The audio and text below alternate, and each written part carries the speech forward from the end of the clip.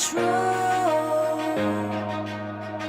Start listening to my soul. Overlooking back. Where's the point in that? And it feels good, so good. Coming back again, rising up above fear and its pain. Letting go of memories, knowing they can't define me. Rising up above feels good. Starting to believe what will be, will be. Overlooking back. Where's the point in that? And it feels good, so good. Coming back again, rising up above fear and its pain. Letting go of memories, knowing they can't define me. Rising up above feels good. It feels good. It feels good. Feels good. It feels so good. And it feels good, so good. Coming back again, rising up above fear and its pain. Letting go of memories, knowing they can't define me. Rising up above feels good.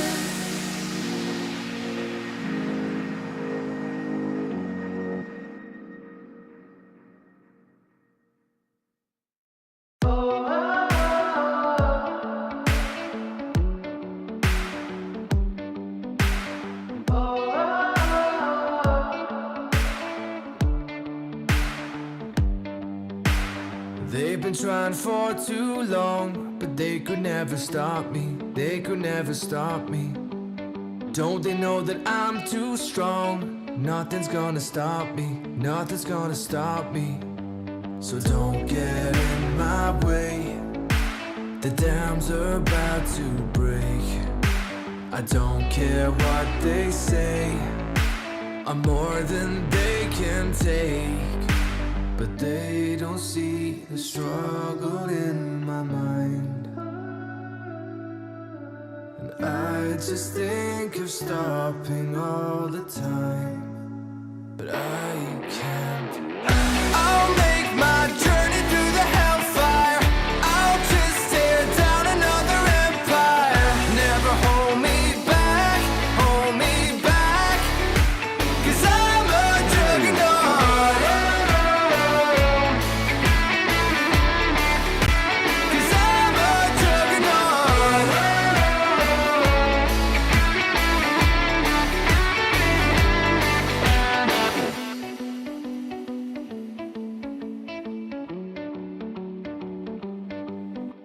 Determination on my side. Nothing's gonna stop me. Nothing's gonna stop me. They're telling me to run and hide, but they could never stop me. They could never stop me. So don't get in my way. The dams are about to break. I don't care what they say. I'm more than they can take. But they don't see the struggle in my mind. And I just think of stopping all the time. But I can't. I'll make my journey through the hellfire. I'll just tear down another empire. Never hold me back, hold me back. 'Cause I'm a juggernaut.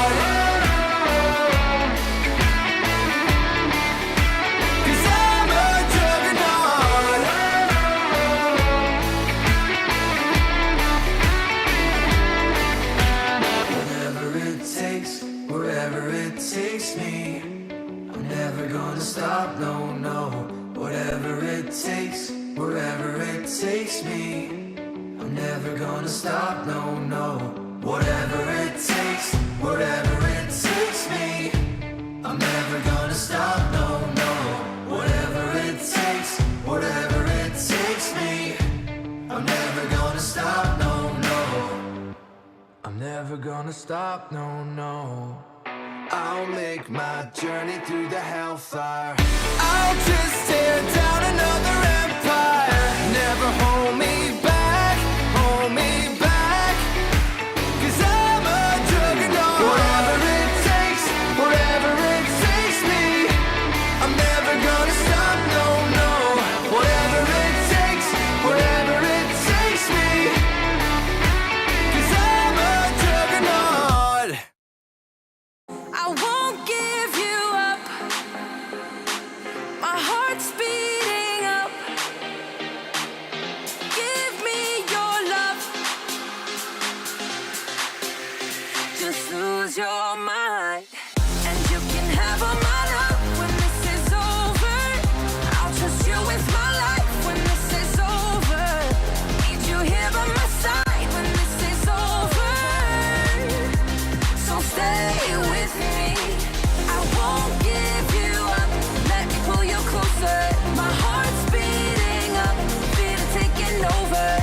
Give me your love till the night is over. Take my hand and trust in me. Just lose your mind.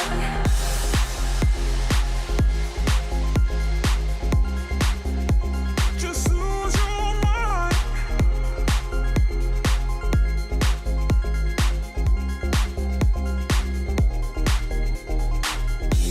We faced every demon within. We fight every battle and win. Now we're much stronger than before. Stop and refocus. Get a clearer perspective. See things from different angles. Power up and set your eyes on the prize. It's time to step up and rise to the challenge with the Redmi Note 11.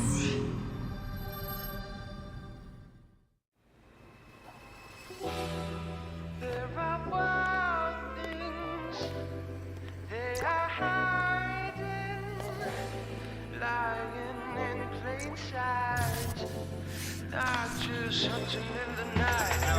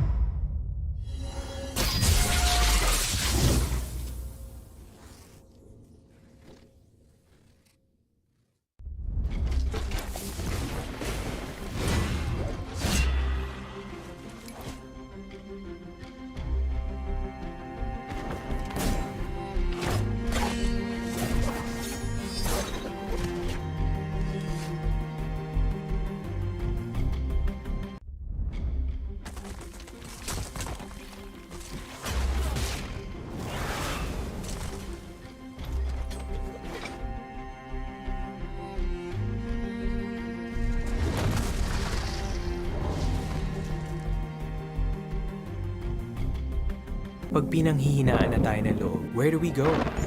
We go where our power lies. With Go Plus 99.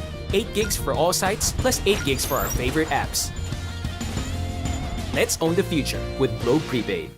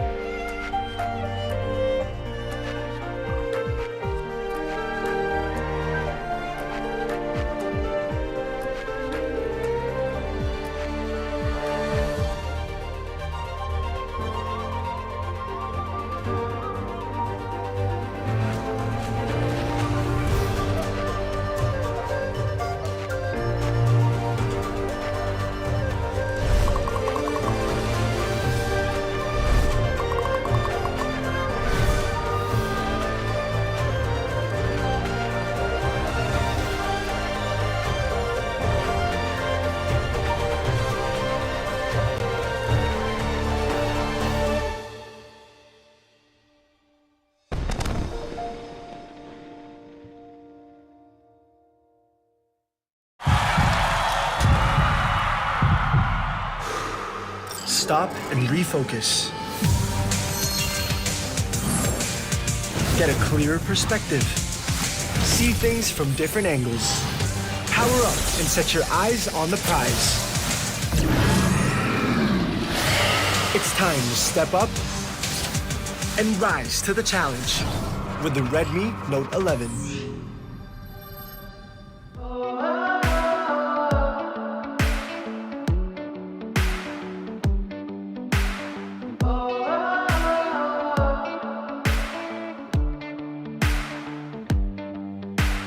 They've been trying for too long, but they could never stop me. They could never stop me. Don't they know that I'm too strong? Nothing's gonna stop me. Nothing's gonna stop me. So don't get in my way. The dams are about to break. I don't care what they say. I'm more than they can take. But they don't see the struggle in my mind. And I just think of stopping all the time. But I can't. I'll make my journey through the hellfire. I'll just tear down another empire. Never hold me back, hold me back. 'Cause I'm a juggernaut.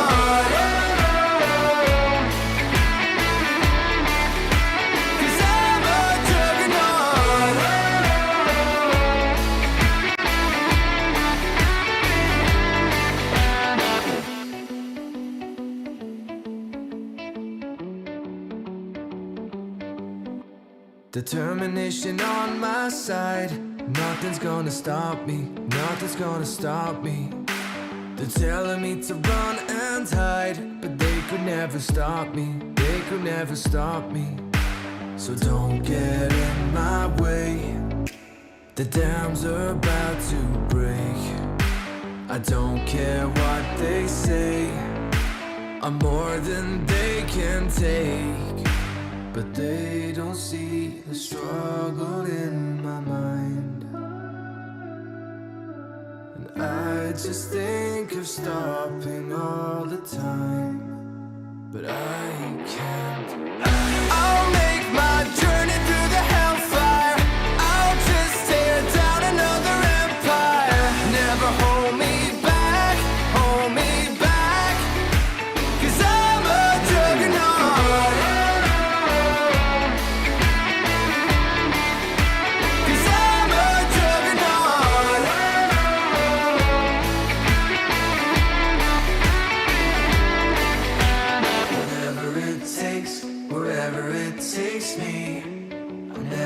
Stop, no, no. Whatever it takes, wherever it takes me. I'm never gonna stop, no, no.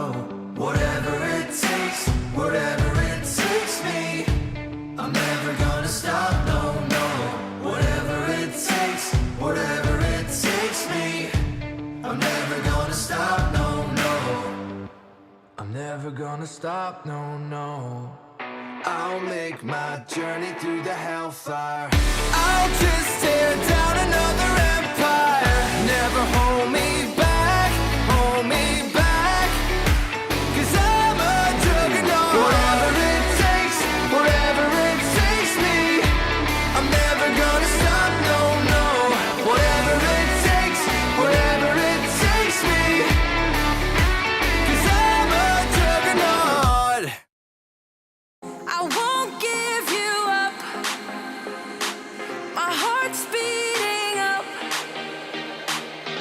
Give me your love. Just lose your mind, and you can have all my love when this is over. I'll trust you with my life when this is over. Need you here by my side when this is over. So stay with me. I won't give you up. Let me pull you closer. My heart's beating up. Feel it taking over. Give me your love till the night is over. Take my hand and trust in me. Just lose your mind.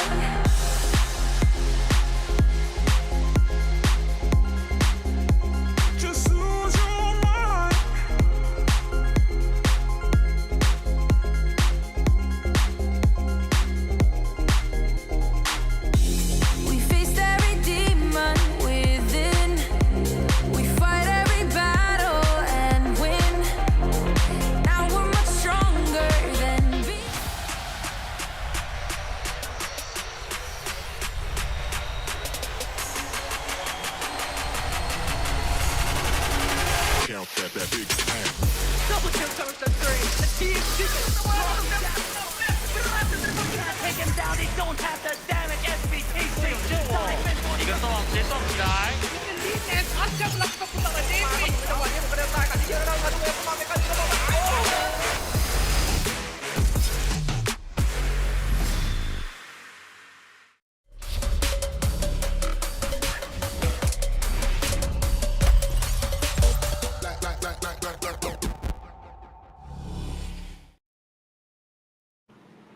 Welcome to the WCS Philippines. It is day 2 of the playoffs and day 2 of our upper bracket run. We have got the next 2 series coming up for you guys as we get closer and closer to crowning our WCS PH champion. Mika Fabs here leading the panel. Look at this, a familiar sight. It is Otoluz and Osiris joining me, the OG panel. Osiris, welcome back. Miss ka namin ah.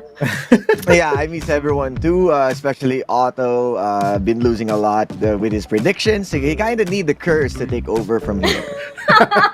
Oh no, I hope not, because it's gonna do some weird things, especially with our first series of the day. But of course, before we get into that, there's a lot to discuss from our first day of the playoffs. Of course, we saw the first matches yesterday, and it is the first time that we're seeing the teams fully adjust to the change brought about by the recent patch. Let's check out the highlights from yesterday's matches. And Otoluz, I know you have a lot to say about Team Secret versus RRQ, the first match of the playoffs. Yes, stylistically, they are the same, right? We saw Chewy and Marky really trying to steal away champions from each other. And we also saw on game number 1, the emergence of Master Yi. The plan was there for RRQ, but then again, if there is one team that can really punish overextension and mistakes so hard, that is going to be Team Secret. On game number 2, we saw an incredible fight coming from RRQ, led by Helios on that 2v5 or 3v5 in the Baron Pit. But games 3 and 4, make no mistake, Team Secret is on a very scary form, especially on game number 4, wherein when they saw the lead, they never looked back. And knowing that they're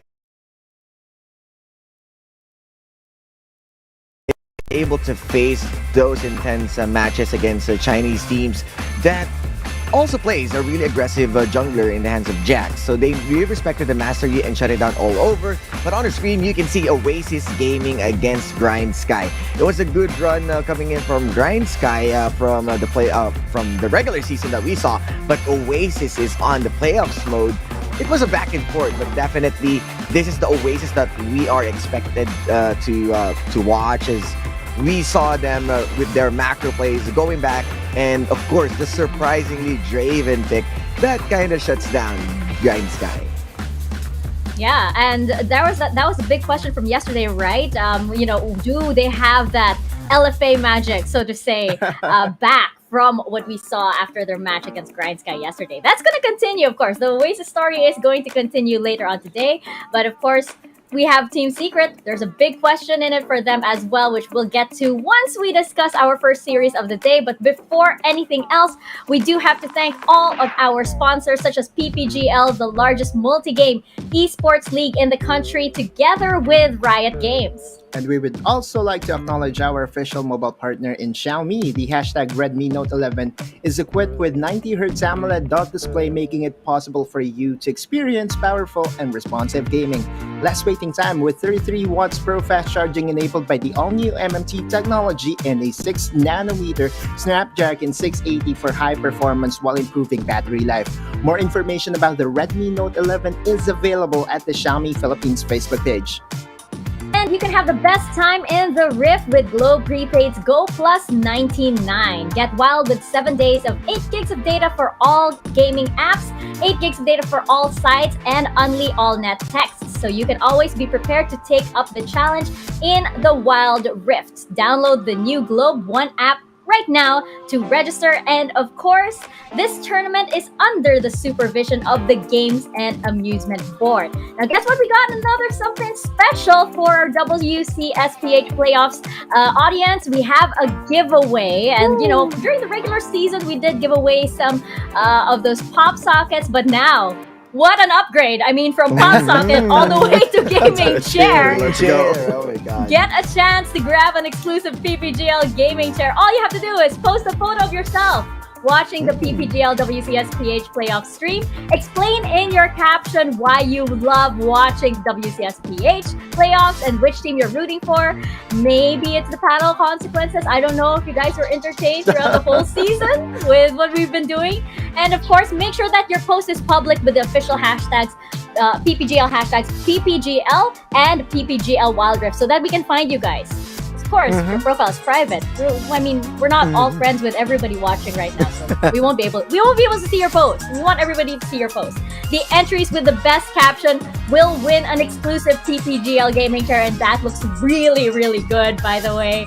The winner will be announced on April 5. That is on Tuesday, if I have my calendar correct. Yes, on Tuesday via PPGL's Facebook page. Ooh, so exciting. So exciting. Something to look forward to on the weekdays, because I know that we don't get a lot of weekday action, of course, even though there are a lot of things shift during the weekdays, such as, some rosters, which again, we will get into just a little bit later. Before that, let's take a look at our brackets right now, especially after the matches from yesterday. And Osiris, I'm going to throw this question to you because we missed having you here on the panel, of course. We have Team Secret and we have Oasis Gaming emerging as the winners. But, there's a big question mark over here because now they're up against FENNEL Adversity and Oasis, and up against FENNEL Adversity and Team Underground, rather. We got some spicy predictions from representatives from the winning teams from yesterday. How true do you think those predictions are going to be today?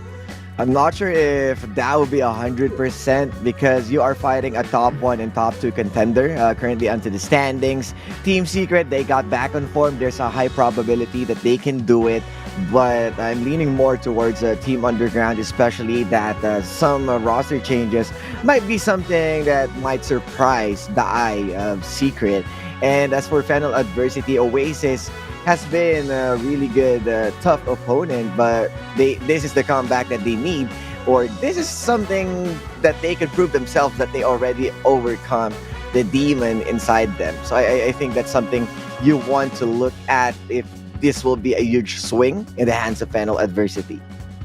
Yeah, on the side of Team Secret, I just want to bring up that this is a team, like you guys mentioned earlier, they do like going to full 5 games for some reason. They like taking the long way around. They like taking the scenic route. They like, taking a detour over in the lower bracket, seeing the sights there before they come up for the grand finals. I don't know why, but, Team Secret, they'll just take any challenge that comes, that comes their way. It's the first match here. I know there's a lot to talk about, and I'm just bursting at the seams wanting to talk about all of it because there's so many layers to this match over here. And FENNEL Adversity and Oasis as well. We all knew that coming into the playoffs, these 6 teams, there were some spicy matchups indeed. And each of these teams also have their own kind of like dedicated rival. in this, and actually it was UDG and Team Secret, and it was FENNEL Adversity and Oasis, and it was Bright Sky and RRQ that were sort of like the tandems to look out for, because those teams, those matchups had so much history. But yes, indeed, our first match of the day is going to be UDG versus Team Secret. Again, so many layers to this match, okay? Like, I feel like we have to jumpstart this and get started right away because there is the past, all right? There's the past, of course, which is the history of these 2 rosters way back in the Sea Icon series. Then there's the present, which of course is Team Underground's undeniable powerhouse run through the WCS, challenging the crown of Team Secret as the top team in the Philippines. And then there's the future, because this version of Team Underground isn't exactly the same version that we saw earlier in the season, Autolus. Exactly. 2 weeks ago, we were so ready to hand UDG the crowns as they were getting 3-0 weekends as if it's nothing. Now, well, not so much because after their sudden change in the mid lane, a glaring hole was exposed last week against Underground. Tasked to fix most of these concerns are Midarina and Celiat. For Midarina, he is best known to be the supposed mid laner for Giga Squad, a young stalwart that boasts mechanics that can go against the best of the best. Celiat, on the other hand, is a Liap esports product. His addition is to be the experienced sub mid laner hoping to stabilize the team and, just find the strong points as early as possible. For UDG, their eyes were set for international competition from the get-go. And the team believes that these changes were what they needed to push their team forward to new heights. Now, it's all about their captain, right? It's all about finding or fast-tracking the adjustments and the changes so that they can, adjust as soon as possible. And Orthros, our solo player highlight, is their captain. He is currently the best support in the Philippines. And talking about Orthros, his ability to read the map and play team fights so well were the reasons why, number one, he has the best KDA. Number two, he has the most number of assists. And number three, he has the highest kill participation across the league.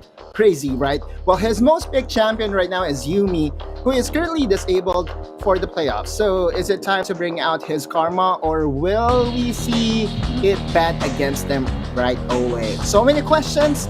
I'm so raring to find answers.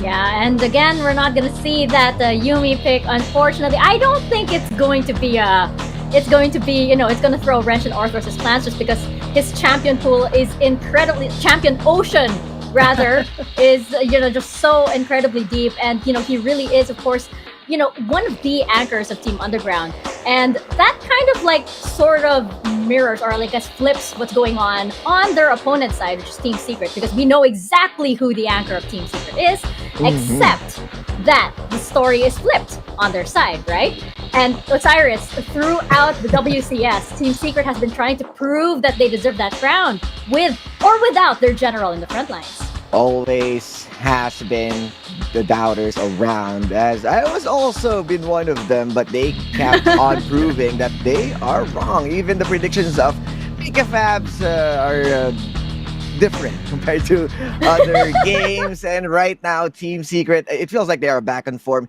It's the same as Oasis Gaming.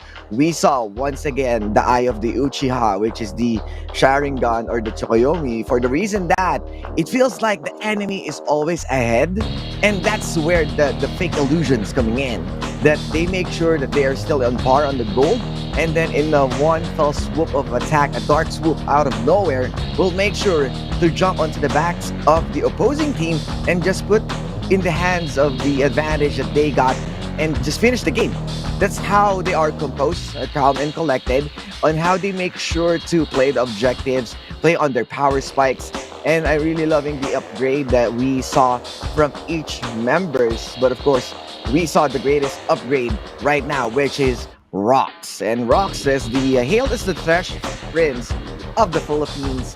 He has been on a tear whenever he picks this one, but he is kept on being banned. So he needs to jump into Galio, wherein he's getting those 4-man taunts or 3-man taunts.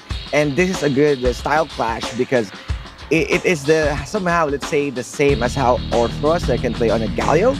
But I want to see how Rox is going to step up, especially right now the whole squad of Team Secret is on point. They are back, the comeback kings, and they are, let's say, they have the K because they're already okay and might be a secret against Underground. I remember in one previous cast that I believe you did with Yasu, or I think it was Fear. It was basically like, oh, which champion is Rox going to pick? Rox. Yeah. Because he's basically synonymous with the Thresh. Oh, it's Rox. You have Galio, you have Rox, and then you have Gragas as his main champion. It's that kind of iconic level of playstyle for Rox. Of course, in our head-to-head though, it's gonna be so spicy indeed. And I think when we were plotting out the storylines for this matchup, we kind of decided unanimously that it had to be these two players, because Orthros is just such, again, an anchor of Team Underground, and Autolus on the other side, Rox, had some incredibly large shoes to fill coming in for the support of Team Secret. Exactly. Again, for playstyle, Rox, I like him better on playmakers, namely the Thresh, the Alistar, the Galio. Meanwhile, Orthros can play it all. He has the enchanters to go on to. He also has the engagers, similar to Rox. And really, for playstyle, I believe that Orthros right now has a better control over his team, just because he's the more so like the defined captain. Meanwhile, Rox on the other side, his his predecessor, I would say, is the defined captain. But for Rox, I'm not sure. I'm not 100% sure if he's the one captaining the ship right now for Team Secret. Because from what I'm hearing, it's Azar that really is the one that is, the captain of the ship for Team Secret. So we will see as to how this matchup will go. Arthros versus Rox. Very exciting times. Yeah, it feels like we are seeing the James on the side of Orthros playing on the draft, making sure that he's keeping everyone in check, especially with the map awareness. But Rox on the other side, he might be playing as a vice captain because the captain of the ship mostly is onto Azar's side. But whenever onto the shot calls, we already saw Rox, his experience way back onto the Archangel days as a LoL PC. He's really one of those person who voice out on team fights and has a very, very good understanding around the map, the same as how Orthros reads it. So I think this will be this is definitely a treat to watch because both of the supports are superstars right now. Yeah, everybody's a superstar actually Yeah. on both of these teams, and of course on the side of Team Underground, it is going to be a big question as to how Midarina can perform well. Yeah.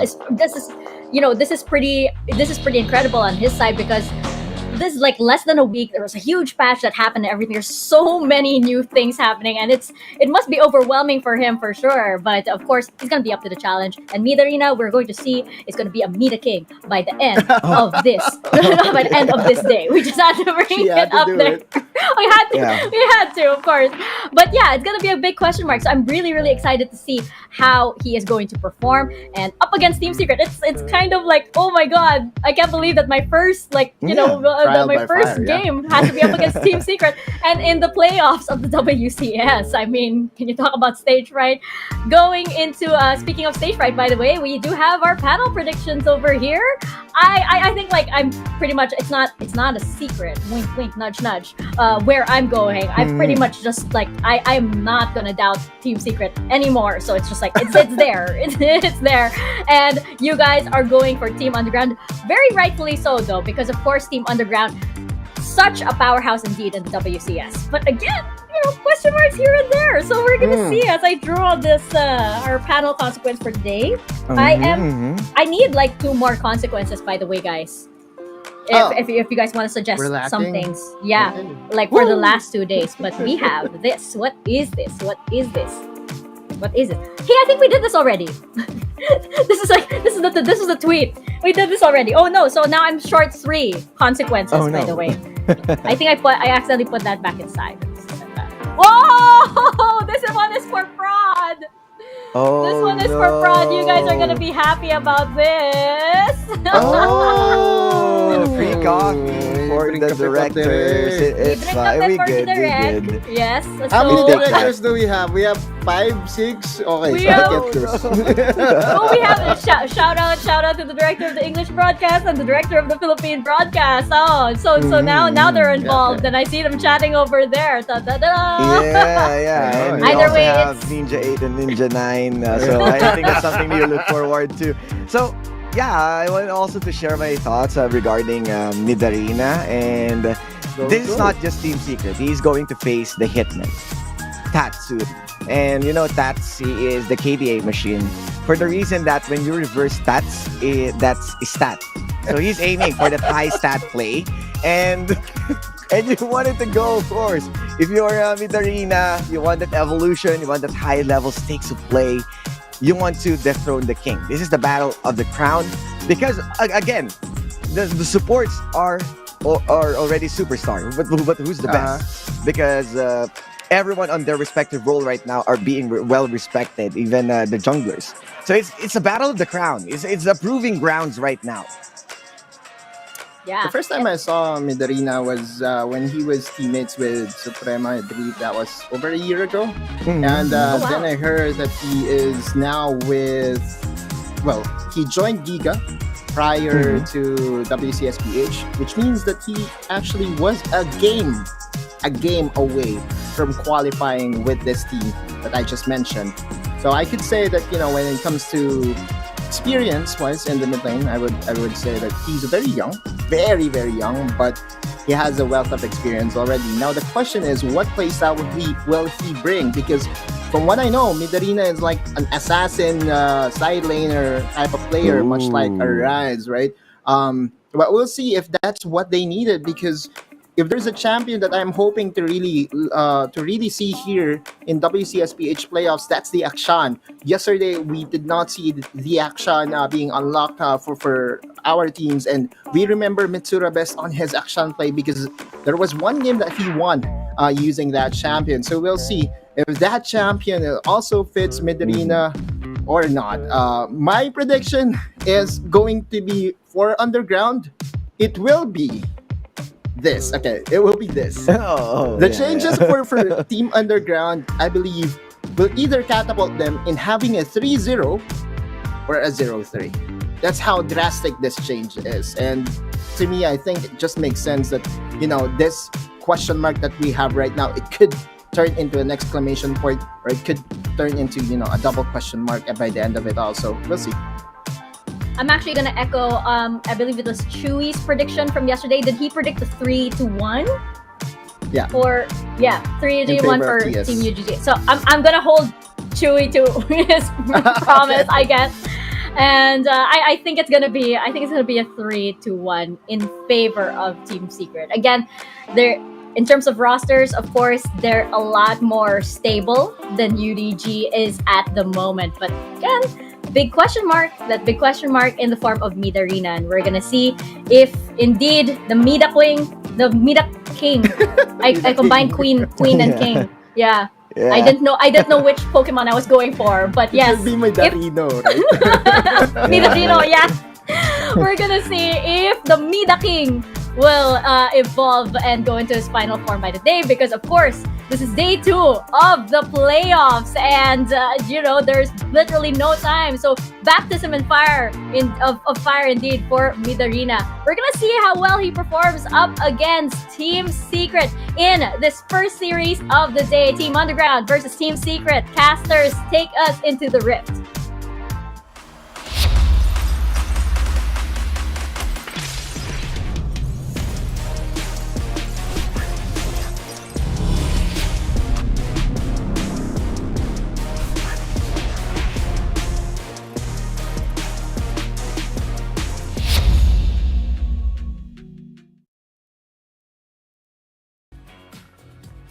Hello at magandang hapon sa lahat ng mga nanonood dyan. Welcome back sa WCS Philippines. I am Gigi Spears. Siyempre kasama ko pa rin si Isaiah para sa ating first series of the day. At yan ay laban sa pagitan ng Team Underground versus Team Secret. Dalawang team na rivalry since the very beginning of lahat ng nagsisimula pa lamang sa Wild Rift. Isaiah, kamusta ka naman? And anong masabi mo sa parating nating laban? Excited, sobra. Actually, kasi just like what the panel said, hindi mo alam kung ano ma-expect mo dito. Kasi yes, nagkaroon ng pagbabago dito sa Team Underground. But of course, the experience is there coming from League of Legends PC. And of course, with that said, alam mo na siguro behind the scenes, naghahanda rin talaga up against, Team Secret. Yeah, for sure, no? Because of course, Team Underground being the top team right now here in the Philippines, I know for sure that they've been prepared for this one. Talagang pinagandaan nila ito. And picking a player na, alam mo naman, have a good history in LoL PC, at the same time, transitioning into the Wild Rift, like most of the players that we have right now in the pro scene is also nanggaling din sa League PC. Kung kaya, no doubt, Midarina will be performing in this game. But we'll see kung paano pa magmamatch yung kanya magiging playstyle dito with the playstyle overall ng buong members of Underground. Because again, like what happened to Rox for Team Secret, it's a big pressure para sa kanya to fill in the shoes na nawala dito with Mitsura. That's so true. Dahil nga, alam natin yung mga nanggaling din sa League of Legends PC na Wild Rift pro players ngayon, talagang medyo nagkaroon sila ng time to adjust.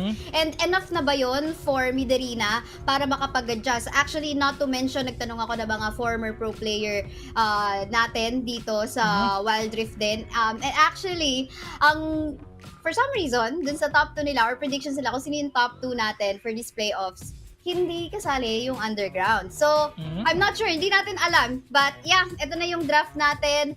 so far, sa side ng Team Secret, respetado pa rin dito. Itong si Seth, very usual, no? Yung ating bands. Seth, Garen, Tresh, nakikita rin natin na ginagamit. And with Tresh actually banned, there is a chance na pwedeng i-pick ng Team Secret si Galio. Yeah, actually, right now there's a lot of options open for these supports, especially as you mentioned, Galio, which is one of the champions na mostly being picked by Azar dito if he has, rather, by Rox, if he has no other option to go for the support role. But we have to take note that Karma could be something na pwede natin makita for Team Secret because again, if ma-open yan, that's going to be one champion na look forward natin na pwedeng makuha ni Otros because of how he's very effective in terms of how he uses Enchanter supports. So, final ban is going to be Galio. Ayaw nila ibigay yan para kay Rox. Yes, nakita naman natin mula kahapon, right? From all of the games ng Team Secret, halos na yung meron talagang Galio support sila, doon sila nananalo.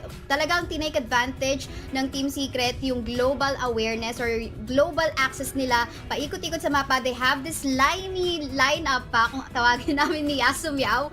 And I think talagang, yun, with that said, nakapag-focus sila doon. And yun na nga minention mo na, nakita rin natin itong si Karma from yesterday, yung favorite ni Ate Riku. Nako, nakawala sa kamay ng UDG. Nako, magiging question to kung paano tatapatan ng TS. Yes, kahapon nakita natin yung ating Healing Galing with Ginkgo Biloba kung saan nakita natin si Karma and Soraka na nagsama sa isang team. And if hindi ako nagkakamali, that is in the hands of Oasis Gaming. That really surprised everyone that kind of lineup could go very effective sa isang team overall because of how to sustain the shields, how fast the cooldowns of skills itong si Karma. So this is going to be very interesting. They have a good poke. Pwede rin maging poke yung si Karma. So balance in a way na meron tayo sa Underground. We're just gonna wait for kung sino man yung magiging tank nila and initiator on their team, which is, speaking of initiator, meron tayo ngayon Jax for Team Secret na alam naman natin na until now, still very effective, could really benefit with regards to yung ating Hullbreaker.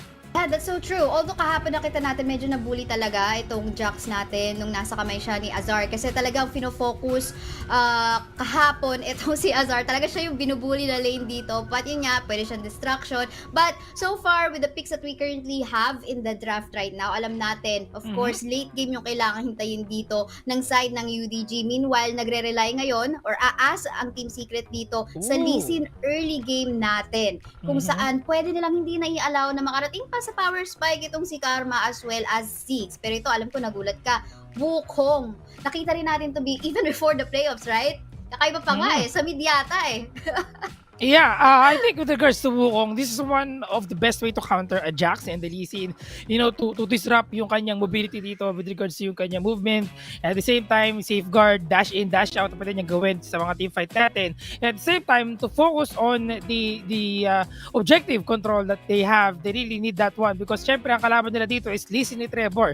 And we've seen Trevor playing Lee Sin talaga na very effective overall na could contribute a lot sa mga teamfight natin. So that's one thing that we have to keep in mind.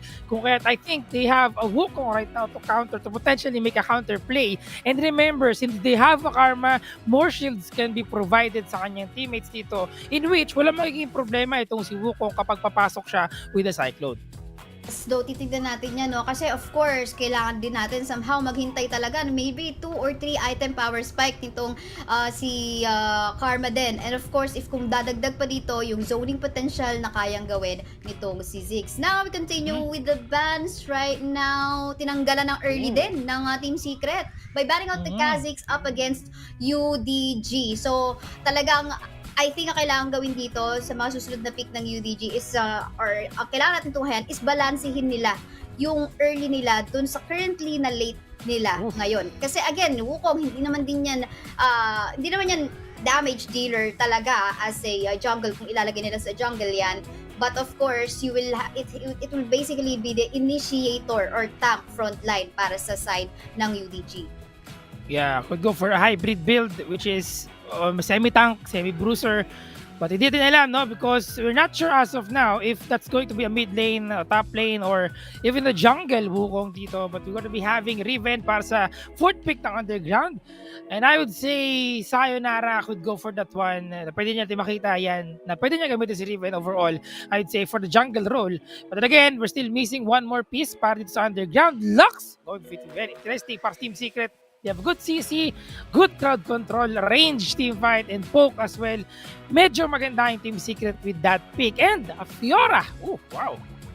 Wow, so we can imagine already Fiora, mid, Jax, Baron lane, and then we have the duo ng Lux and Gragas dyan sa duo or bot side natin, ano? And with that said, iniisip ko if this is still gonna be the same idea na ginagawa kahapon ng Team Secret kung saan, basta yung kailangan mabilis tayo makabalik sa lane na if in case we have to defend. Kasi napakaganda ng ginagawa ng Team Secret doon. But again, this time, I think, balance ang Team Secret ngayon. They have the early, they have the late, they have the Fiora in here, and of course, Lux din naman, napakaganda rin naman yan sa late game. And at the same time, mayroon silang way to access the backline of UDG. Of course, to access Sayonara, or rather, Ziggs in here. And of course, itong si Lucian. But now, the question is, I think, ano ang pang-early kaya dito ng UDG? Kasi alam natin, early nasa TS side na no? Yes, actually, that's one thing din na iniisip ko dito with regards to the lineup of Underground. They have, alam mo yun, meron sila ditong full composition kung saan kailangan lagi sila mag-team fight. They have Wukong with the Cyclone, they have Karma na may shields, at the same time Ziggs na pwede rin naman gumamit ng kanyang Mega Inferno Bomb in case kailangan na mag-clear ng mga minion waves dito, habang ang Team Secret naman is more on the speed push, the isolation, yung mga solo kill na kailangan nilang kunin dito, the pick off, and that is one of the weakness ng Underground, and this is why I think medyo magiging problematic to for Underground kung paano nila ma-utilize ng gusto, having a Karma, having a Wukong on their lineup overall, and the Riven as well that could go for the assassination. Pero yun nga, as I mentioned, more on the team fight oriented ang lineup ng Underground. We'll see kung paano ito magawa ng counterplay against Team Secret na medyo maganda at kayang manalo individually. So true. Kasi ang laruan ng Team Secret, simula na nag-start na itong playoffs, is hindi naman talaga sila naghahanap lagi ng away. But of course, given na meron silang Lee Sin dito, they really have to look for that early power spike para mabigay kay Lee Sin. But overall, yung playstyle nila na mas nagre-rely into, okay, sige, tara, objective, tore-tore lang. And I think for them, patuloy nilang gagawin yon. They just have to secure that early so that walang mabibigay dito for Ziggs. Yes, tama, no. Kailangan talaga mabigyan ng pagkakataon, magkaroon ng open space itong si Ziggs, larawan rather. Pero yun nga, if Team Secret can always make sure na mabigyan nila ng pressure Underground, that's going to be a real problem for them. Right now, just going for the standard laning phase. Pero aggression coming in from Zard top lane dito to give pressure para kay Don. And remember that Wukong is somehow medyo nag-struggle ng bagya in terms of early team fight. But I would say, palag-palag naman siya against Azar. They both have also an Ignite as their summoner spell. Yes, that's so true. Well, wala namang na-burn sa simula, so everything is fine. Azar dito, talagang, I think, sulit na sulit yung kanya mga last hit dito, yung mga CS niya dun sa top side, no? But, yeah, relax lang. But ang aasahan natin dito, the thing that we might expect will be etong si Lee Sin, Trevor, really planning for a kill or gank sa bot side. Probably go for the Scuttle Crab dito, which is going to be really scary right now kasi 5-4 ang member dito ng Underground. Just make sure that they can get and secure the referral for Sayonara. And I think this is one of the best way to control the jungler of your opponent, which is to go for that Scuttle Crab. Getting those two is really a huge deal for every junglers out there. That's so true. Pero okay lang, mukha namang pantay lang. Exchange lang sila dito. Ang mahalaga doon for the side of Team Secret, walang namatay. Walang casualty nangyari doon. And I think very disciplined si Trevor doon on that idea na, sige, bigay na lang natin. Hindi na natin tutuloy ito. But yun nga lang din, as a Lee Sin, syempre kailangan, within the first 4 minutes, you really have to find that early. And ito na nga, may rotation na nangyayari sa baba. Nako. May CCTV sila dito. Kitang-kita sa camera. Huling-huli sa Soko, mga kaibigan, yung bot lane. The attempts coming in from Ortos and Sayonara to go for that first blood here in the bot lane. And again, medyo nagkakulang lang ng information, and good thing that they have a ward there for Team Secret. At the same time, kay Saya yung top lane natin. Medyo nag-behind ang konti si Don in terms of the minion wave control. Pero nakabawi ka agad siya. Looking at the gold, medyo same-same lang at pantay pa rin yung kanilang CS wave. Pero, never go for the top lane. Tumama na naman! Magkunto naman na ginawa yun to the safeguard. And the use of the Dragon's Rage to get rid of the Sonic Wave to secure that first blood in the top lane. Napakaganda. Hindi mo i-expect talaga yun, no? Kasi umaabante din siya, sir, eh. So, mga mind games tayo dito kung saan, ito talaga. Oh, pero teka lang. Counterplay, Inner Flame, kumonect na yung kanyang Inner Resolve dito, not gonna connect for now. And disengage para kay Azar. However, Flash is burned, so that's an information para sa Underground. That's so true. And I think ang ganda rin ng ginawa. Uy, but hold the thought, dahil meron dito. I think hindi, wala na naman. Walang mangyayari dito. But yeah, going back to what has happened dun sa ating top side, Azar, wala tayong pake kahit ma-burn pa yung flash na yan. For as long as we don't give any kill or pambawi dun sa death na nakuha ni Don sa taas ng mapa natin. And I think kailangan lang i-capitalize later on ni Azar yung makukuha niyang gold from the top side para later on mas makasama siya in case they really want to go for a team fight. Malapit na ang ating objectives dito and we potentially might check if Herald pa rin yung magiging priority dito ng Team Secret. And actually, that's one thing na medyo nababasa ko din with regards to the playstyle of Team Secret, always prioritizing the referral. And maybe because of the exposure ng team na to sa ating international fights. Because again, even in the international, other countries or other regions are prioritizing referral talaga like most of the time. Even that's an infernal break. Pero alam yan ang Underground. They have the information right there. They have the ward here in the middle of the referral pit. Kung kaya't medyo aware sila of the possibility of Team Secret attempting to get that one. However, they are backing off a little bit because again, they have the information at I think they're giving the pressure in the bot lane for Tatsuri. Well, sobrang play safe din ang ginawa ni Trevor doon ng Team Secret overall kasi mas lamang naman kanina pa nga labang itong si Trevor kumpara dito kay Sayonara.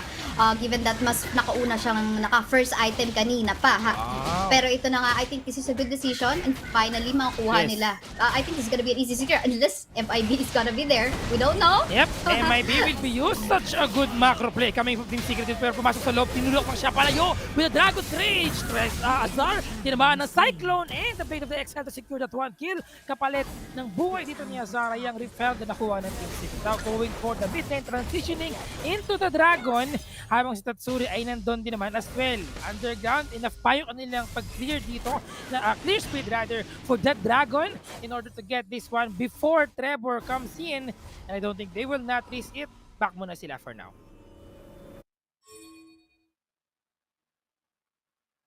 But yeah, ito, dinig mo na ba ako, Sphere? Yep, Alright.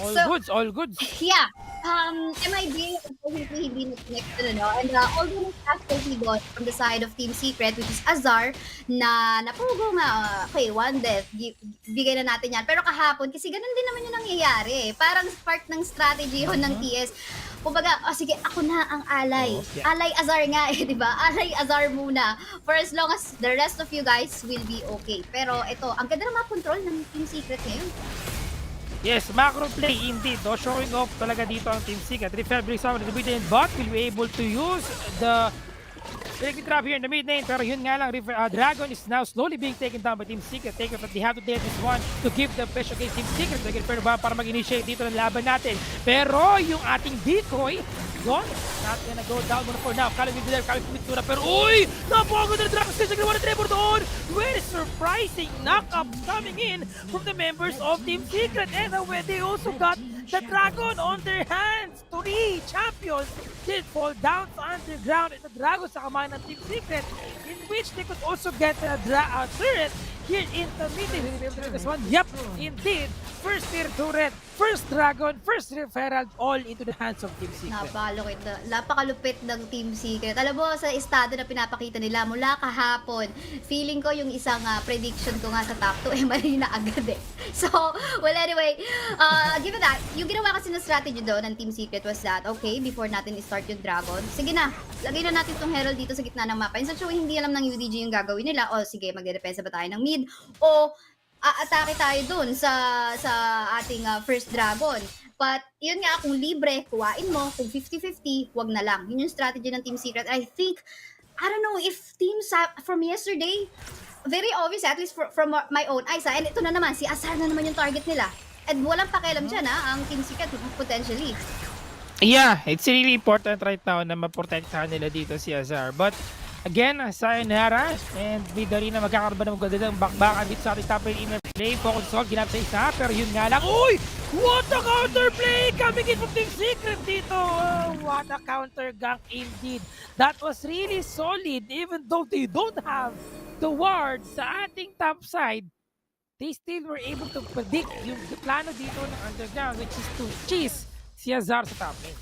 Yes, yung akala mo si Azar yung maaalay na naman dun sa taas ng mapa, but hindi. Talagang magandang tower hack. And I guess, maybe if this is the old roster of UDG, iba yung situation na nangyari. But it seems like yung comfortability doon or yung synergy in terms of agreeing onto a certain aspect, gagawin ba natin to, tutuloy ba natin to, meron pang konting, alam mo yun, alinlangan na siguro with Midarina just getting into the lineup, hindi pa ganun ka komportable.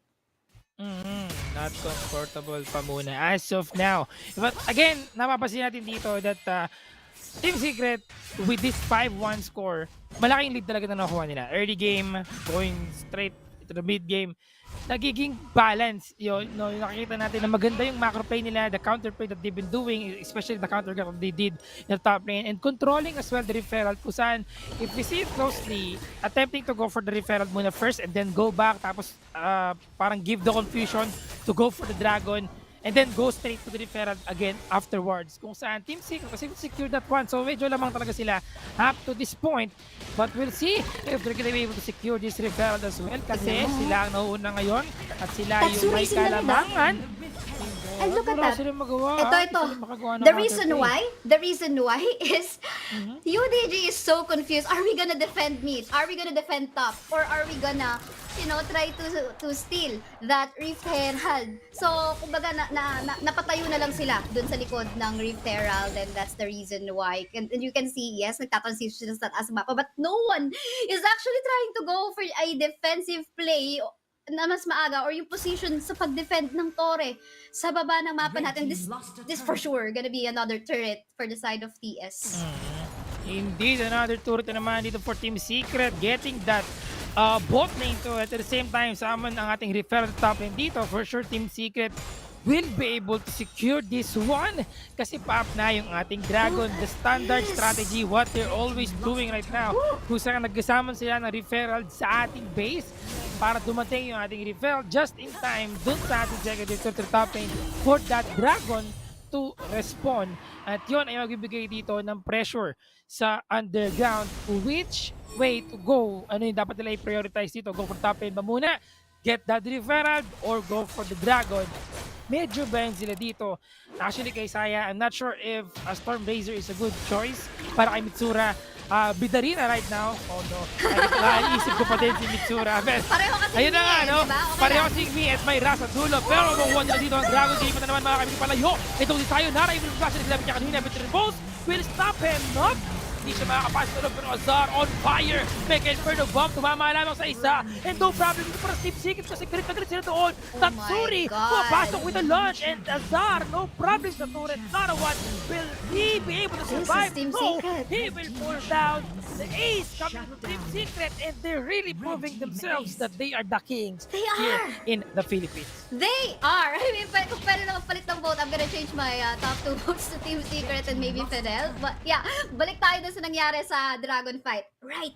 Ang ganda ng attempt dito ni Sayonara. Look at this one. Nakapasok siya, pero the Dragon's Rage was actually in there. Saktong-sakto yung timing ni Trevor, and the rest is history dahil naipit sa jungle mismo ng UDG yung mga players nila. And again, they are at a disadvantage. Talagang lalamunin lang sila dito ng mga miyembro ng Team Secret. And parang ang 6-man member dito ang Team Secret kasi yung Herald ay nasa taas, nagpupush pa. Yes, actually right now kay Saya, no, I'm thinking that Underground versus Team Secret this first game is draft diff, no. This is the draft advantage of Team Secret. They have more power in terms of yung team fights natin. Kahit na nakikita natin that they have the Cyclone, they have the Mega Inferno Bomb. The thing about Mega Inferno Bomb, you always have to make it sure na on point. Diba? Yung skill shots po dito, kailangan maayos din yung Cyclone setup And hindi na sila makagawa ng magandang setup dito because again, they only have a champion like Sayonara for the keepers, for the stunts, pero kulang eh, kulang. Kung kulangan sila dito, even the Sackdown is not enough. Kahit yung gathering fire ni Orthros, hindi din on point na hindi naging beneficial sa kanilang team in this particular game. But slowly but surely, we're seeing the Baron gonna go up sa ating first 13 minutes of the game, and we'll see if they're going to secure that one. And one more thing you can see in here, isa pa lang talaga yung buong item dito ni Midarina, and that doesn't look so good. At this point in time, kailangan nga siguro mga, kung ideal nasa 3 item power spike na dapat siya but it's not the case. And for Ziggs naman, 2 item pa rin, and hindi rin maganda yon kasi we're gonna be looking for a light of hope for the side of UDG dito kung 3 items na para sa mga carry natin. And dito, of course, Orthros as well is actually not in a good spot as of the moment. Kanina sinasabi natin ano kayang gagawin ng UDG dito kasi nga, they really have to go for the late game. But yeah, so far, everything is looking good with 3 item locks. Nako, kailangan na rin natang. And 3 item, Fiora, kakakuha lang yung 3rd item niya dito. That's gonna be looking scary. I was also looking at the item of Orthros pala, no? So he built, is it a Fimble Winter? Or a Winter Torch pa as of now? Si Orthros, I think Fimble Winter. Yeah, let me just double check. Parang, iba kasi yung icon niya, no? Looking at the screen right now. Parang a different icon. But overall, if that's his item, this is Winter's approach na hindi pa upgraded. Hindi pa upgraded to Fimble Winter, yes. So, pero parating tayo dyan, kumbaga, given the fact na hindi pa siya fully buo or upgraded, so that's not looking good, pero... Nako! Wow! What a good setup coming in from Team Secret dito. Go for the final score. Secure that 1 kill. Nagkaroon na naman ng solo kill na isa. Si Sayonara sa Gentis, Tatsuri rather. And he will go for Tatsuri rather kay Sayonara next. And another one. Another one. Ace dito. And indeed, Team Secret is on fire, can go straight to the Nexus kahit na hindi sila kumuha ng Baron kasi ang ating death timer is 20 seconds pa para mabuhay ang Underdog. And of course, yung mga items and picks dito ng Team Secret is really built to, take down turret. Nagpasabog pa sila dito, not yet even done. And that's Team Secret. Secret winning the first game of our first series. And I know for sure a lot of people or a lot of the viewers right now and even the families are surprised with this turnout. Kung ano yung naging resulta ng ating game 1. They might be, having some confusion of what is happened. But for me, it's more on the drafting talaga. The difference between the overall lineup. I don't think Ziggs nag-benefit ng gusto doon sa ating karma pick that they have. So they lack the power, the damage overall coming in from Midarita, which is yung damage kasi Lucian kanina. At nahirapan din si Don to win that top lane. Ako, bibili ako ng merch ng Team Secret pagka if ever sila man yung nanalo sa series na to. Pero panoorin mo na natin ating play of the game. At ito pa lang actually, initially we thought na baka hindi makakuha itong ang si Trevor ng kill within the first 4 minutes, but that actually happened wherein nag-psycho sila dun sa taas ng mapa and nakuha nila itong si Don.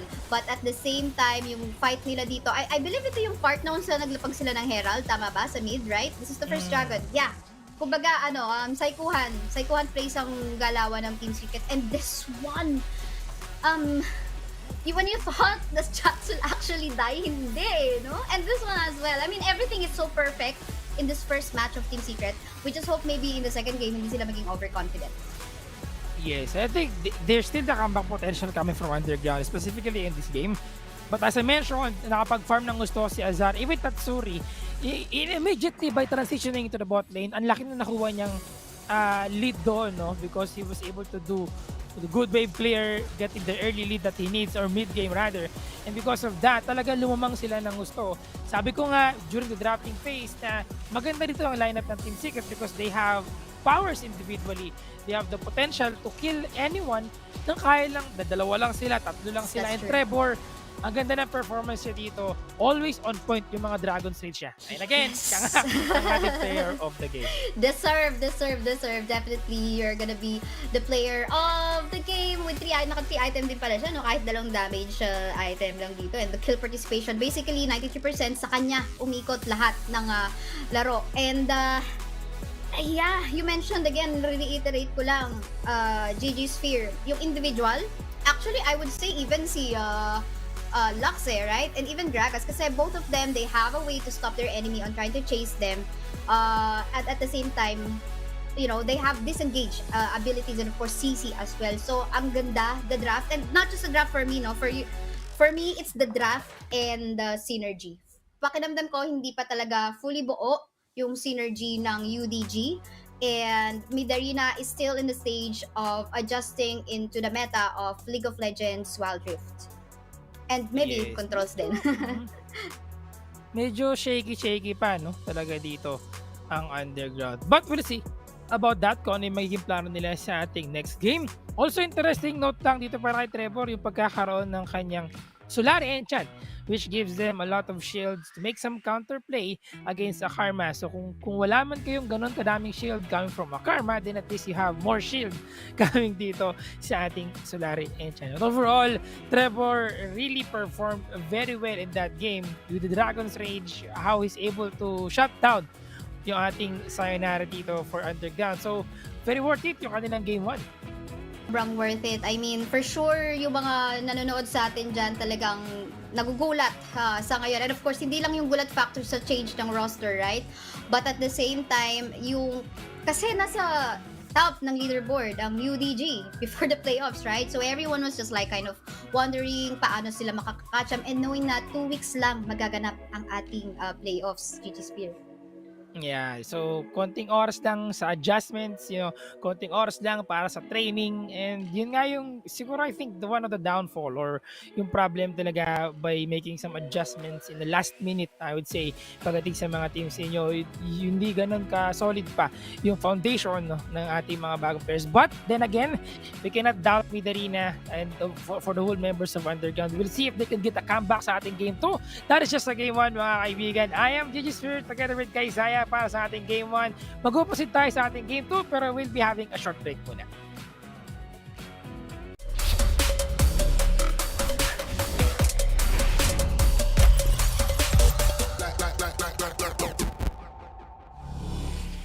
Too long, but they could never stop me. They could never stop me.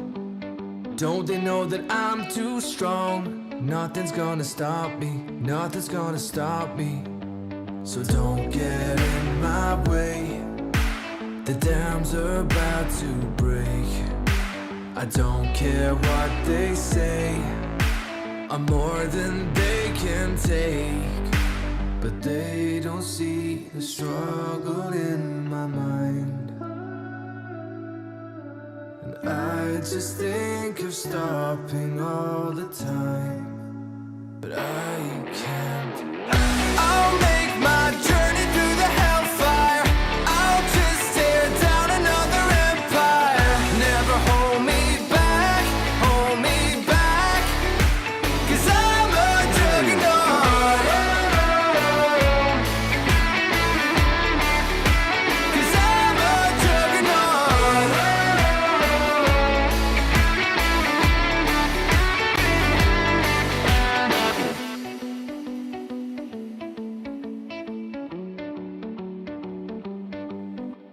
Determination on my side.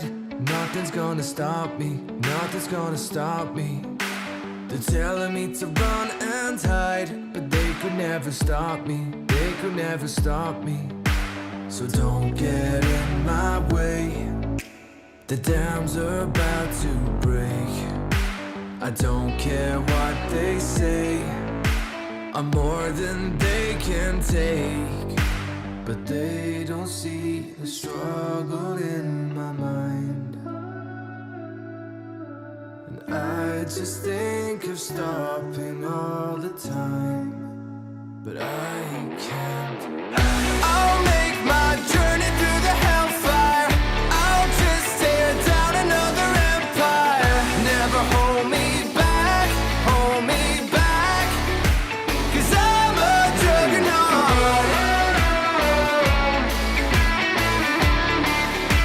Cause I'm a juggernaut.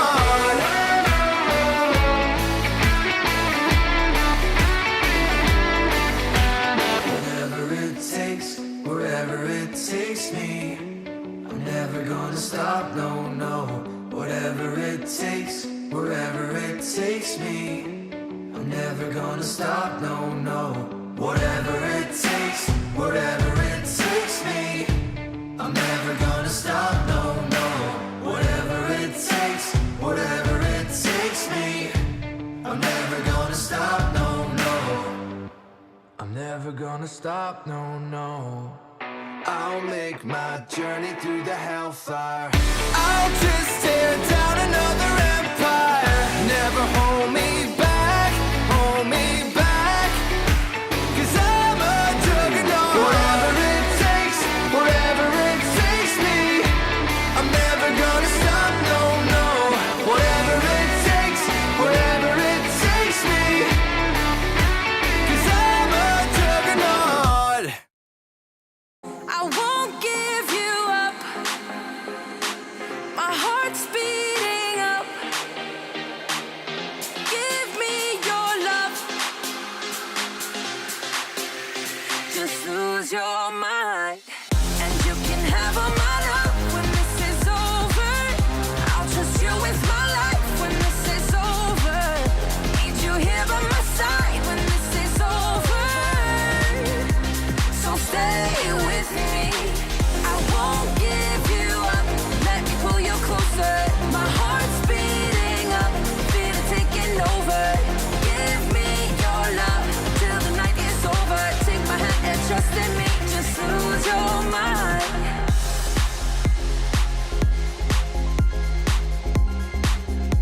Just lose your mind.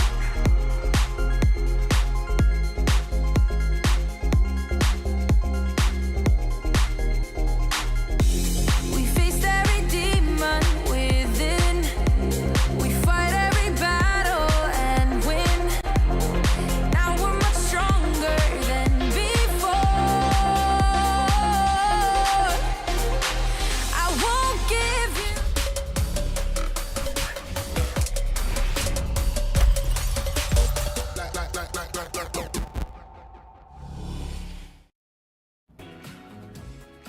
Game 2 na tayo mga kaibigan. Ito pa rin ang laban sa pagitan ng Underground versus Team Secret. Team Secret getting the early lead. Ating 1-0 score. Ating game 2 nga. Nako, GG Spear nga pala mga kaibigan. Kasama si Kaisaya para sa ating pangalawang laban na ito. And very excited ako ngayon kasi medyo nagpapakita na talaga dito ang Team Secret ng kanilang dominance. Kumbaga, sorting dominance kagad sila sa early pa lang ng ating playoffs. So we'll see about that moving forward kung anong mangyayari dito. But Kaisaya, anong masabi mo dun sa nangyaring game 1? Ano ba yung mga adjustments na pwedeng gawin ng Underground dito? Adjustment na pwede nilang gawin, siguro yun nga, kailangan nilang, actually na-point out ko na rin to kahapon, kailangan nilang tanggalin yung very slimy or yung mga individuals na, mga champions na kaya mag-individual lang, gumawa ng individual plays, ayan. So, ano ba yun? Actually, pinakita nila kanina, and even from yesterday, Akali, nakakita rin tayo ng Akali, even Yasuo, right? So, yun nga lang, problema, sa champion pool kasi ng League of Legends Wild Rift, napakadaming mobile champions, right? Elite pa ng mapa natin. So, I think defense malala talaga sa bawat tore. Kasi again, ang strategy ng Team Secret, sinabihan nga ako ng Team Secret, no leaks daw, no leaks. Pinost ko sa Twitter. No leaks daw. Pero, ayun na nga. So, yun nga, ang tanong doon, handa ba yung UDG sa ganitong playstyle ng Team Secret? Kasi ngayon lang nila ito nilabas ngayong playoffs lang eh. Yeah, this is really, again, a different form na Team Secret right now. And ito nga yung nababasa natin or yung trend natin kahapon. They are playoffs ready talaga ang Team Secret. And I would say overall, in terms of yung kanilang strategy, the synergy, and how effective or how improved yung mga teams, mga players natin for Team Secret, it's really showing off talaga. Lalo-lalo na, I think this also goes to the CEO buff na actually I heard yesterday na si CEO nila, si Boss Jan, ay nandito pala sa Pilipinas. So yeah, looking forward of course for Team Secret and Underground. Underground, they really have to step up. You know, this is again a different story from what we've seen or different play style from what we've seen during the regular season in which sobrang last nila, they are the undefeated team. Is this comfortable with that all or yung resulta ng pagkawala ni Tatsura na naghalo-halo na lahat Mitsura, but again we'll see kasi again Underground being also one of the teams na may mga comeback potential din naman. We'll see about that. Yeah, that's so true. Titignan natin, kahalo-halo na nga dito, merong Midarina. Yung Mida kanina Tatsura. Midarina tsaka Mitsura na napaghalo. Ano nga yun? Midatsura. Midatsura. Mitsura. Mga mid lane natin. Mahilig magpapangalan eh. Oo, ewan ko na lang kung meron pang kabaliktaran dito na gagawin mamaya si Si Osay, no? Yun nga titignan natin. Ang tanong siguro, basically, hindi Ziggs yung hindi takot ang Team Secret sa Ziggs, basically. Even yesterday, hinahayaan lang nila na mapick yun ng kalaban nila. And even this time, they don't mind. For as long as, yun nga, kasi ang nangyayari, hanap away. Lagi yung mga nakakatapat so far ng Team Secret. And sila talagang focus lang sa Torre. Paulit-ulit na rin natin sinasabi. Pero ganun yung gumagana sa patch. Again, do take note, tumaas yung value na gold na binibigay ng mga Torre, and at the same time, yung Dragon, hindi na rin siya ganun kasulit. Pero so kung 50-50, pwede mong hayaan na lang, wag na ibigay kaysa mamatay pa yung mga champions or mga members nyo. Pero kung sure na makukuha nyo naman, kuhain nyo na. And I think map control, sobrang ganda ng pinapakita ng Team Secret. Even yung strategy nila with the Rift Herald na binababa nila lang mas maaga from the base, right? Yes. I think most of the team are actually doing that right now. But then again, yun nga, maganda on point lagi yung pag-setup ng Team Secret dito to prepare themselves to have the early lead in terms of going for the Dragon. Which nakita naman natin, di ba? After summoning that referral to the top lane, kahit second tier turret pa yon, they were in the Dragon fight. At despite the fact na doon sila sa Dragon fight, may nagpo-push sa top lane. And you mentioned this as well kanina na naging 6v5 yung laban because of the referral helping them. Diba? Talagang utilizing that referral buff that they have to make sure that they can push the second or third to the top lane. But yeah, again, excited ako to see how Underground will adapt to this one, will adjust. I know for sure that they have something else on their pocket picks na meron pa sila dito. And that first game, medyo napaisip lang ako again with the Wukong. But again, baka may plano pa sila sa ating game 2. Wukong, well, nandun naman yung sense na during the draft na banggit mo rin GG Sphere kung saan they wanna cancel the Lee Sin, they wanna stop the Lee Sin. But yun nga kasi hindi kasi naghahanap ng team fight yung Team Secret. So nawawala ng purpose. And at the same time, ganun din with the Karma, bukod sa hindi na naka-online, again, walang team fight na nagaganap unless kumbaga parang pachi-pachi lang. And and I think ito na, kakalaman na tayo, same sides tayo this second round. Same sides indeed. But maybe this time, since mapuuna pa din pumik ang Team Secret, meron silang ibabang plano dito because Team Secret, nakikita natin yung preparation na ginawa nila for this specific matches. Seth and Garen will be removed for the first two bans in Team Secret. From Underground naman, we're going to be seeing Jax and Thresh. Okay, removing one of the equation na medyo nagpahirap sa kanila nung ating Game 1. And I think nagsisimula ng iba ng UDG dito, yung mga mga talagang nakikita mo na kasi yung trend Jax, Thresh, Galio even, but Galio is currently available. Let's see if yun nga yung pero i-prioritize yan ng Team Secret. Lalong tataas yung global presence nila. So, pinag-uusapan na pa lang natin GG Sphere. Yes, no doubt. Galio will be the first pick of Team Secret because if walang Thresh, then we still have Galio. And also, open pa rin si Lizzie na pwedeng kulon ulit ni Trevor.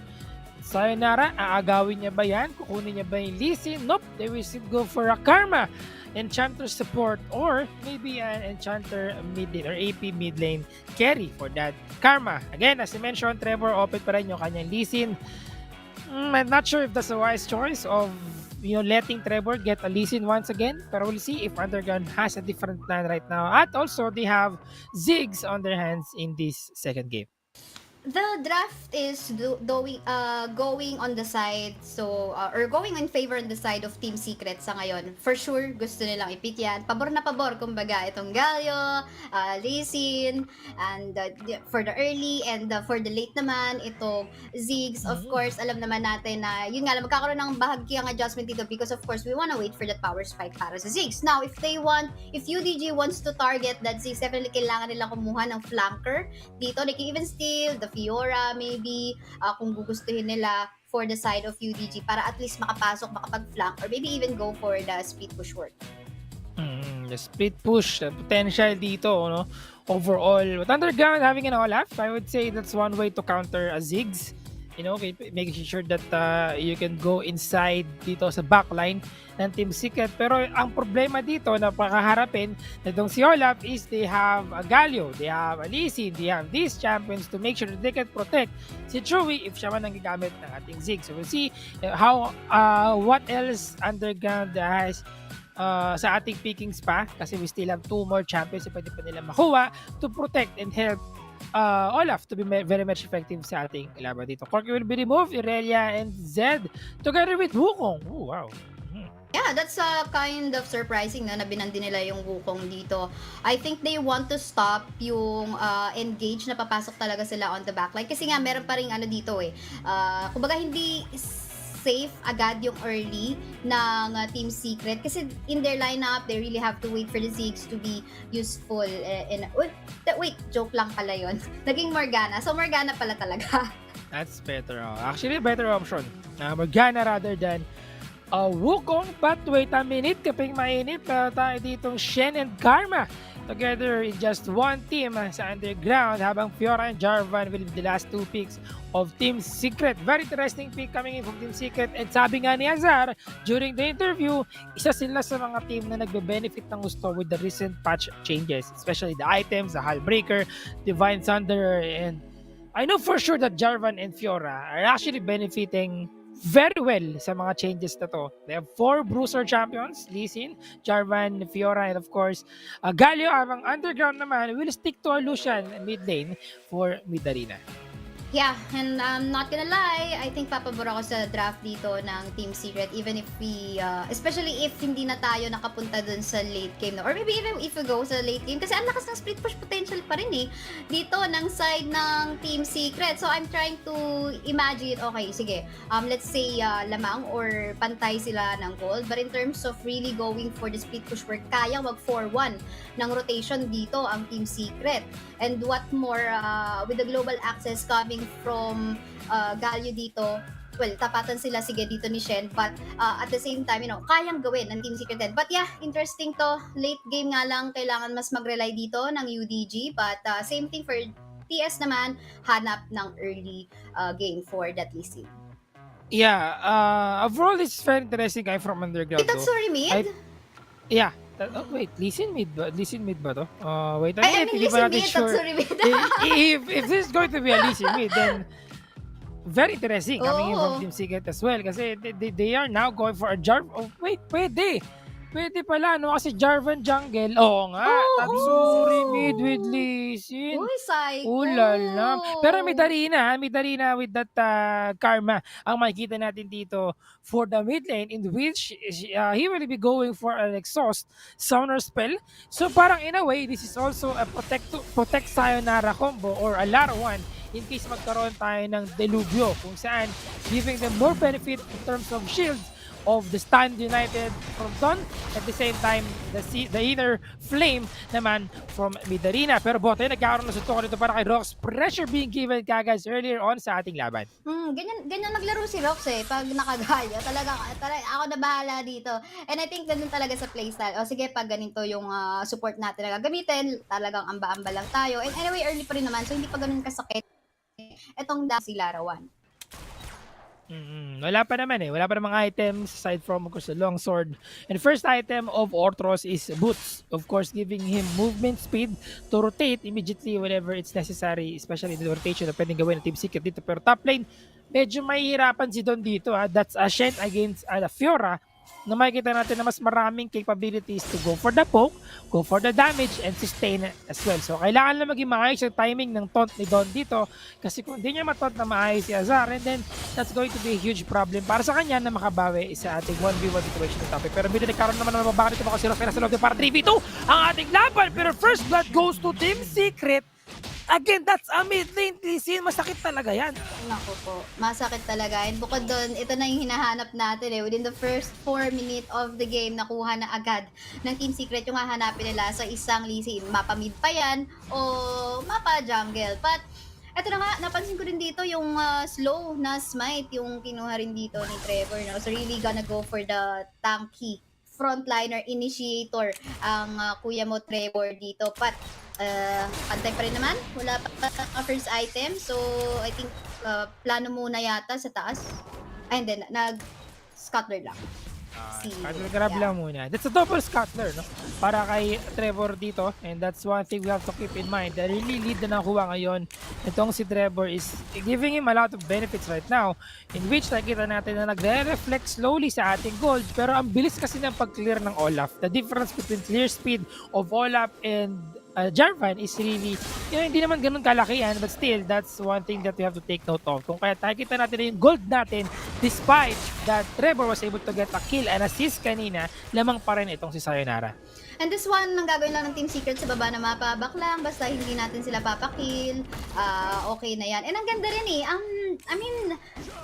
ewan ko, ang ganda siguro ng gising na, Oy, Tatsuri, level 5 yan ha. Delikado siya dyan pa nagkataon. Ginamit ang kalang na Ignite. It's been burned as well para kay Tatsuri dito to get that first kill. Sana, Madhana Fruit will be burned by Sayonara. Siya ang kumain ng prutas na inani ng Team Secret dito for Dragon's Rage para kay Tortros. Napakakurat ang kanyang Gragas dito. And they have to back away muna for now. But Ignite has been burned as well para kay Sayonara. And a good dodge. Napakagod naman ng angle breaker na yun. Ang ginawa itong si Ortros. Pag nagkataon naman siya, secured yun. Oo.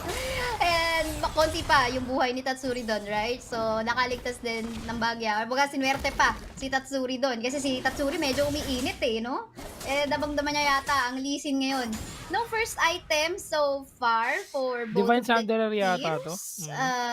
Pero lamang, or rather, mas, I think malapit na ito sa first item. Mabuo nitong si Lee Sin or si Tatsuri yung kanyang first item. And for sure, Herald to siguro later on. Yeah.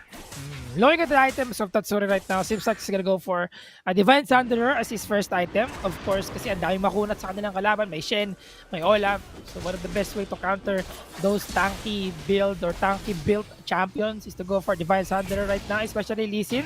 Kung hindi Trinity Force, then you could go for that one kasi nga, giving you more the advantage damage kapag gumagamit ka na maraming skills. Right now, nagkakaroon ng aban dito for the Dragon nga ba sila, pero tinaman sila ng Tohon together with the Gathering Fire! Wala tinaman nakahita isa, but Underground has the position advantage here in the Dragon. Meron tayong Stand United, pwede gamitin ni Don, pero the problem is Azar can't be able to push the top lane kung gagamitin niya yung kanyang Stand United. Ngayon, hinahabol nila ngayon ang isang member dito ng Team Secret. Roxy mahuli doon. Secured kill para sa Team Underground. And that's going to be a secured Dragon, I would say, kapag hindi pumunta dito sa Trevor. Yep, I think magkakaroon na sila na palitan sa ating objective. Yeah, but I'm kind of... Oh, hold on. Oh, hindi mo tapos kasi Tatsuri nandito sa loob. Ginamit na exhaust para sa kanya. And he will fall down into the hands of Larawan. Secured with Herald. And naglago sa kamay ng Team Underground. Yeah, although nagkaroon lang ng bahagyang confusion doon. Kasi this is, I think, the first time na parang unang pumwesto ang TS doon sa Dragon. Kasi we usually would see them really eyeing for the Herald, right? And given the change of the strategy, sila yung unang nakuhaan ng Torre dito. And that's the lead on the side of UDG. So medyo magiging iba to kasi for sure, hindi dito magiging same as one-sided as before. Yes, and at the same time, alam naman natin na one of the best way to utilize a referral is to actually go for the first blood turret. In which nakuha yan kagad ng Underground. Alam nila, nabasa nila dito na sige, you can go for the referral, then we'll just get the first tier in the bot lane. So maganda yung ginawa nila doon. Unfortunately, medyo naging malalim si Tatsuri. That particular team part in the bot lane, and that's not a wise decision para sa kanila. And not looking good yung Team Secret natin sa ating Game 2. But still, close pa rin yung ating game in terms of goal difference. 1,000 lang yan, 6-minute mark mga kaibigan. And Don is not using yung kanyang Stand United up until now para mabigyan dito ng pressure si Azar sa kanyang lane. Yeah, that's so true. And this time, as hindi na ganun ka confident ang Team Secret. So makikita natin kung paano sila umikot sa mapa. And yun nga no, kasi since hindi na rin si Trevor yung gumagamit nitong Lee Sin, and hindi naman natin ganun nakikita talaga si Tatsuri na gumagamit ng isang Lee Sin. May iba talaga yung playstyle na makikita natin dito in terms of the rotation. Kasi mas mabilis talaga makakagala sa mapa ang isang Lee Sin. And yung jungle natin, na ang gamit ngayon ay siyang Jarvan. Kumbaga mas mabagal, mas makaka-rotate, makakagawa ng play.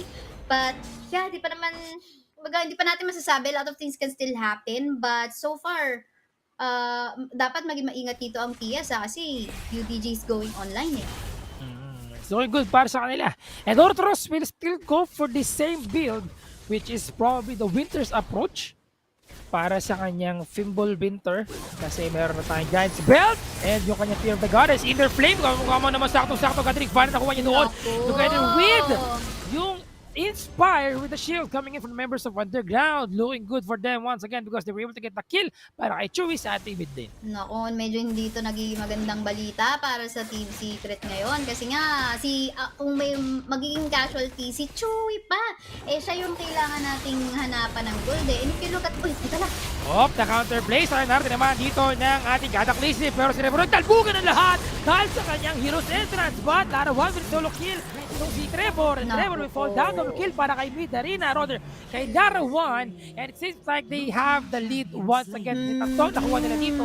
And could pretty much secure in the middle. Pero si Order sa gilid, pinabato niya ang kanyang barrel roll. Itong Statsuri, Mega Inferno Bump, clearing out the minion wave, but not gonna be enough para clear yung ating minion wave. And that turret, I think will fall down into the hands of Underground. That is for sure.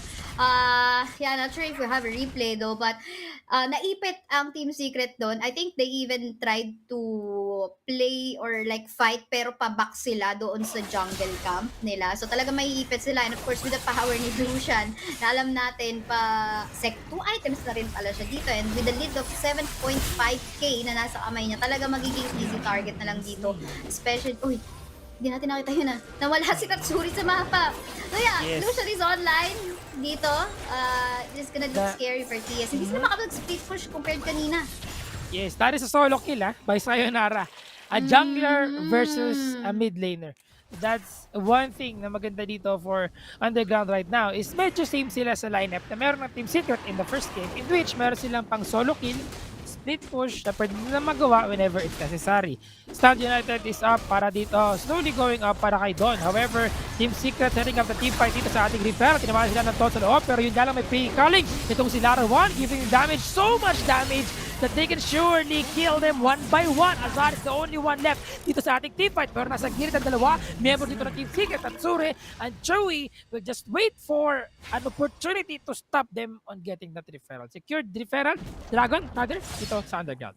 This is kind of unlikely for Team Secret kasi alam natin kung gaano sila ka map aware and it's like odd if bigla from game 1 hindi na sila ganun ka macro or mataas ang map awareness sa game 2. So I just find it odd. So it feels, I don't know hindi ko kasi alam kung pwedeng maybe confirm ko na lang later. So yeah, the draft of TS is not bad to be honest. But I think hindi nila na-utilize yung split push potential that they have.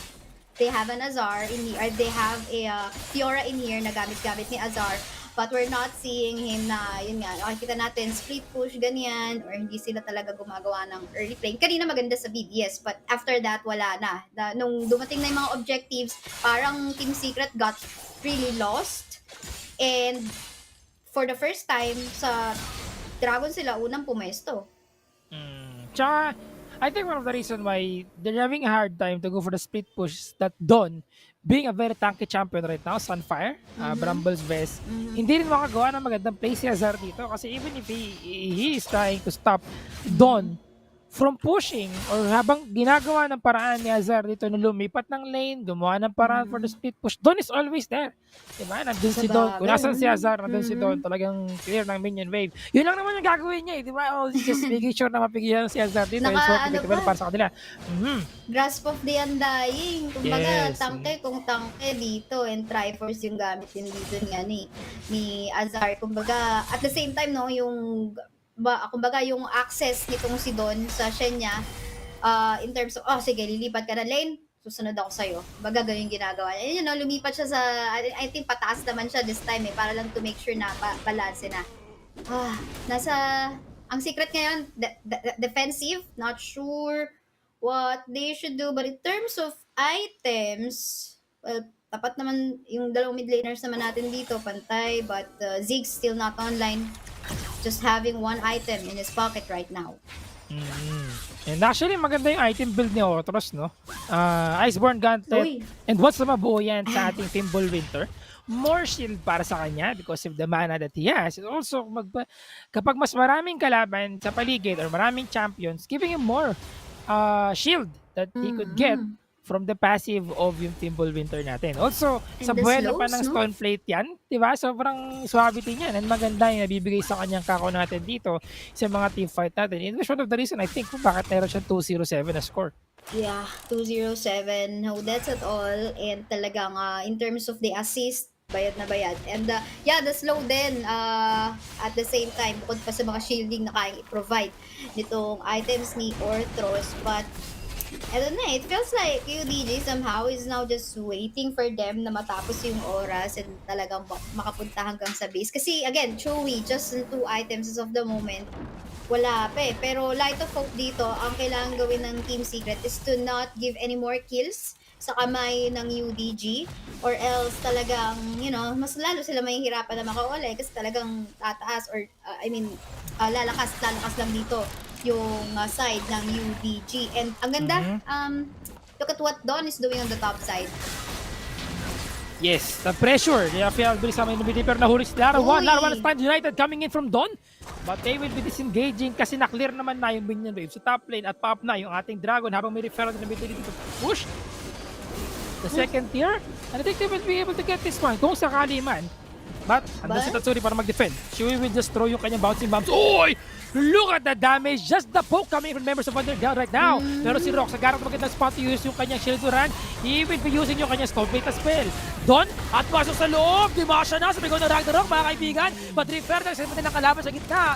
Habang nagpo-focus din sila sa pagpigil sa underground with the referral be able to connect sa ating tower. But that kasi 600 yung kanyang HP.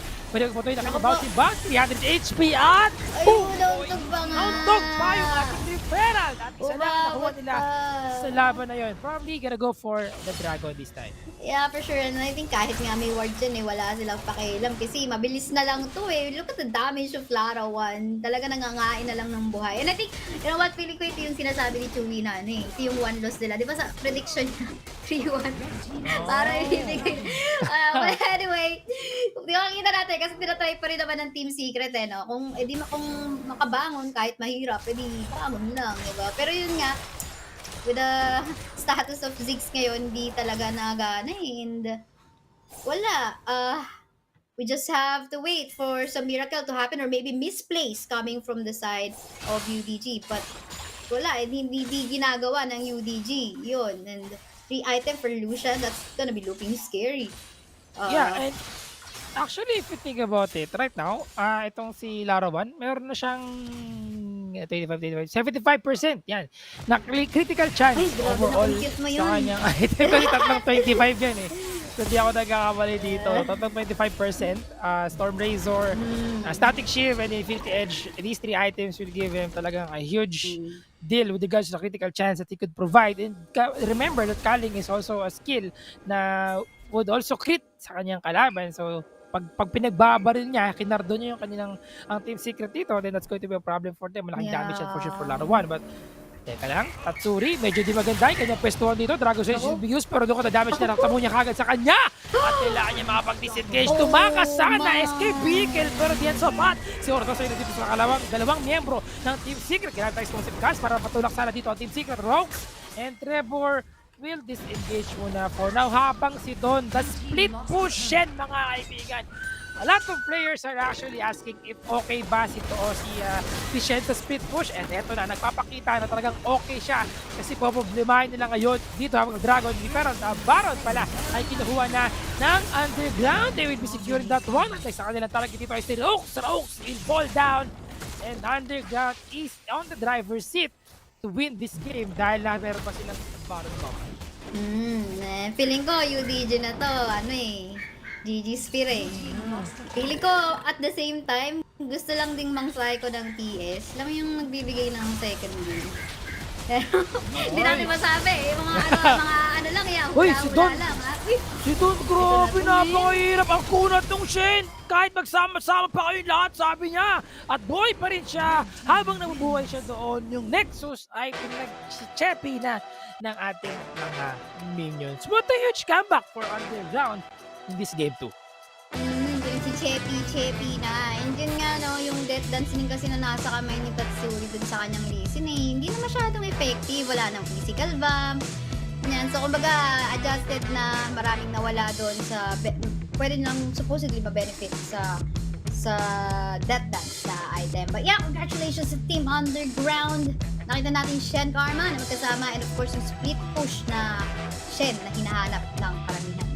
Yes. And actually, this game, pinakita nila na ni Darina, gana. Si Darina ay gana sa kanilang team. And it worked perfectly well. I would say, nagkaroon na sila ng konting hiccup sa ating Game 1, in which, again, as I mentioned, konting problem with drafting. But ng Game 2, sobrang solid. Kumana ng sobra si Olaf. Naging effective sa kanila yung mid lane na Karma. I think, much preferred ko pa rin itong si Karma in the mid lane instead of the bot lane. Kasi, if again you're a mid laner and you're a support, you will have the early advantage in terms of item. May advantage ka din sa level, di ba? That's so, true. That's one thing na nakikita natin sa ating mga enchanters. Yeah, that's so true. Kumbaga, mas madaling kumuha ng item. Nakita natin, no, yung sa start, we're now taking a look at the place of the game. Yung sa start, ang ganda ng simula ng Team Secret. But after that, nung nag-objective na, wala eh. Wala na talaga yung decision-making ng Team Secret doon bigla. And this fight na nakikita natin sa screen ngayon, ito yung naipit sila sa sarili nilang jungle. And si Larawan talagang nagwawala. Tignan mo, free hit lang eh. Walang ma-access sa kanya sa backline. Although, potentially, supposedly, it should be Azar, but it's not an easy task. It's not an easy thing to do. So, wala. Free hit Larawan on the backline. Yes. You can't deny the fact din naman na may damage talaga si Don dito. Kahit na Shen yung gamit niya, some of the people, actually, he is indeed a tank champion. Pero it just shows kung gaano din siya ka-effective overall sa mga team fight to disrupt the backline ng kanilang kalaban. Pero Larawan, mga kaibigan, ng ating magiging low prepaid player of the game with that Lucian na kumikrit hanggang sa totoong buhay. Pati yung mobile phone nila dito ay nagkikrit din, mararamdaman nila. 11.0 KDA kasi nga yung kanyang effectiveness with regards to yung kiting abilities niya, 766 DPM. Gold per minute niya ay 954 and 85% kill participation. And yung itemization niya dito, Storm Razor, IE, tapos meron pang static thief, talagang mapapaaray ka na lang, diba? So with the AOE damage din ng static dyan, magdikit-dikit kayo, di lalo kayo nasaktan. So, and again, free hit talaga eh. Ang ganda ng mga pistuhan, and I think ang daming misplaced din in terms of macro level ng side ng Team Secret doon. Yes. And yeah, we'll see if makakabawi ulit ang Team Secret sa ating Game 3. Kasi if whenever there's a series, best of 5, best of 3, it's always the comeback na isang team. And kapag nakabawi sila, the momentum will go to them. Pero at the end of the day, this is the best of 5, so we'll see if Team Secret has something else on their pocket kasi medyo naging testing phase sila doon with mid lane. Yeah, that's true. Actually, nabait nga tayo dun. Kala natin mapupunta sa jungle eh. But, yeah, we'll have to see. Kasi hindi nga natin usually nakikita si Tatsuri na nag-release in mid. And nakikita natin galit na galit siya. But, ang tanong na lang talaga dito, kaya bang mag-comeback ng Team Secret from the momentum? Kasi lumipat yung momentum, kumbaga diba, sa Team Secret. And yun nga, Ziggs, right now, not at all, like, hindi ka tulad dun dati, pag may Ziggs, parang 90% sure win yan. Ngayon, talagang alam mo na kayang, kumbaga, doable na itong si Ziggs. Yes, naging a lot of counterplay na pwedeng gawin. Shield, inner, yung inspire natin from a Karma, especially if mag-proc yung kanyang mantra dito at the same time with the Olaf na pwedeng pumasok palagi, di ba? Pwedeng pumasok ulit sa backline ng kanilang kalaban ng Team Secret, especially as Ziggs na laging open na target. Tsaka, feeling ko in this current meta, with the additional buff sa ating Storm Razor, baka malaki talaga ang potential of ADCs talaga na mag-outshine ngayon sa ating mga AP carries. Mga kaibigan, Game 2 pa lang yan. Ako, 1-1 na ating score at talagang mainit ang laban natin dito. Pagdating sa ating next game, Game 3 na tayo. Makakabawi ba ang Team Secret or Underground will get the win straight papunta sa ating Game 4. Mga kaibigan, I'm Spirit together with Kaisa. We'll be right back after a few minutes break.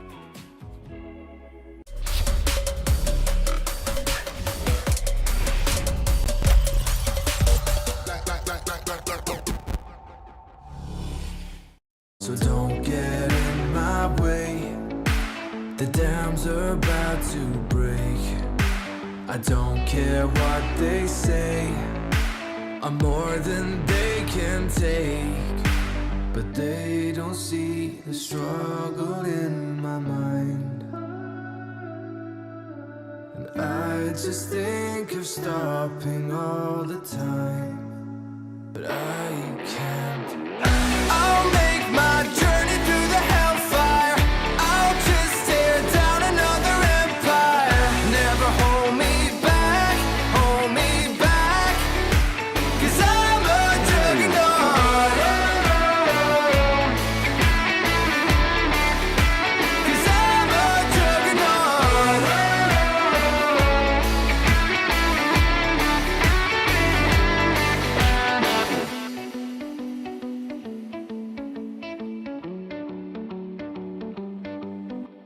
Determination on my side.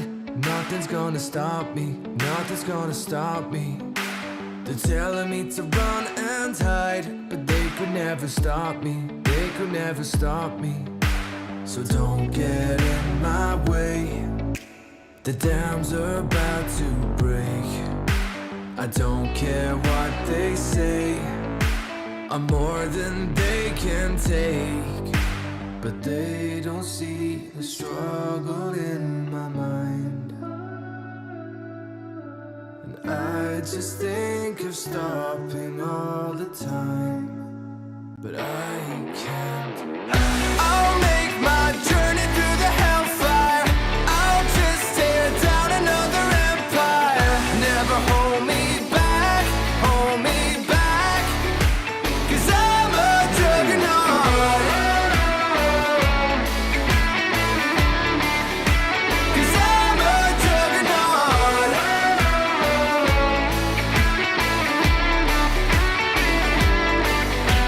Whatever it takes, wherever it takes me, I'm never gonna stop, no, no.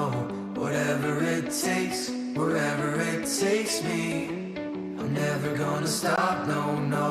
Whatever it takes, wherever it takes me, I'm never gonna stop, no, no.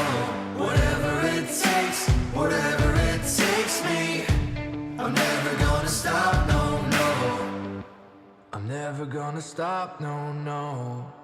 I'll make my journey through the hellfire. I'll just tear down another empire. Never hold me back, hold me back. 'Cause I'm a juggernaut. Whatever it takes, whatever it takes me, I'm never gonna stop, no, no. Whatever it takes, whatever it takes me. 'Cause I'm a juggernaut. I won't give you up. My heart's beating up. Give me your love. Just lose your mind, and you can have all my love when this is over.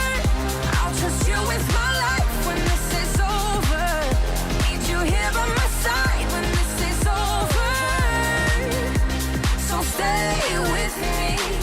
I won't give you up. Let me pull you closer. My heart's beating up, feel it taking over. Give me your love till the night is over. Take my hand and trust in me. Just lose your mind.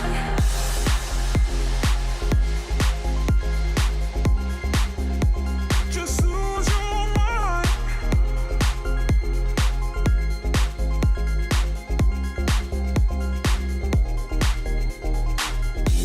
We faced every demon within.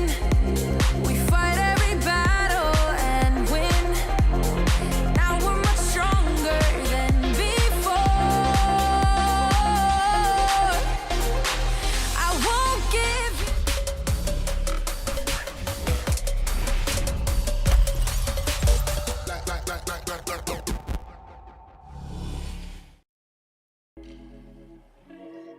One na yung ating score mga kaibigan. Sa ating game 3, malalaman natin kung sinong unang makakubot ng ating lamang dito para sa ating match point for the Game 4 kung sakali man. But again, Underground mga kaibigan, versus Team Secret pa rin tayo. In-expect na natin to. Alam natin ito yung mangyayari. Alam natin magkakaroon ng 1-1 or 2-2 kung sakali man. But I'm GG Sphere together with Kai Zaya para sa ating Game 3. And Kai Zaya sa Game 2 natin, biglang nakalabang dito ng Underground. What can you say? What are your expectations sa ating magiging Game 3? Feeling ko, babalik lang yung Team Secret. Yun yung ina-expect ko. Kasi ganun din yung nangyari kahapon eh, di ba? Game 2. Although parang yung mali nila from yesterday, hindi talaga sinasadya. Kasi nagkaroon talaga ng mga, parang obvious na nagkamalitan na umasim talaga, na ganong moments. But we can't be sure, no? Kasi pwede rin naman din talaga nung nakita kasi natin yung Shen kanina talagang na hindi makagalaw. Itong si Fiora na split mo siya ko dito. Pero ang kulit naman ni Shen. Ayaw akong pag-split mo Shen, di ba? So, please, split mo Shen. Oy, gulit. Pwede rin. Pwede siya. Nakachamba lang Pag-split tayo. siya. Magaling na si Osiris eh.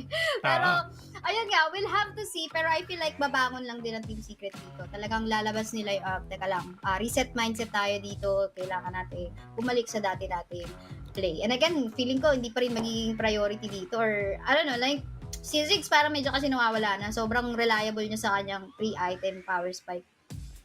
Yeah, talaga mahirap makahanap ng magandang spot when you're using a Ziggs, especially sa lineup ng Underground kanina. So I would say if they're planning to go for a Ziggs, then go for the last pick of Ziggs dito. Pero since Ziggs is one of the champions na talaga na most contested champions, so yun yung nagiging isang problema. Either kung sa second phase mo siya pipiliin, then pwede siyang maban ng Underground or ng Team Secret.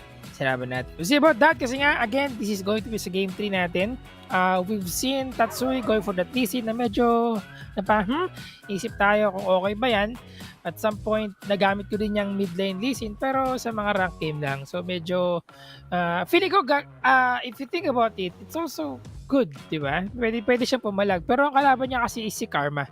So, pag narot ka lang niya ng focus resolve, then wala na. Mahirapan ka na as Lee Sin. Ito na, yung ating drafting phase. Switch side naman tayo and I think yan nga, ngayon natin matutunghayan to, no, kung ano ba yung magiging priority talaga ng UDG. But twice na lang pinili na meron silang Karma sa kanilang lineup. So I think it could be one of the priorities. Actually, in fact, yun yung priority na lang nung first game, di ba? Nung nahayaan na ma-open yung Karma for their side. Yun nga lang, hindi nakaabot sa late game. Pero ito, makikita mo yung mga respeto dito kay kay Rox. Stretch talaga, Galio, yan. So, wag na ibigay. Si Seth, we'll have to see. Kasi may chance naman dito ang side ng UDG na piliin din ang Seth para sa kanila. Yeah, actually that's a problem. If mapabayaan ng Team Secret na makuha ng Underground si Seth, then ma-open, then for sure Underground will be getting a Seth. But okay, Seth removed. Pero yun nga, one thing we have to keep in mind that there's a lot of option right now for Underground. We have Karma. Sino pa ba pwede nilang makuha first pick? Pwedeng Shen ulit. Diba? We have Darius. No, a lot of options na open right now for Underground to make some counterplay. They could actually go for Fiora as well kung sakali man. Oo, pero I think hindi Fiora yung usual nilang priority kasi kanina yata na open pero ulit. Hindi naman. So, yeah, Karma is one of their keys talaga dito. Para siyang aggressive Lulu rin eh, no? So, or like pwede ring Seraphine. But with the Galio into the hands of Roxulet, alam natin siya kung paano maglaro nito. Very aggressive. Nang mamama agad kung nang mamama. Yan yung global access. But ang tanong, ano agad yung ipapartner na dito? Open si Fiora. Inagaw yung Olaf. Ang tanong, saan ilalagay ito? Jungle din ba? Possible. Kasi nag-jungle na si Trevor ng Olaf. Actually, yun yung notable champion niya dati. Back in the day. Oh, Master Yi. Back in the day. Back in the day, no? Nung panahon ng ating Summer Super Cup, the fall season natin, yan. Na talagang nag-Olaf siya. So, yun nga lang, ang problem during the fall season is medyo daming parang curse yun si Olaf dati. Pero ngayon medyo gana siya ngayon. So let's see if gagana pa rin yan kay Trevor. Pero maganda that Underground will now be getting kumbaga jump pack yung shield nila dito May shield ka na kay Shen, may shield ka ba kay Karma. Isipin mo na lang kung magkaroon pa sila ng Soraka dito. Witness that one time Diba? Nung wala pa si Karma, nung di pa pwedeng gamitin si Karma, ginamit yan ng Underground at si Lulu yung pinner nila. And in terms of clearing the jungle naman, of course, alam natin na with the adjustment dito kay Master Yi din, of course, talagang makakasabay siya dito in terms of clearing the jungle. Lucian will be respected and that's reasonable kasi talagang si Larawan, ibang klase rin talagang gumamit ng Lucian no? Talagang bayad na bayad. But with Ziggs, again, dito for the side of TS, medyo kinakabahan ako for them because again, they have to really wait. They have to make sure na magagawa nila or makakarating sila doon sa punto kung saan nandun si Ziggs sa kanyang power spike. I'm looking for an early champion dito for both of the sides. I think yun pa yung medyo kailangan nilang idagdag dito in terms of their picks. Open Corki so pwedeng kunin ni Underground yan for Larawan just in case kasi Corki, maganda kay Corki, hindi niya kailangan ng support, no? Ng full support his teammates to be very much effective. Oy, listen mid nga ba ulit ito? Teka muna Yeah, or pwedeng Baron Olaf, right? So Mind games even for us. For sure, mind games yan for UDG. Rakan in here as a support for sure. Ngayon ang tanong, ano yung APC ba dito? Let's take a look at there. Pwede siya mag-Shaya din kung Morgana gusto niya is- kasi Larawan yan di ba? Nagagawa niya yan ng Corki is still open though. but Corki possible. is at Shaya yan, Pinakinggan ka.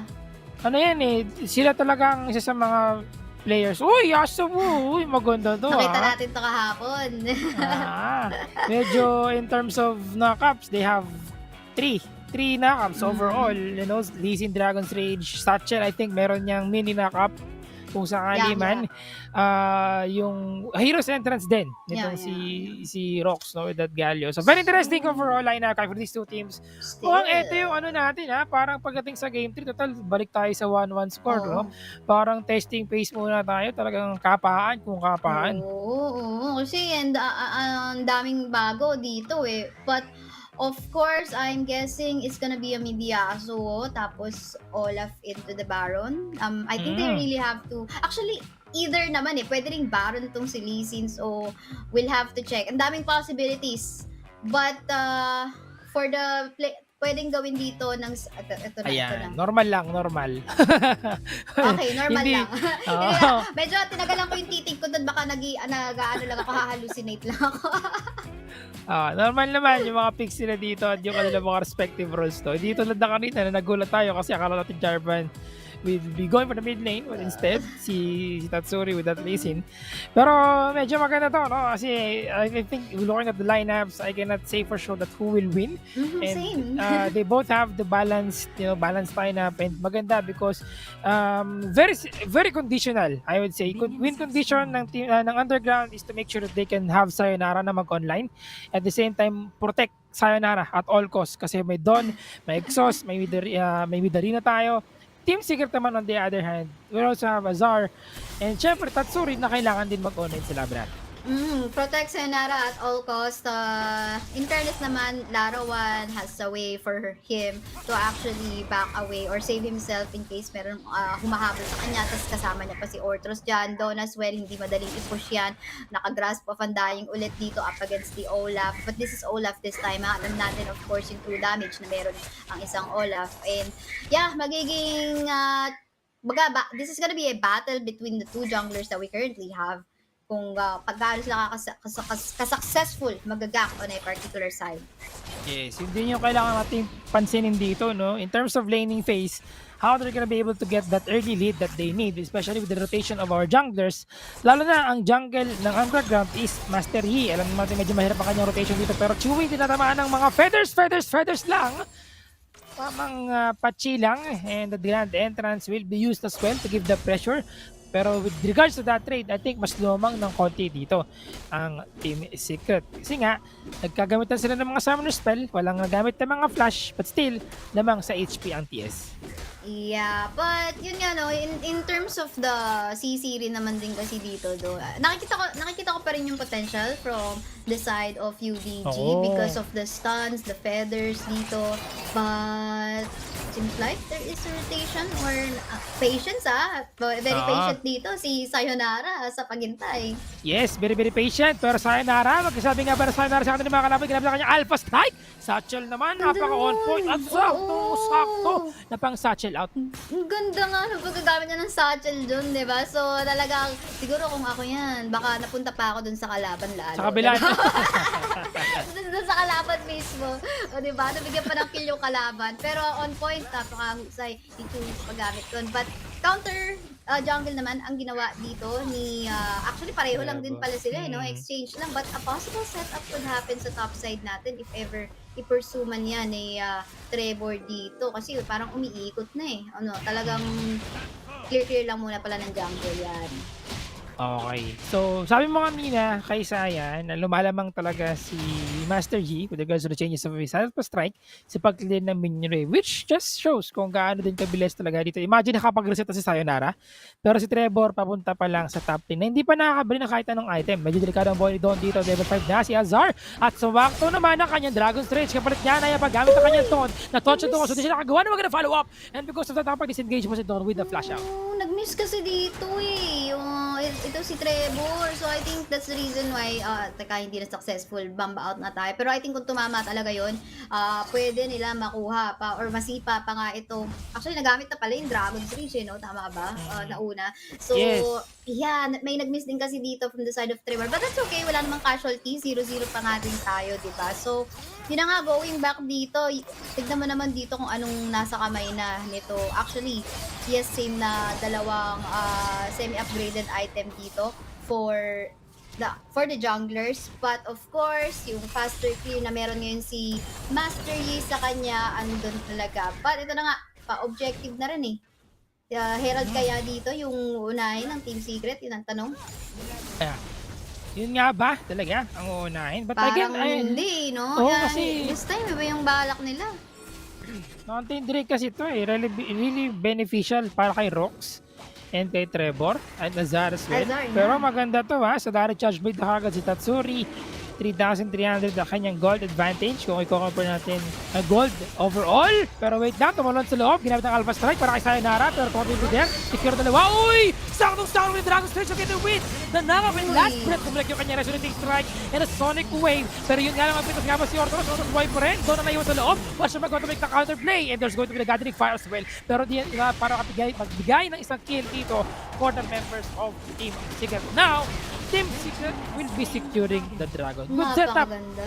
Oo, napakaganda dito. And medyo nagbago nga yung playstyle ng Team Secret dito, but it's still effective with the composition that they currently have. We mentioned a while ago, ang daming knockups, ang daming pwedeng hindi ka makakagalaw halos dito, lalo na kapag nakapag-ult pa dito si Tatsuri. And I think, maganda to, Mountain Drake, kahit nga debuff na ng bahagya, na-nerf ng bahagya yung mga dragon natin, yung mga buff na binibigay nila. Again, bayad pa rin. This is an Olaf we're talking about. This is a Galio we're talking about. Give them more shields, talagang mas makakatagal sa team fight. But, yun nga, usapang Herald muna tayo. Nakapwesto na sila, mga players natin dito. Yeah, lamang sa advance. Lamang sa position. Ang Team Secret dito, ginamit ang kanyang Blade Caller para mapag-disengage. Pero Storm will be there. Wait lang, papasok na ba sila sa loob? So doon, sugutan na sila ng bahagya. But, Trevor, tinamaan siya doon ng Blade Caller. Napakaganda naman ang paggamit nila na root. Si Trevor, and he will fall down sa jungler dito. Pero Sayonara will say bye-bye din sa laban na iyon. Dalawang naman ang root ang kanyang.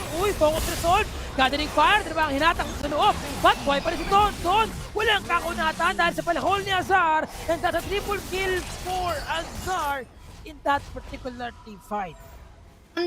And sarap si Tatsuri doon. Talagang yung kanyang mga tornado dito talagang pasok lang ng pasok. Ang ganda, daming knockups, ang daming way para ma-stop dito yung side ng UDG. And if you can recall, no, si Saya kasi, yung even from last year, summer season, siya yung nakikita natin na parang utility na more on the stuns, ganyan. So, I feel like this time, into a realization na kulang sa damage output ang UDG. More on the susda, ang pinakaasahan nila dito is just Sayonara with the Master Yi. Magkakaroon nga lang ng sagutan dito sa Torre. But yeah, this time nakaka-snowball ang TS.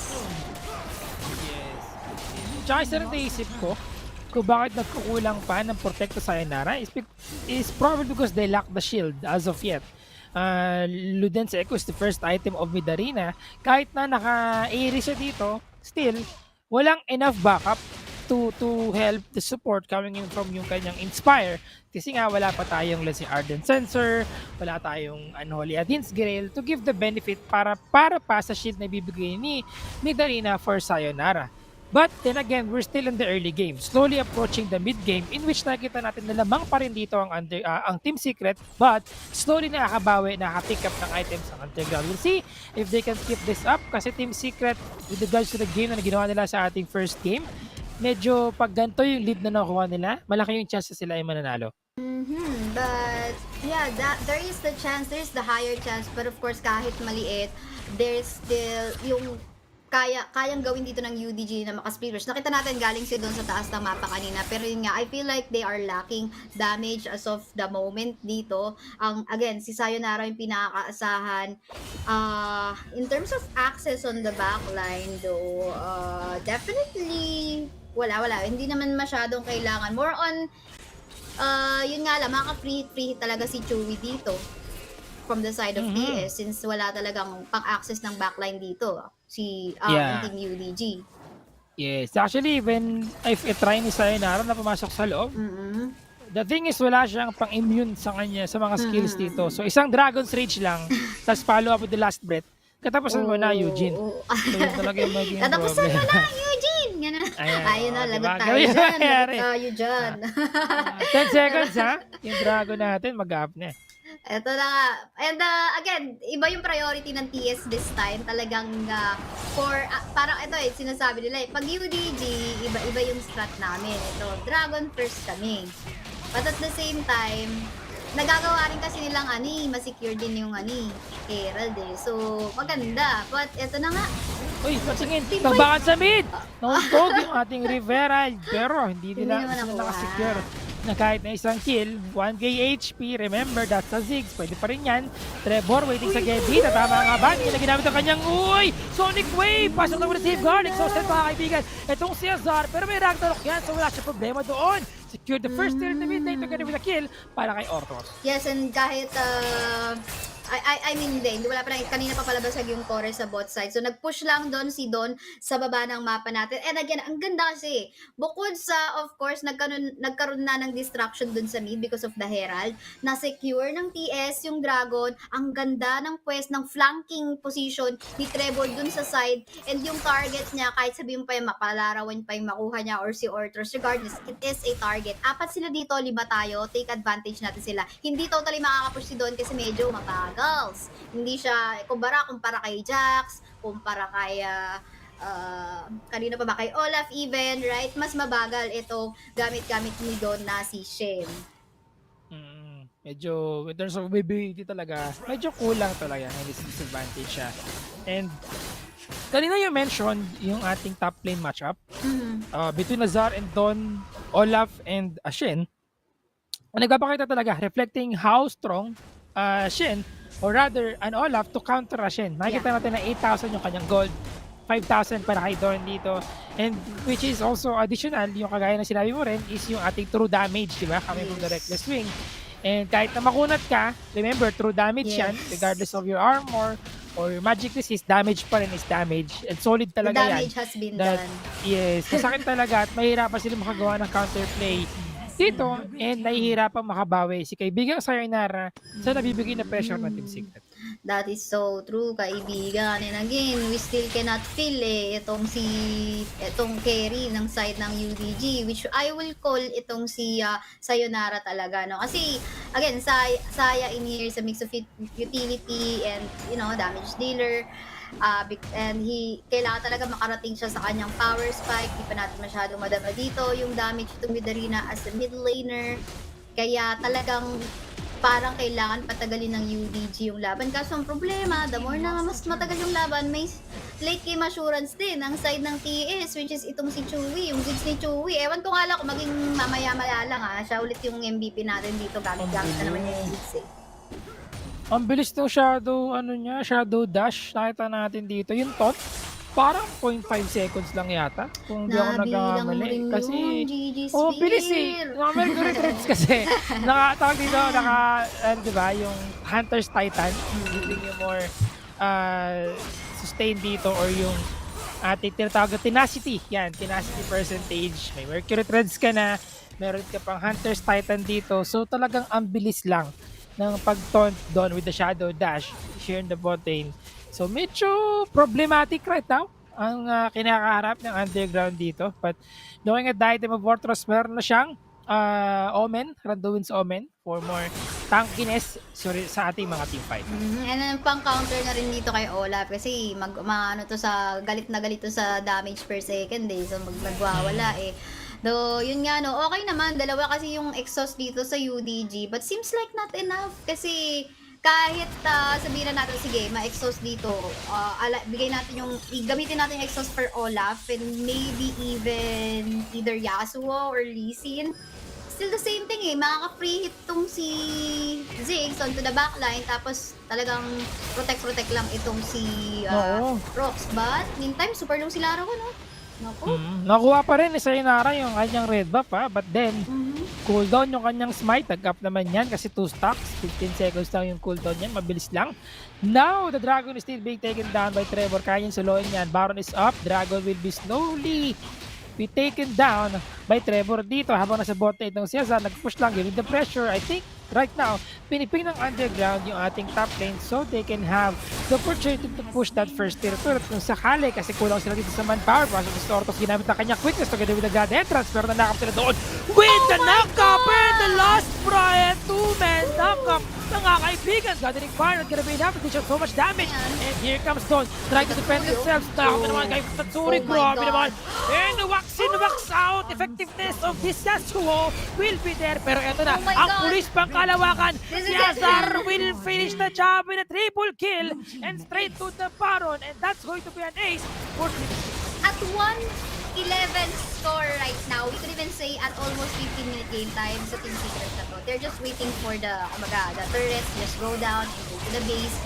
And kasi ang laki na ng lamang. This is kanina nag-11k, diba? So okay, 10 to 11k gold lead right now at the hands of TS.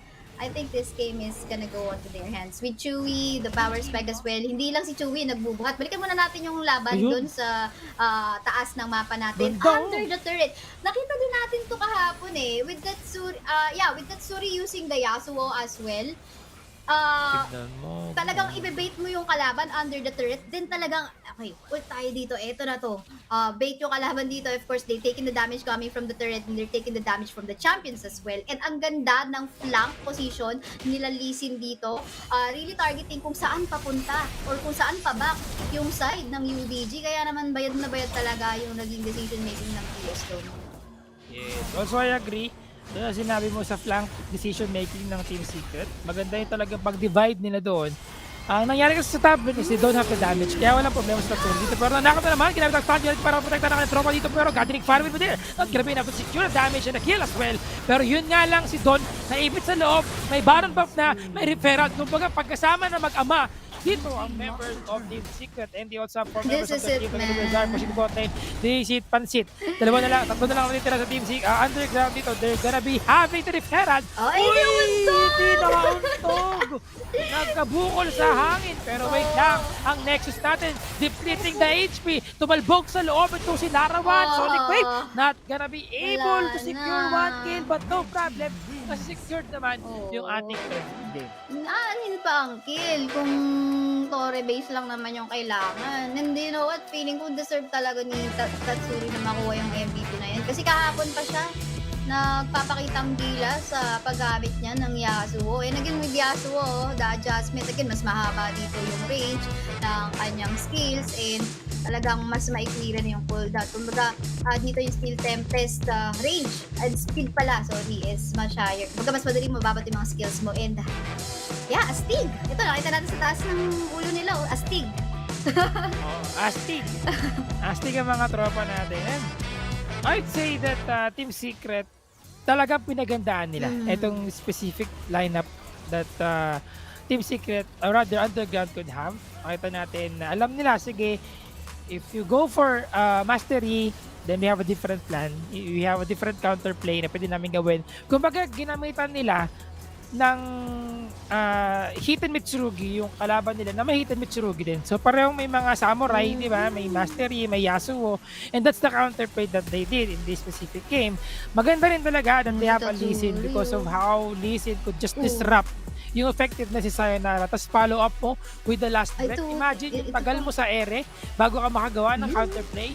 That's going to be a huge deal breaker or damage talaga na pwede nila magawa sa mga teamfight. Ito, yung mindset lang, tower hug lang, sabay knock up, tapos ultimate na.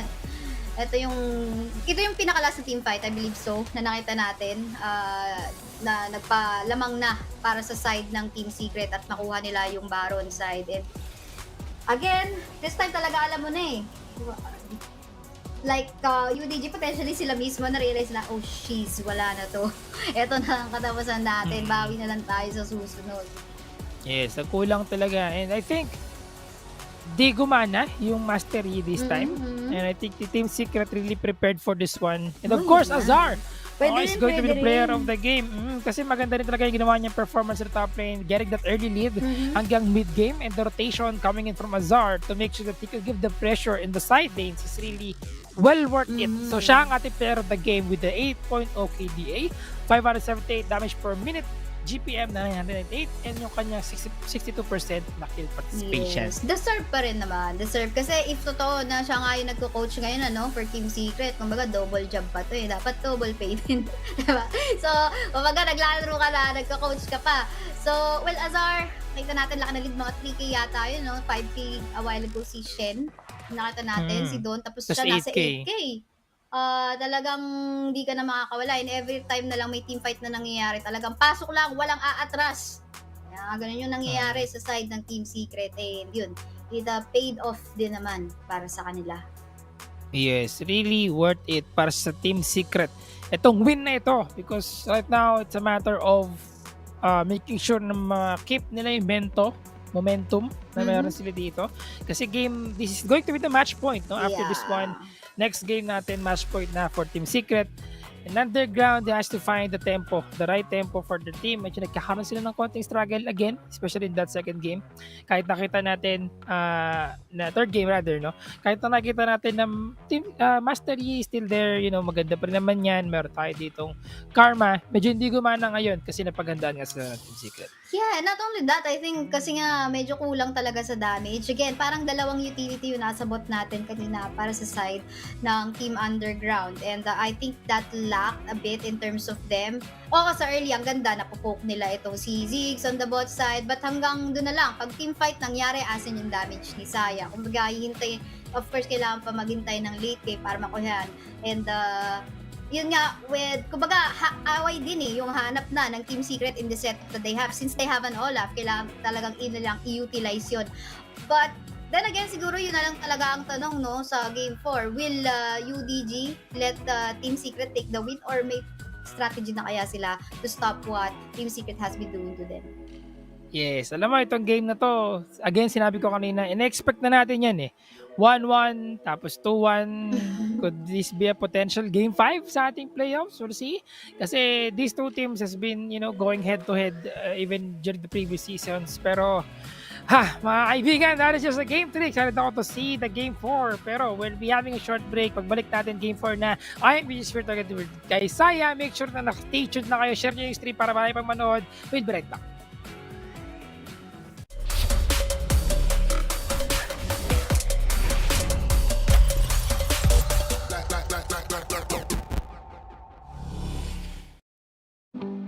Don't they know that I'm too strong? Nothing's gonna stop me, nothing's gonna stop me. So don't get in my way. The dams are about to break. I don't care what they say. I'm more than they can take. But they don't see the struggle in my mind. And I just think of stopping all the time, but I can't. I'll make my journey through the hellfire. I'll just tear down another empire. Never hold me back, hold me back. 'Cause I'm a juggernaut. 'Cause I'm a juggernaut.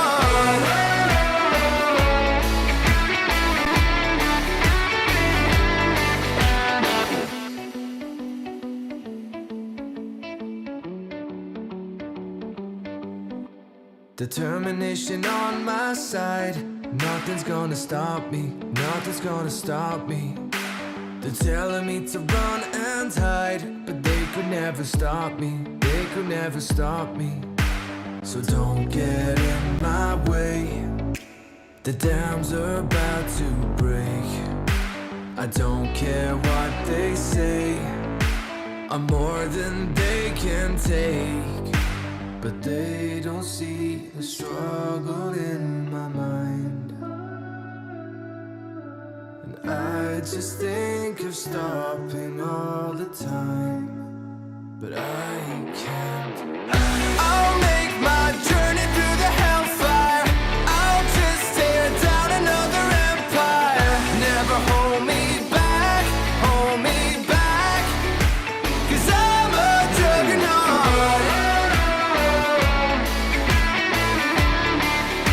'Cause I'm a juggernaut.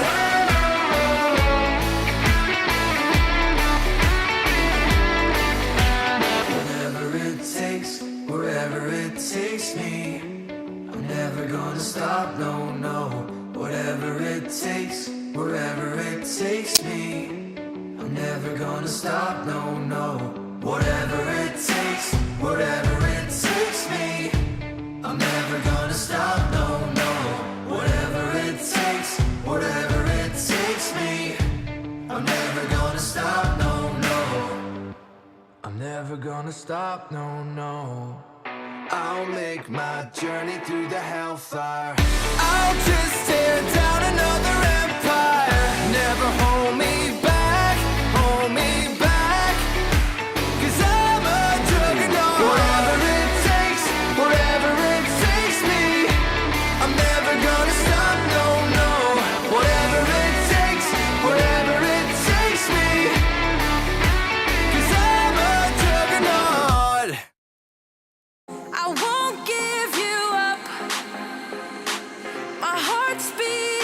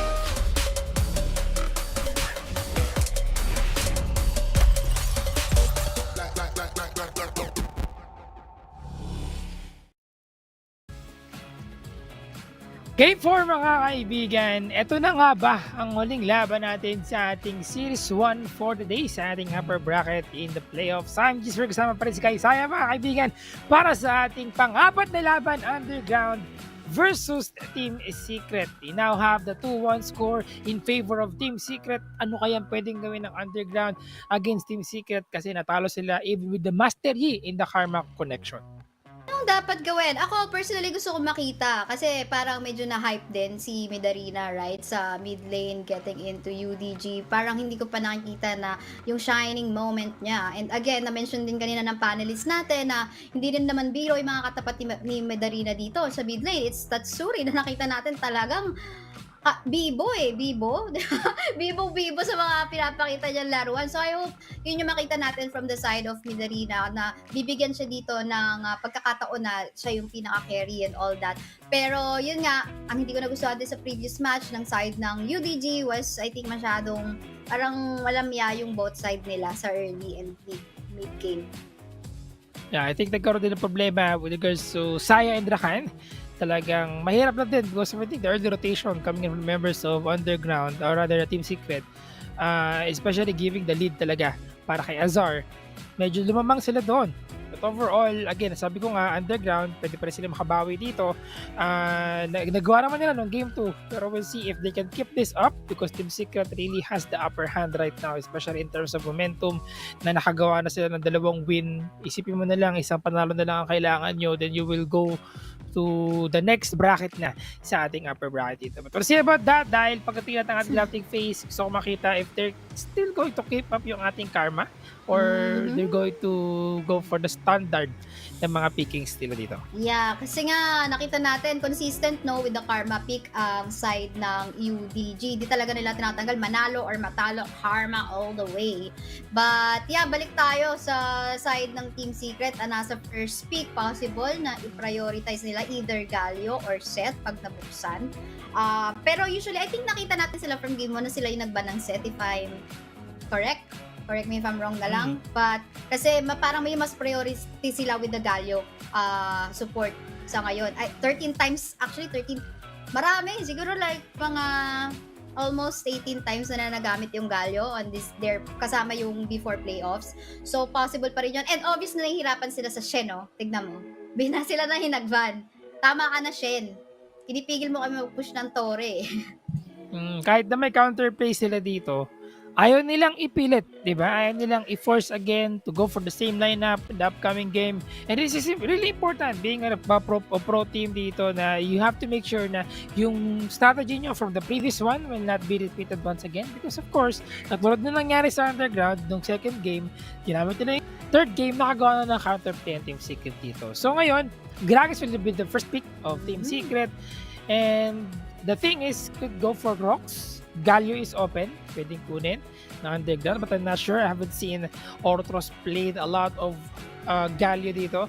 So we'll see if they're gonna go for that one or maybe they will try to steal away si Lee Sin. Yeah, ang daming pwede na lang i-steal. Lee Sin, Galio, they can even steal... wala. Ba na pala si Seth? Uy, nagsabay. Medyo biglaan. Di ako sanay sa biglaan. Di ako sanay sa biglaan. Hindi ka sanay? Kailangan dadaan na ako. Handanin mo na. Easy lang. Nagulat nga tayo, sabay eh. Tatlo. Di ba? Sabay na. Di ba lang na tayo mag-explain. Pero okay lang. Ayun lang, ninakaw na yung Galio dito, which is alam natin talagang favorite din ni Rox gamitin. Wala yung Thresh, nabawasan na naman ang option dito. Wala rin yung set para gamitin dito. So most likely, this is gonna be a Gragas. Support nga kaya talaga. But I think we haven't seen him. Correct me if I'm wrong, na nag-Gragas support yata.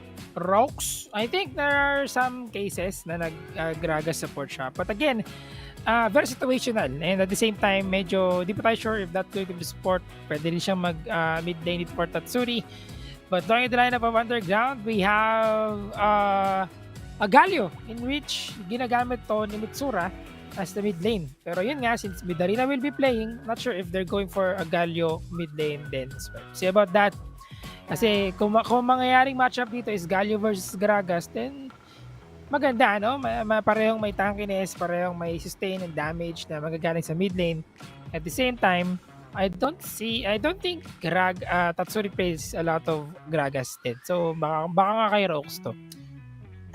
Yung Gragas, I think last year, sa kamay ni Tatsuri, if I recall correctly. Kasi gana pa dun yung Gragas mid eh. Si Gragas kung saan sa napupunta eh. Pang flex talaga eh, no? Like Baron, mid, support, jungle, lahat na gusto mo gawin pa siyang ADC eh. Pero, yun na nga. Again, this time, early potential parehong meron yung teams natin. Pwedeng mag-go for confidence ang UDG dito para sa team fight kasi they have of course, dito pwedeng si Don, the Galio going for the initiate, then pero ang tanong sino yung sa pinakasasapian niya. Again, manipis kasi yung ipis eh, itong si Kazik. So, siguro kailangan pa ng makunat, na additional na makunat dito para sa side ng UDG or kahit balance lang ng kunat at damage. Bruiser type, yun yung kailangan na hanapin. Pero ang Yasuo, ito na. Yeah, they need to have someone to stop Yasuo this time. Pwedeng Olaf, but since mayroon na tayong jungler, then maybe that's a no. Darius has been taken by Team Secret. Pwede pa rin Baron yun, yung Olaf. Hindi pala tayo pwede mag-Garen na kasi wala nang Garen eh, no? So, wala nang Garen. Who else can we pick? Probably for the Baron lane. Since Fiora is open. So, pwede yan kay Don. But, again... Bibiglayin tayo nito. Oh! Sabi ko kasi, kaysa eh. Kung biglayin tayo, yan tuloy. Biglang-bigla talaga tayo sa Sinch. I think... Oo nga. Is that Underground will also pick a Sinch once sa ating during the regular season? Kung di ako nagkakamali, hindi ko maalala. I think Underground also get that one eh. Pero ang ganda na ito, no? Very interesting coming from Underground. I'm not sure if they can... FENNEL, yung ano. Oh, FENNEL. We'll see if they can make this work because ang kalaban nila ngayon ay Team Secret. And regarding Team Secret, they have pretty much well set up pagdating sa ating knockups to help Tatsuri to be very much effective sa mga team fight. Pero ito at least nasagot yung tanong natin kanina, ano kaya yung idadagdag dito na medyo makunachi din, di ba? In a way, para pasukan nito or liparan nitong si Orthro. So, nandyan na nga yung Sinch and I think okay na rin yun. But, ang pinaka magsasabi sa atin do later on for the early, either of them could take it. But for the late game, I think mas papanig ako sa side ng TS kasi mas matagal yung sustain nila eh. Yeah. Pwede nga. Also, I would like to add din yung in terms of yung potential nila dito to go for the wombo combo. Medyo malaki din. But Underground, I think they have some ways to make some counter plays against Team Secret. But we'll see lang kung paano nila magagawa yon kasi medyo mahirap talaga. Looking at the lineups pa lang alone, Team Secret talaga has the upper hand because they have the very, standard lineup overall. The win condition coming from Underground is if they can have Lara 1 and Midarina online, these two players is really important na magkaroon dito ng lead, especially sa mga sneaky plays that they could do. Pag nakagawa ng magandang initiation si Midarina with yung kanyang charm, then malaki yung pwede nilang ilamang dito with the pick-off that they could provide sa ating mga team fight. And the fleet footwork nga dito na lang sa kamay ni Azar, alam natin na gagala dito, magdodora-dora rin to, hanap talaga ng place. But ang tanong, saan yung weak side na yung focus ng bawat ating jungler? Potentially, pwede nilang sa side ng UDG, weak side, they can call it for the side nitong stop nila itong si Don to actually go for the split push. Kasi iba rin pag naka-item ang isang Sinche. Kumbaga, talagang mapapoison ka na, mapapoison dyan. Kumbaga, mangingiyak ka sa poison. Yes, delubyo talaga yan pag nagkataon. Pero thing is, medyo problematic to para kay Don in terms of top lane matchup because alam natin na medyo mas pabor talaga kay Darius na kapag lumalapit yung kanyang kalaban kasi mas makakapag-apprehend siya na madalian. So, yun yung kailangan nila buntayan the top lane. They really have to give, of course, the support to Don para maging Gucci siya against kay Azar. Now, in the meantime, we're seeing that Sayonara will be going there to give some pressure lang muna for now. Habang Trevor will respond as well and slowly approaching yung ating top lane Scuttletrap. And exchange lang, nag-usap na sila kanina siguro niya, no? Exchange muna tayo, pareho naman tayo early eh. So, parang pinagbigyan na, nakita na rin naman ni Sayonara doon. And instead nga na, kahit may information sa Sayonara na nasa taas si Lizzie na, hindi siya agad-agad nag-go for the gap. Pero ito Oy. na ata, medyo late decision lang. Teka muna, magugas ng pinggan. Sinusubukan nila masok sa loob, ginamit ang kanyang Justice Punch. No summoner spells was burnt. Rather, Rox ay ginamit niya yung kanyang flash para makapag-disengage. And hindi pumasok ng malalim si Sayonara. Yeah, and back lang talaga lagi ang strategy dito ni Chewy tsaka ni Rox whenever someone tries to gank them. Kahit sino pa maging kalaban nila, yun yung mapapansin mong ginagawa nila. Kasi with the first few minutes naman, hindi naman madaling basagin din ang ating mga tore. So kaya, sige, pati bigyan mo na lang ipahit mo na lang sila sa tore, okay lang. For as long as hindi tayo mamamatay. And yun nga, kumbaga, sulit. So ngayon, kalmado muna. I wonder if Dragon pa rin ang una ng TS dito. Potentially, pwede rin. Most likely, if that's a Mountain Drake, alam nila that it could benefit a lot, especially Rox and the Czar. We'll see about that. They have the Woy. Teka na, untog si Trevor. Pa-check kung may bukol. Ginamit yung kanyang safeguard. Pero hindi siya naging safe doon over the wall. Oy, Hindi pa rin nasira natapos yung to, sayang. Ay, Yan. words pala. Pag mga ganyan situation, alam mo na, wag na natin ituloy. Wala na akong skill, nagamit ko na yun, nauntog pa ako. Pero yun nga, yung importante nilang i-check mamaya. Kung may bukol nga po si Trevor, malalaman natin mamaya sa interview. If ever man sila nga ang magaging sa series na to. Pero ito na naman, may rotation sa baba, 3 and 1 plus 1 na Picaro 1. Hindi kumama yung kanyang charm doon in the bot lane dito. Ano, temp? Coming in from Rox, Midarina. Yun nga lang, hindi umabot yung kanyang charm. Pero mas mabilis yung farm na nagagawa ni Tatsuri dito. Slowly getting yung kanyang Solari Charge Blade. Habang itong si Midarina ay meron ng Lost Chapter. Also yung kanyang Amplifying Tome. Think for the Luden's Echo sa ating team fight. Mamaya, pa-up na yung ating Dragon Deferral, which is why nag-reset na si Lara 1 and si Opus. Isa sa mapapansin mo, laki ng lamang pala ni Yasuo, no, in terms of gold dito. Yes, up against, ito na nga, kumpleto na. Lamang ngayon, in terms of team fights, ang side ng Team Secret ngayon.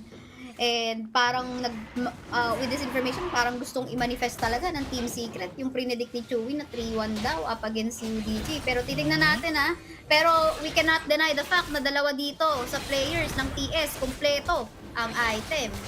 Tumalon, dalawa, sabay sila doon. Jump Brothers na nangyari doon. Pero hindi pa pala sa outros ito ng Dragon Stage. May tonta kumunik. Napakagod na explosive cast naman yun. Explosive indeed! And now, Team Secret is winning the fight once again. Pero nakuha ng undercard ang ating turret. The first blood goes to Midarina. Yun nga lang nagkaroon tayo ng magandang, rather, napunta kay Chewy and Midarina yung kanya naging first blood doon. Agaw din ang UDG, yung Dragon. Medyo napaaga lang kasi si Trevor doon ng pasok or nung pagka-smite niya. Kaya itong si Sayonara, alam naman natin, isang Kha'Zix yan, napakabilis din kumuha ng mga objectives. So talaga na-steal na lang din. So, baga, smite fight yan 50-50 talaga. But then again, 2-0 yon in favor of Team Secret. So, I think magandang balita pa rin. Kasi ang Team Secret naman, kung titignan nyo sa mga past game nila from the playoffs, wala silang pake usually sa Dragon because of the debuff din. 50-50, pwedeng ipagpaliban pero kung sure, tuloy natin. Pero teka lang. Ayun lang, kinagat ng 7 EPs mga kaibigan. Secure dyan with the assassination and the isolation. You can even try makonect dito ni Midarina pero kinuha ngayon Team Secret ng ating refill. Magkaroon ba sila magandang counterplay dito? Napakagandang nakap naman yun. Dalawa, hindi naman na kanya last breath pero Sayonara, focus sa goal. Boy with the referral. Wala silang sniper. Sniper, meron pala nakuha ni Trevor ang ating lang referral. Kaya nila yan, Dragon Royce, hindi pa si Don. Pero buhay pa rin dito ang underground Chewy. Patamutulangin ng bomba sa Genti. Pero nakagawa sila na isa pang double kill. Doon, ito sa Tatsuri, tumulong sa loob. Ginamit niya yung kanyang Steel Tempest. Pero dodong kill para kay Tatsuri. Alam mo, sobrang ganda ng teamfight na nangyari dun despite namatay si Azara. Yung combination or yung, I couldn't remember if it was Rox. Si Rox nga yung pumasok dun sa backline. Tapos, yung prio targeting ni Trevor nandun din sa backline. Ito muna. For sure, yung sinisigaw And nag-coordinate sila doon ng sobra, allowing them to capitalize na, okay, wala na yung unang threat Tara na, ubusin na natin to. Even nakita natin si Trevor, ginamit yung smite niya just for him to sustain a little bit, get a little bit of light. Ito, papanoorin natin. Si Yasuo pala, si Yasuo pala yung pumasok dun sa backline and sinundan itong si Trevor. Prayo daw muna. And this one, nakapag-smite pa dito si Trevor para hindi na nakita. Nakapag-smite pa si Trevor dun before siya mamatay. But dalawa dun, na-corner siya. And well-coordinated play, I would say. Feeling ko talaga kailangan bigyan ng MVP. This is the third time that he is using Yasuo na napakaganda lagi ng play. Always on point, giving them the lead talaga that they need, specifically in those team fights na nakita natin kanina sa referrals. Mid lane, hinatak yung blue buff, inangkin ni Azar, sabay dribble lang sa gilid. Check No? na kung mayroong nagdahano. Oo, and with the Solari charge blade na nakuha niya kagad kanina sa game natin before the team fight, malaki talaga yung lead na nakuha ni Tatsuri. And always on point din. No? Yes, always on point din talaga yung mga knock-ups coming from Team Secret. Hindi nga lang sakto yung ginamit na explosive cast on. Charm will be blocked by the wind wall, and because of that, wala silang nakuhang kill sa laban na yun.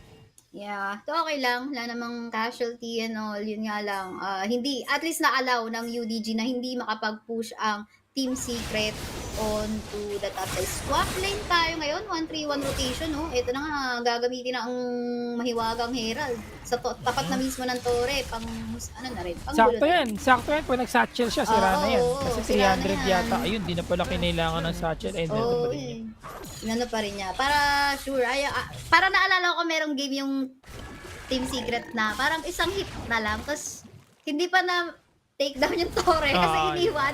So, siguro, ina-avoid nila yung mga ganong instances na. Pero I think si Tatsuri yun kung di ako nagkakamali. Na parang isang hit na lang, hindi pa na ano. Pero yeah, tingnan natin dito. Ang laki ng lamang dito ng Team Secret, lalo na titignan nyo dito si Tatsuri right now with the 7k. Matchup ng mid lane natin, medyo again still we are not seeing Midarina nagsashine sa kanyang role dito sa side ng UDG.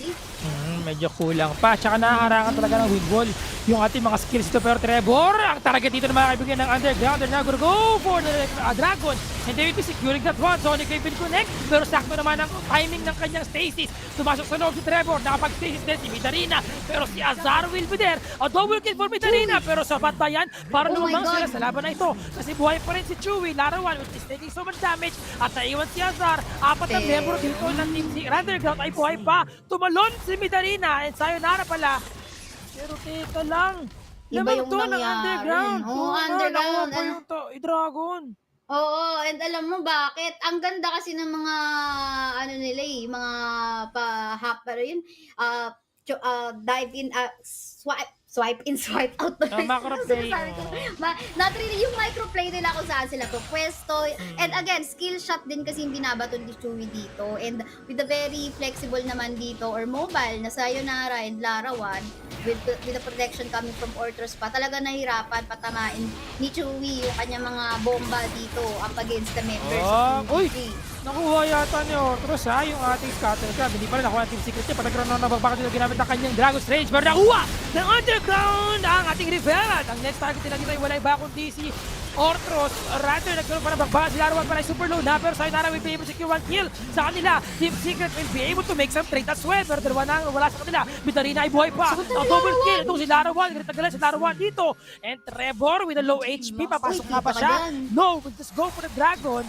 Or turret rather in top lane. And they will be able to get that one. Oo, si Larawan nagwawala ng feeling ko. Kailangan irespeto mamaya ito ng Team Secret Kasi every time na nasa kamay ng UDG itong si Lucia, nagwawala na. In fairness, 2 items pa lang yan Black Liver and of course Mort dito. Pero parang ang sakit na. What worth? 3 item na Lucian. Yes, tsaka sabi ko naman sa'yo, kay Sayay, ang win condition talaga nila dito, pag nag-online si Larawan at si Midarina. Imagine, despite the fact na medyo behind sila, earlier sa ating mga team fights, tumamang sila after winning those objective control. Trying to make some trades, making sure that they can get the referral and the Dragon. To think that Team Secret got the upper hand pagdating sa positioning, nakagawa sila ng counterplay in which they were able to get the 2 Dragons in the game. Now, Trevor na ipit ito tumama ang kanyang Shield of Durand. However, nakapag-disengage lang Dragon's Rage palayo and secured to sa top lane para kay Tatsuri. Realize din, medyo with this onto the pocket of Don, nahihirapan din dito na makagalaw sa mapa itong si Azar tsaka si Rox whenever they try to plan for a setup. Uy, Maybe grabe to, even Trevor, pero ito yung flank ko. Uy pa yan, where are you going, my friend? Naku, yun lang. Siya. Yun nga tayong mali doon sa pagsaman sa likod. Hindi alam ng referral kung pupunta ba siya sa gitna, sa first tier or sa second tier. Medyo I think that's a lesson learned para sa Underground. Lesson learned din sa lahat ng mga manonood. Ako din, Confused natuto. lang po. Herald kung saan pupunta. Yeah, we'll see this time. Pero this time maganda na nakahabol ang UDG dahil from the second dragon kanina sa game natin. And I think ang pinakakailangan nilang puguin dito is si Larawan talaga eh. Siya yung threat eh. Yes, you have to shut down Larawan. Kasi pag nakikita natin na nahihirapan yung Dragon Lane ng Underground, and most of the time, different story yung nangyayari sa atin. Talagang lumalamang doon ang Team Secret. But meron pa tayong pagkakataon, no? Meron pa rin chance ang Team Secret to get the redemption na kailangan nila sa game na ito. Especially in this Dragon fight is about to happen. Midarina so far, playing properly right now. Nakakagawa siya ng counterplay sa mga nilamang ng Team Secret. Sayonara, naghihintay sa gilid, nagpapanggap na halaman, pero ipis yan, ipaklong na may talon. Level 11 siya dito, gumamit na kanyang Void Assault, naman si Chewy super low, ang kanyang HP, pero Ortros, luot na follow up with the shoot of Turan to touch them down. Larawan disengaging, inhabol siya dito, pero namatay siya ng Ignite. Tatsuri will try to dish him down, the damage is there, pero Tatsuri will fall down kasi isolated siya with the damage from Sayonara, the nakapit with it, but not gonna be enough. A triple kill for Sayonara will say bye-bye with a quadra kill for Sayonara and straight to the Baron. Yes. Ang pinakamagandang nangyari doon is yung sinimulan ni Sayonara. Ang ganda ng position na doon. And unfortunate din for the side of TS, hindi nila winardan yung area na yun kung saan nagtago kanina sa Sayonara. Like you said, GG Spear nagpanggap na halaman, diba? So, kumbaga, camouflage siya doon. So, tapos yung unang target niya pa was actually Chewy. And si Chewy yung magiging buhay nila doon. Tignan nyo to. Naganda ng follow-up ni Otro. Sakto-sakto yung ton. Oo. And wala kahit Dragon's Rage na rin ni Trevor yun. Ayun, nadamay pa nga siya. Pero kasi wala Kumaga, wala. Bawas na yung buhay. Kha'Zix yan, pinag-uusapan natin. Tapos itapat mo sa isang, kumbaga, tatalunan mo yung napakanipis na Ziggs. Kawawa naman, talaga. Yatarp yan. Kawawa ka naman talaga kasi Ziggs tapos malambot din.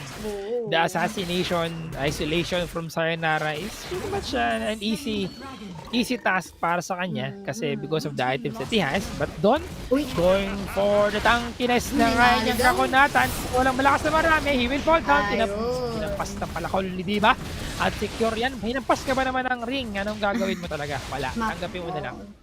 Ganti sa bukol na natamo ni Trevor kanina doon nung naampog siya sa top side. So, pambawi lamang dito ni Azar up against Don. Yan. Siya naman yung may bukol ngayon. Kaya pala ganyan yung ulo ngayon yan. Ni Siege, nagkabukol yan. So, imagine natin. Pero, pwede naman. Pwede may naman. bukol yan, syempre.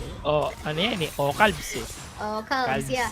Pero ito, Force of Nature na ang kinuha ni Rox dito to stop. Dito yung mga binabato din ni si ni Midarina sa mid. And of course, since may Abyssal Mask din nga dito talaga si Gaio, si Ortho. So talaga para, okay, stop natin yan. Build tayo ng more on magic resist item dito para makasustain at makatagal-tagal naman kahit paano. Tsaka really beneficial yan para sa kanila. Kasi dalawa yung AP So, medyo may magic penetration yan. Remember, sabi sa Mask. Pero Charm will be connecting sa isa. Dragon Switch sa apat. Pero follow up with the last breath. And yung kanyang Mega Inferno ba? Pero magkaroon ka dito ng hero setters para makapag-counterplay. Pero nakakatol. The Team Secret is on fire. Going back with a comeback. And Azar with a double kill. Triple kill pa nga. Apat yung ulo. Kaya naman defense doon dito mga kaibigan ng apat na miyembro ng Team Secret. They're now picking down the top rate. Tatsuri pasok sa loob. Tinapit niya. Telpog with a flick. Teleport coming in. Here comes the comeback of Team Secret. Go for top rate kasi malayo yung minion dito. Ang minion ay now nag-push pa rin sa ating mid lane. Habang the rest of members of Underground is still counting the clock. Nag-regen na si Don dito para ma-depensa yung ating lane kasi pwede tinatapos dito. Don is the only one that alive. Pwede depensa pa niya ito. No! I don't think actually he can! He's just clearing the minion and not focusing on the Nexus. At kaganda ng buy time na ginawa ni Don dito to protect his comrades. Fling out para kay Trevor. He will be able to survive this one. Buhay pa rin siya. Kaya bang makagawa ng counterplay ang Underground dito? And they're now doing it! They're chasing Team Secret down! 20 seconds on the clock! bago mag-up yung ating Baron. He's sustaining, but Azar will fall down as well. Oh my God, indeed.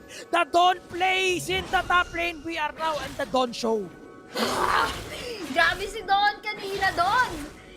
Biruin mo yun kasi risky na naman, di ba? 10 second timer. Talagang sustain ka lang, pero yan, nag-buy ng time and that paid off para makabawi dito. Makahaman yung mga kampi niya. Kasi wait, ito, habulin natin itong mga, wala nang skill itong mga to, yung sa side ng Team Secret. Wala na rin mga buhay, halos. Talagang mayayatarp sila doon. What more kung nahabol talaga sila ni Sayonara. And alam, hiwa-hiwalay pa sila sa pagtakbo nila, di ba? Kala mo hinahabol talaga sila ng ipis, na lumilipad na ipis. Ano, parang ganun yung sitwasyon na nangyari kanina di ba? Who would have thought of that, kay Saya? Kung nandun ka sa situation na yon, pupunta ka ba sa mga minions para pigilan sila? Ako hindi. Ako hindi ako pupunta to. Ako pupunta ako sa mga champions to stop them. But the call coming from underground na wag ka na pumunta sa kanila, straight to the minions to stop them kasi wala nga namang makakatulong sa kanila ng mga minions and also makunat yung Nexus natin. Sayonara and Otros. Naku, malamok dyan. And if you can recall, kahapon, ginawa rin ni...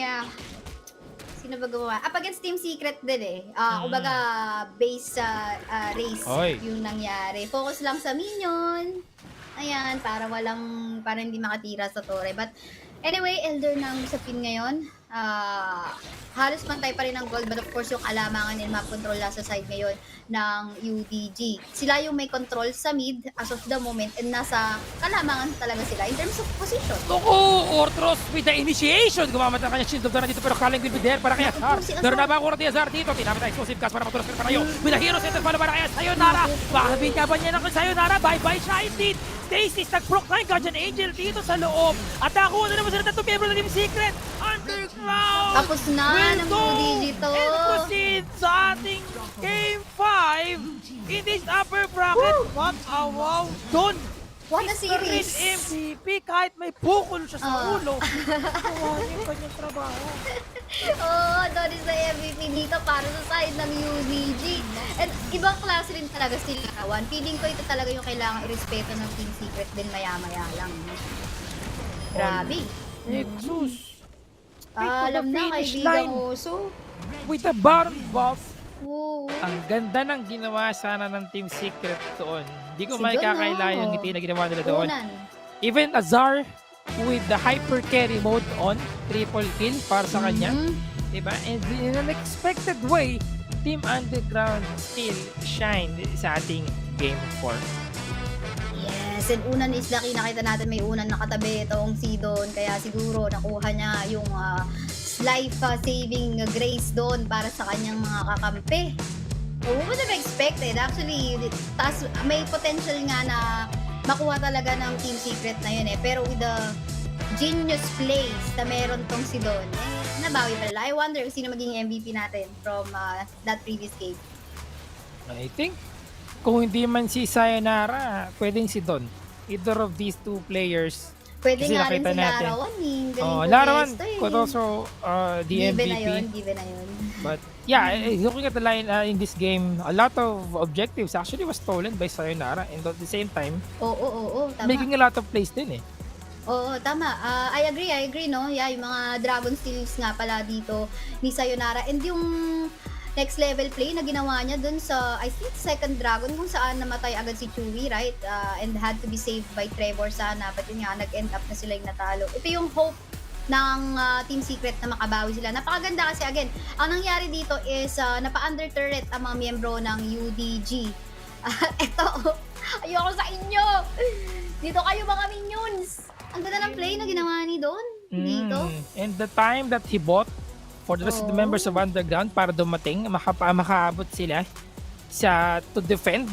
That's really one point. And they gave them a lot of spaces, di ba? To get the comeback that they need. Kasi as I mentioned, habang nangyayari to, 20 seconds on the clock bago mag-up yung Baron. And with Azar being taken down and Tatsuri, they have 40 seconds para mag-up for the respawn. And another one in the team fight bote kung saan follow up talaga. Sayonara is there. Hindi na nakagawa ng magandang play kasi ang hirap. Pag tinamaan ng Mega Adhesive, you can't dash with Ayasu and you can't even use yung safeguard. Technically anything na pang dash out, hindi mo magagawa kasi nga, rooted ka. Nako, so wala na yung prediction na 3-1 ni Kuya mo Chewy. Doon nga talaga, Mati. The serve. Napaka high level IQ play na ginawa niya kanina doon. No? And wala rin naman din kasing tumira sa kanya doon sa ano. Diba wala nag-stop sa kanya from the side of Team Secret para hindi makatakas itong si Don mula sa kanilang base militar. So, he deserves it. 90%. As din ang kill participation niya despite being a Baron laner. Tignan mo naman. Usually kasi di ba solo laner ang mga Baron. So, eto, ang taas ng kill participation, man. Pag nakatapa kasi sila ng Poison Trail, considered na yun kagad. Damage na from Dawn. But yeah, having 6.33 KDA and 998 DPM dito overall. A really good contribution talaga coming from Don. I would say na in terms of his items, hindi niya na binuo yung kanyang Liandris. Hunting guys is more than enough for him to make sure na may panalo niya yung game na to. And again, the play, di ba? The play coming in from Don is really worth it to the top lane. I think even Team Secret never thought na ganun yung magiging situation. Kaya hindi nila pinigilan si Don. Tayo diba? rin Tayo rin. Nagulat tayo doon. So, wow. For sure, yung mga fans and supporters ni Don dyan talagang pinupuri siya ngayon. Papuri sa Don.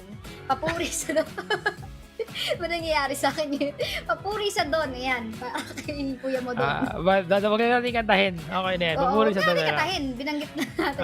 But yeah, overall, really effective play coming from Underground. A good comeback from them. And hindi talaga natin in-expect yung gantong turnaround. At first, it was Team Secret getting the lead sa ating game. And then eventually, dumating sa point na Underground is, slowly getting the face, yung face na kailangan nila. And then, nagkaroon ng pagkakataon with Darina, outshines them all.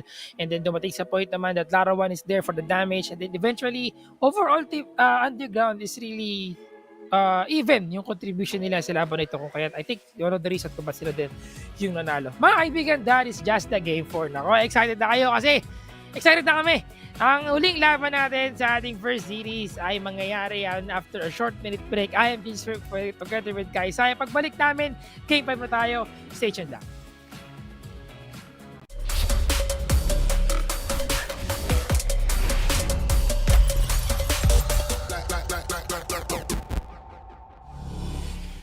For too long, but they could never stop me. They could never stop me.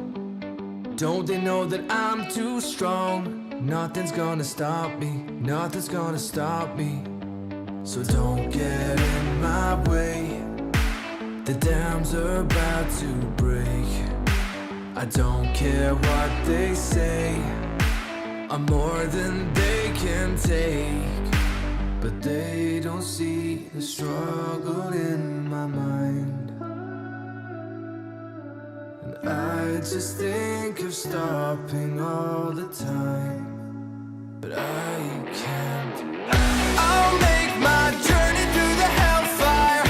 I'll just tear down another empire. Never hold me back, hold me back. 'Cause I'm a juggernaut.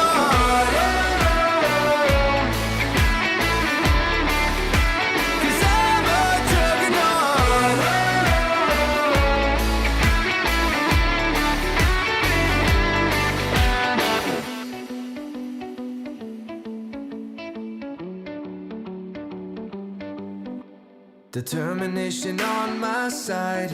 Nothing's gonna stop me. Nothing's gonna stop me. They're telling me to run and hide, but they could never stop me. They could never stop me. So don't get in my way. The dams are about to break. I don't care what they say. I'm more than they can take. But they don't see the struggle in my mind. And I just think of stopping all the time. But I can't. I'll make my journey through the hellfire. I'll just tear down another empire. Never hold me back, hold me back. 'Cause I'm a juggernaut.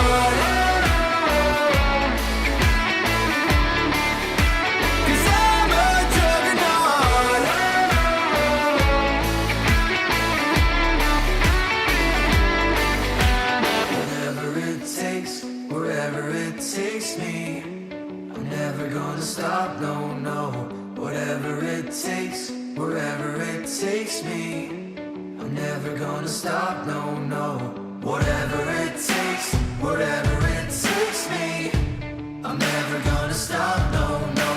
Whatever it takes me. I'm never gonna stop, no, no. I'm never gonna stop, no, no. I'll make my journey through the hellfire.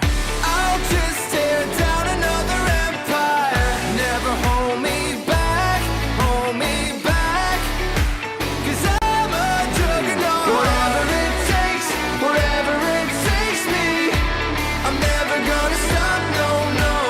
Whatever it takes me. 'Cause I'm a juggernaut. I won't give you up. My heart's beating up. Give me your love. Just lose your mind. And you can have all my love when this is over. I'll trust you with my life when this is over. Need you here by my side when this is over. So stay with me. I won't give you up. Let me pull you closer. My heart's beating up. Feel it taking over. Give me your love till the night is over. Take my hand and trust in me. Just lose your mind.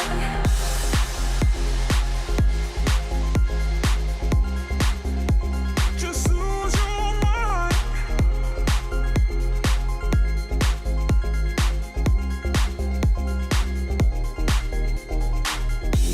We faced every demon within. We fight every battle and win. Now we're much stronger than before. I won't give you up. I won't.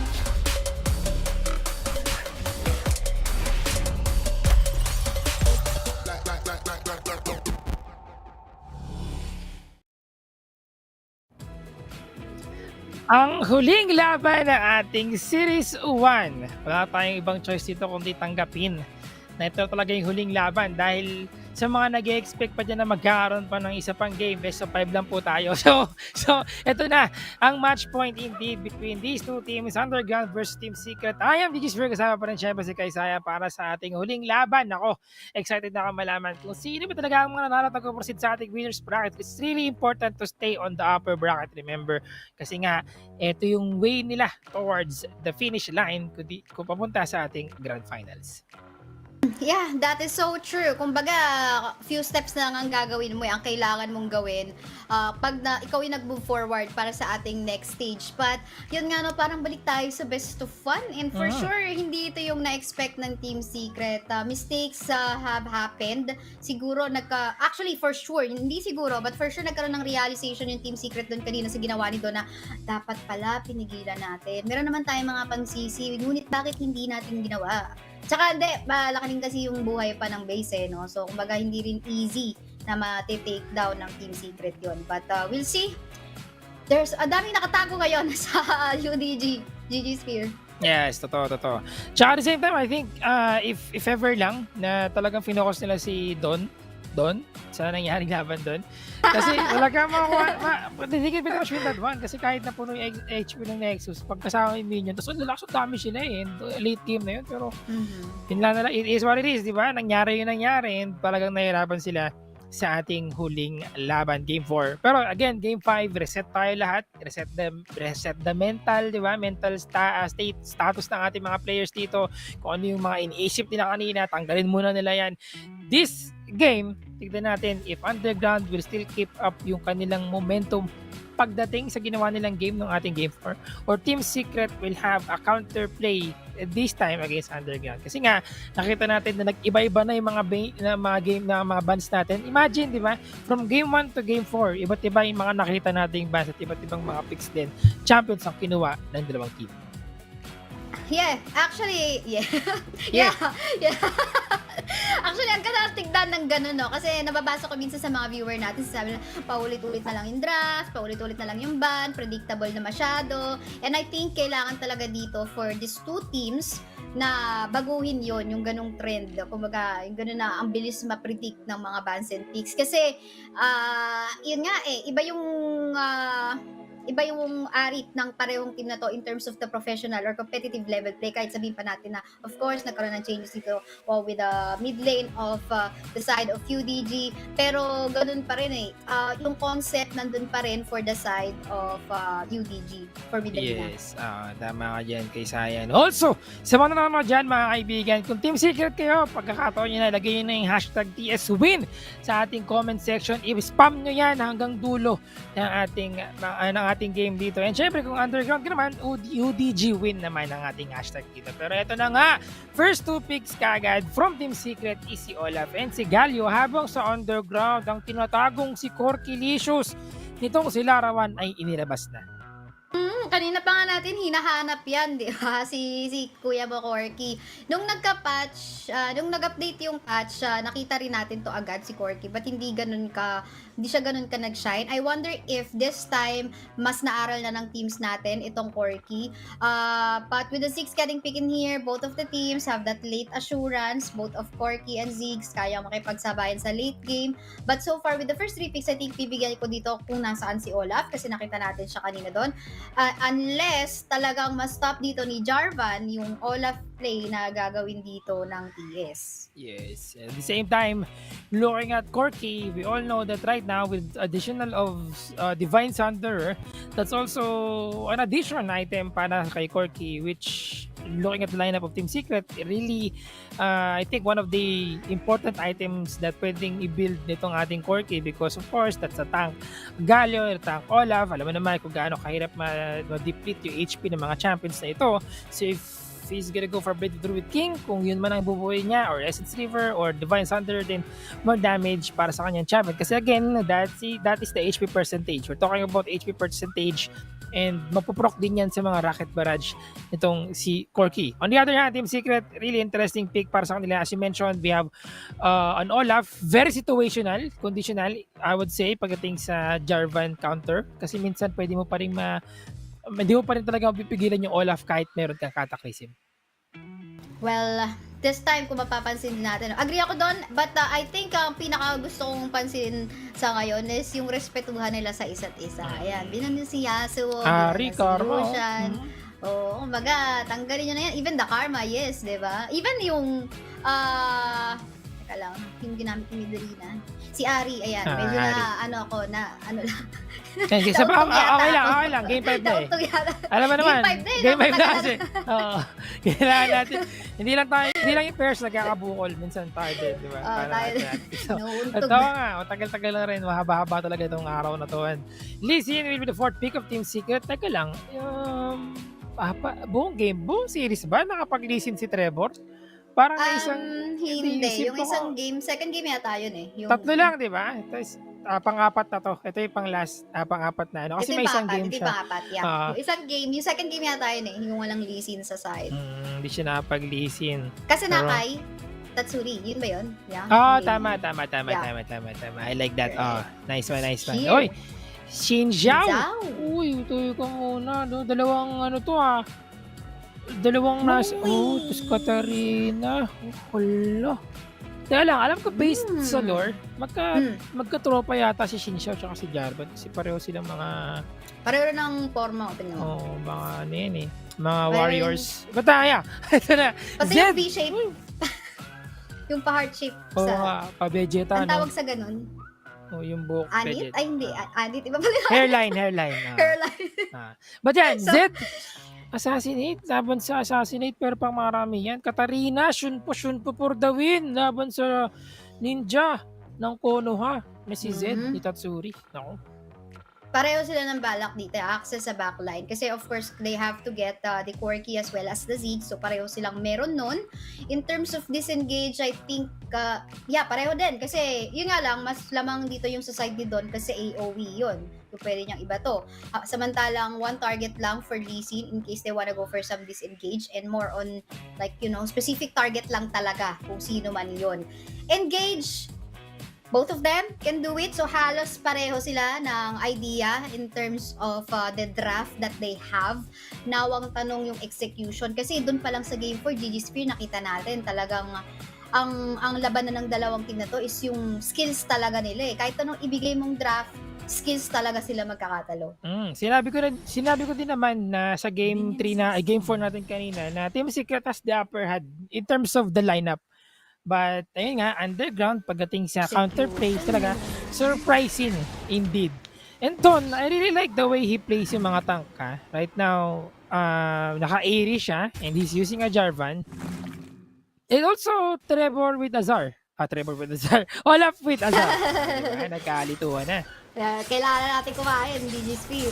Tom Ay, Jutes pero teka na. lang, Uy, tignan mo siya to. nagkakaiwaan is kutsilyo laban sa Shuriken. Naku, ninja laban sa kaibigan nating may dagger throw-away. Pareho nagka-ignite na, pero nagamit na ni Midarina yung kanyang barrier. Wala siyang flash. Dalawang sums yung nagamit niya dito. So, information yan. Lalo na low siya dito, ha. Doon yung alam, malayo kasi yung jungle natin. So, wala mo ng gank na mangyayari. Makakauwi pa nga itong si Midarina, right?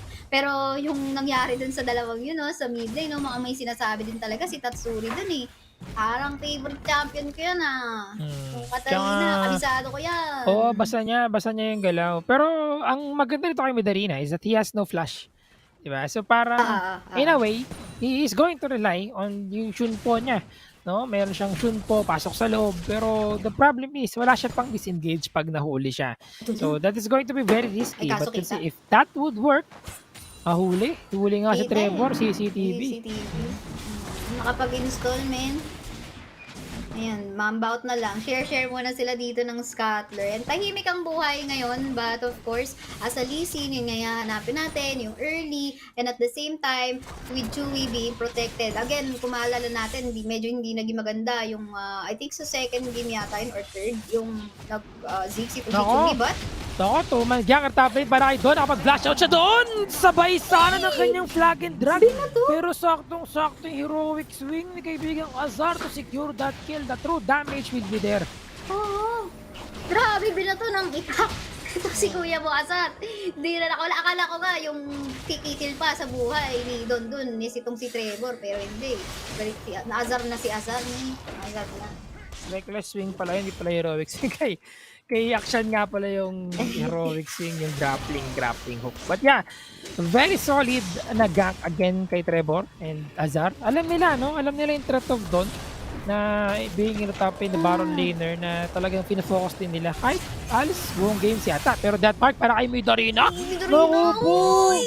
Naglaho Rina. Hindi na siya Midarina. Uwi Rina. Hindi na siya tagamid, no? Uwiri na siya. Pero si Tatsuri parang connect. Oh my God! What a play from Sayonara! Tinusok ng 3 talon strike. And after that, the flash in siya with a slow. And he goes in. A solid play from Sayonara. The counter play to shut down itong si Tatsuri. Grabe yung mga laruan natin dito eh. I think naging rin, na medyo na overconfident din siguro si Tatsuri. This is just a Shinzao. Hindi ako abot niyan, pero yun nga natuho, tumama, nag-connect, na markahan, kumbaga. So sabay pasok naman sa Torre, medyo makunat-kunachi naman yan, so okay lang. And super low na rin kasi si Tatsuri nun and wala na rin siyang, sa misiba. So, 1-for-1 trade sa kanila. Tsaka also, sa naka-use yung kanyang, yung flash. So, that's still an information. And the thing is, they really have to utilize that one. Summoner spells kasi matagal-tagal din naman ang cooldown ng mga yan. Lalo na pa-up na yung ating mga objective. We have the Dragon about to go up in 10 seconds. Nalamang dito sa pwesto ang Team Secret. Wind becomes lighting yung second skill dito ni Shinzao. Habang ngayon ay Dragon ay up. We have the Scuttle Crab, Scuttle Vision. Nasa Team Secret ngayon. Kumuha na ng package ang ating Corki. We'll see if they can use this one properly pagdating sa ating team fight, especially in the Dragon. So to take note, lamang sa item ang side ng Team Secret dito, especially if we're talking about Olaf, but yun nga lang, medyo nakahabol nga dito because of that kill sa mid lane kanina si Shinzao. But I guess mas in terms of the damage output, mas lamang itong, of course, itong si Olaf. Yun nga lang, depende kung makakasama ba siya sa team fight or kung pipigilan siya nitong si Jarvan. Yes. Actually, nag-benefit ngayon talaga ng gusto kay Azar, yung early lead na binigay sa kanya ni Trevor. 3-9, 4,000 na ngayon against 3,000. So alam na talaga na may lamang siya doon. Black Cleaver is up for him habang nagsisimula na ngayon ng Underground to get this Dragon Ocean Drake to give them Spell Vamp, Magic Vamp, Omni Vamp, Spell Vamp, Physical Vamp, any Vamp. Pero pasok sa loob side, Nara with audacious charge. Kaya din kanyang wind becomes lightning. Pero so na, dito si Rox. Rox will be able to disengage. No, he will still fall down. Pero that mark, marami Vitalina. Vitalina is down. Nasa loob, makakibigay si Sayonara. Will able to secure a trade dito. Pero wait lang, Laro 1 boy pa. Valkyrie over the wall. And the Rocket Barrage will secure itong si Trevor for 3-3 change sa laban natin na yun. Ngayon, ang ganda na nangyari doon. Both of the teams actually tinatry nila protektahan yung carries nila. Itong si Chewie at si Larawan. Both were successful as well. Kaya halos same, maganda rin lang din talaga yung naging exchange dito. But mas, nung bago nangyari yung team fight, lamang nga lang sa item itong si Zed. Ito paruunin natin kung ano talaga exactly nangyari doon. Backline access yung pinaka-hinahanap dito. Yung si Roxon, ano pa ba? Out na lang, binuhos lahat kay Roxy. Kaya wala na nagpo-protect para sa side ng Team Secret. And Maganda ko sa'yo, Nara. Okay sa pa. bawi lang. At actually, Ayun I think that's the last hit of 3 Talon Strike eh. Pero wait lang, tinamanan naman ang Sonic Wave pero killing spree na si Azar. Pasok sa loob si Rox. Rox will fall down. Ang next target dito wala iba kundi si Azar. And he will fall down as well. Kaya niya na-enjoy niya kanina. Pero yun nga lang, hindi yun sapat para maprotektahan ng kanyang sarili. This is now going to be a 3v4 situation. We'll see if they're gonna get this dragon at this point. Because Tatsuri, wala pa siyang death mark. Pero alam ba yan ng Underground? Unless they have the cooldown count sa kanilang timer ngayon, pumasok sa loob para kay Tatsuri, wala pa rin siya deathmark pa-updated, pero sinipa palayo! Si Sayonara! Ginamit ang kanyang crescent strike, pero see if they're gonna be able to get this dragon in which they did! The sustain from Sayonara and deathmark para kay Larawan. They can burn a bomb, yun nga lang, kapalit na buhay Tatsuri. This is not looking good for Team Secret, nag-audition sila na parang Starster, nakapasok pa sila sa loob. They will now backing off muna kasi dalawa na at dragon ay nakuha naman. Ang nangyayari dito, strategy ng UDG with their lineup up against Rox is, up against Team Secret is to get Rox first. The reason why is siya lang din talaga yung mag-i-stop kay Midalina dito eh. Para magwala si Midalina. Okay. So I think that's really good strategy na ginagawa ng UDG na. Sige, kahit medyo medyo tanky, sige, kunin na natin yan. Basta makaka-free hit maya-maya lang si Midalina. And ang ganda. Uy, wow! 3-man down stand! Dito naipit sila lahat na nakataclism. Itang Crescent Guard. Di pa cooldown yan. Kaya di pa gamit sa loob ng team fight natin. At nakuha na referral dito. Pero Sayonara disengage with the flash out. What the play! Sayonara indeed! One of the best jungler right now na nakikita natin ito. Pero teka lang, nasa taas si Midalina, nasa taparina na siya. At hinuli niya dito si Trevor with a secure kill and a referral base sama ni David. Ay, hindi mo tapos! Inuntok yung kanyang dyan kay Chewie and it's a race kagad! 8-minute mark! And referral into mid-lane. Ang ganda. I mean, this is the snowball that we can already say para sa side ng AUBG. First of all, wala kasi masyadong pang CC din for Midalina dito for sa gamit-gamit niya na champion. It's just gonna be Rox mainly. Konting-konti lang coming sa sipa ni Trevor and itong si Chewie yung kanyang satchel charge. Pero mostly si Rox and yun talaga yung nakikita mo na prayo ng UDG whenever team fight would happen. O kaya either malayo si Rox, pag wala si Rox, doon lang din talaga papalag tong UDG. Now, ang tanong siguro, ano yung dapat gawin ng Team Secret dito? Kasi nasayang, kung mapapansin parang halos nasayang. Hindi nila na-utilize ngayon yung lamang ni Olaf eh. So, siguro kailangan nilang maghanap ng play kung saan si Olaf, pag pumasok, kailangan ready rin pumasok kung si Rox. Tapos si Tatsuri naman, nakaabang na dito, maybe on the backline or maybe for Midalina. Tsaka, ang hirap din talaga. Actually, with the setup na ginawa ni Don kanina, with that 3-man cataclysm na naipit sa loob, na hindi sila makagalaw at makalabas, sobrang solid. I think only one champion was able to get away with the flash that he used. But again, right now, behind kasi ngayon si Trevor. 0-3-6 and it's not Yung looking lang. good para sa kanya, especially Sayonara with the 5-1-5 score. Imagine, eto kill participation is really giving them a lot of benefit right now. Pasok sa loob, ginagawa daw siya charge. Ortros, kasabay niya. Dalawa lang sila! Tatlo yung kanila kalaban, pero bidali para sa taparina na kailangan niyang papitas dito si Rox, pero napakuran dito si Galio. And exhaust siya doon. And Rox will fall down with the Valkyrie and the normal hit. Pero ito, Tatsuri, nasa Geddy, kasama si Trevor, pasok sa loob, siniba palayo itong si Larawan. Tumama yung kanyang Sonic Wave together with the Stasis para makagbay ng time. Wala siya Valkyrie, pero Declan will be there. Kasabay na pagtalon ni Midarina. Naging taparina na nga siya dito. At ang next target ay si Chewie! Si Chansu! And a Rampage, another ace! Double ace! For Underground. Oh my kulay. 8-8. Nahihirapan na ang Team Secret sa yun na snowball na talaga si Midorina. Kasi again, the moment na wala na magsisisi sa kanya. Kita mo na tingi-tingi yung item dito ni Midorina. JJ Spear. Nagana, ukay-ukay. Oo. Ukay-ukay na item. Medyo parang gusto niya bilhin lahat. Pero alam mo naman, you can't have it all. Kumbaga, falling in the deep. You can't have it all. Pero palag pa rin. Tingnan mo. Basta walang rocks na pipigil sa kanya. Nakaka-free hit lang siya. And sobrang sakit. Kahit mga basic item lang dito, talagang nabubura sa mapa. Itong si Tatsui, si Chewie. Oy, top lane. Papupush ba yan? Yup, kahit na meron silang isang cannon minion, nakuha naman nila kapalit ng ating second to the bot lane at buhay na yung ating Mountain Drake, which is probably gonna be taken down by Underground right now. Looking at the position, they have the positional advantage, in which they're now going straight sa ating Mountain Drake. And sobrang beneficial to para sa kanila, lalo na for the tanks that they currently have in the form of Dawn, Sayonara, and maybe even Ortros dito na nagbibuild din ng tanky items. So, ang ganda na makukuha ng UDG nito. So, talagang, wala, hindi natin nakita yung nahihirapan din actually i-execute ang Team Secret, yung ganong idea kung saan, sige, Zar and Rox, try tayo, hanap na setup. Apparently, it's not easy to pull off kasi ang kunat din ng mga frontline dito. Tsaka wala, not enough CC. Ang hirap. Kay Saya, napatayin si Ortros with the items that he has. We mentioned this earlier kanina na yung Fimbul Winter giving the benefit also of yung kanyang Stone Plate, pero Larawan dinamitan na dito ng Deathmark, ginamit niya kanyang stages para makapag-buy time sa kanyang mga tropa, pero naipit siya doon. Apat na member dito ng Team Secret will try to make sa counterplay. Connect na yung kanyang Sonic Wave, papasok ka ba siya? They will not try to push this further kasi nasa top lane sila. Sabi nila, keep them busy, boys. Parang napapansin ko yung mga yun iiwan na naman tayo, magkakaiwan na naman eh. Pero yun nga, parang napapansin ko yung kung nasa ang side yung Ziggs, doon naman siya na for this series lang naman siya, doon nahihirapan yung team. Pero of course, lang naman yun. Parang parang siya yung may balat ngayon sa Titan.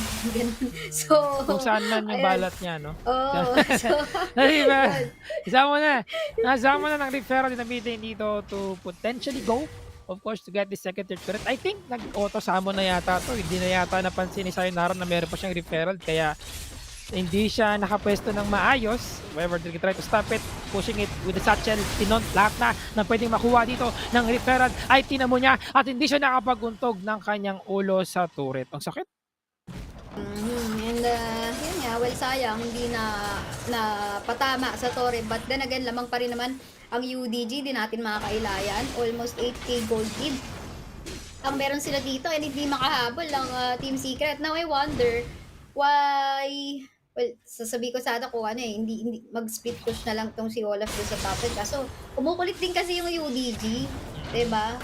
O ikot-ikot din sa mapa. Yeah, ang hirap talagang i-predict din yung movement ng Underground right now, pero it's working pretty well on their favor, I would say. Talagang solid yung ginagawa nilang play right now, especially with the rotation of Dawn.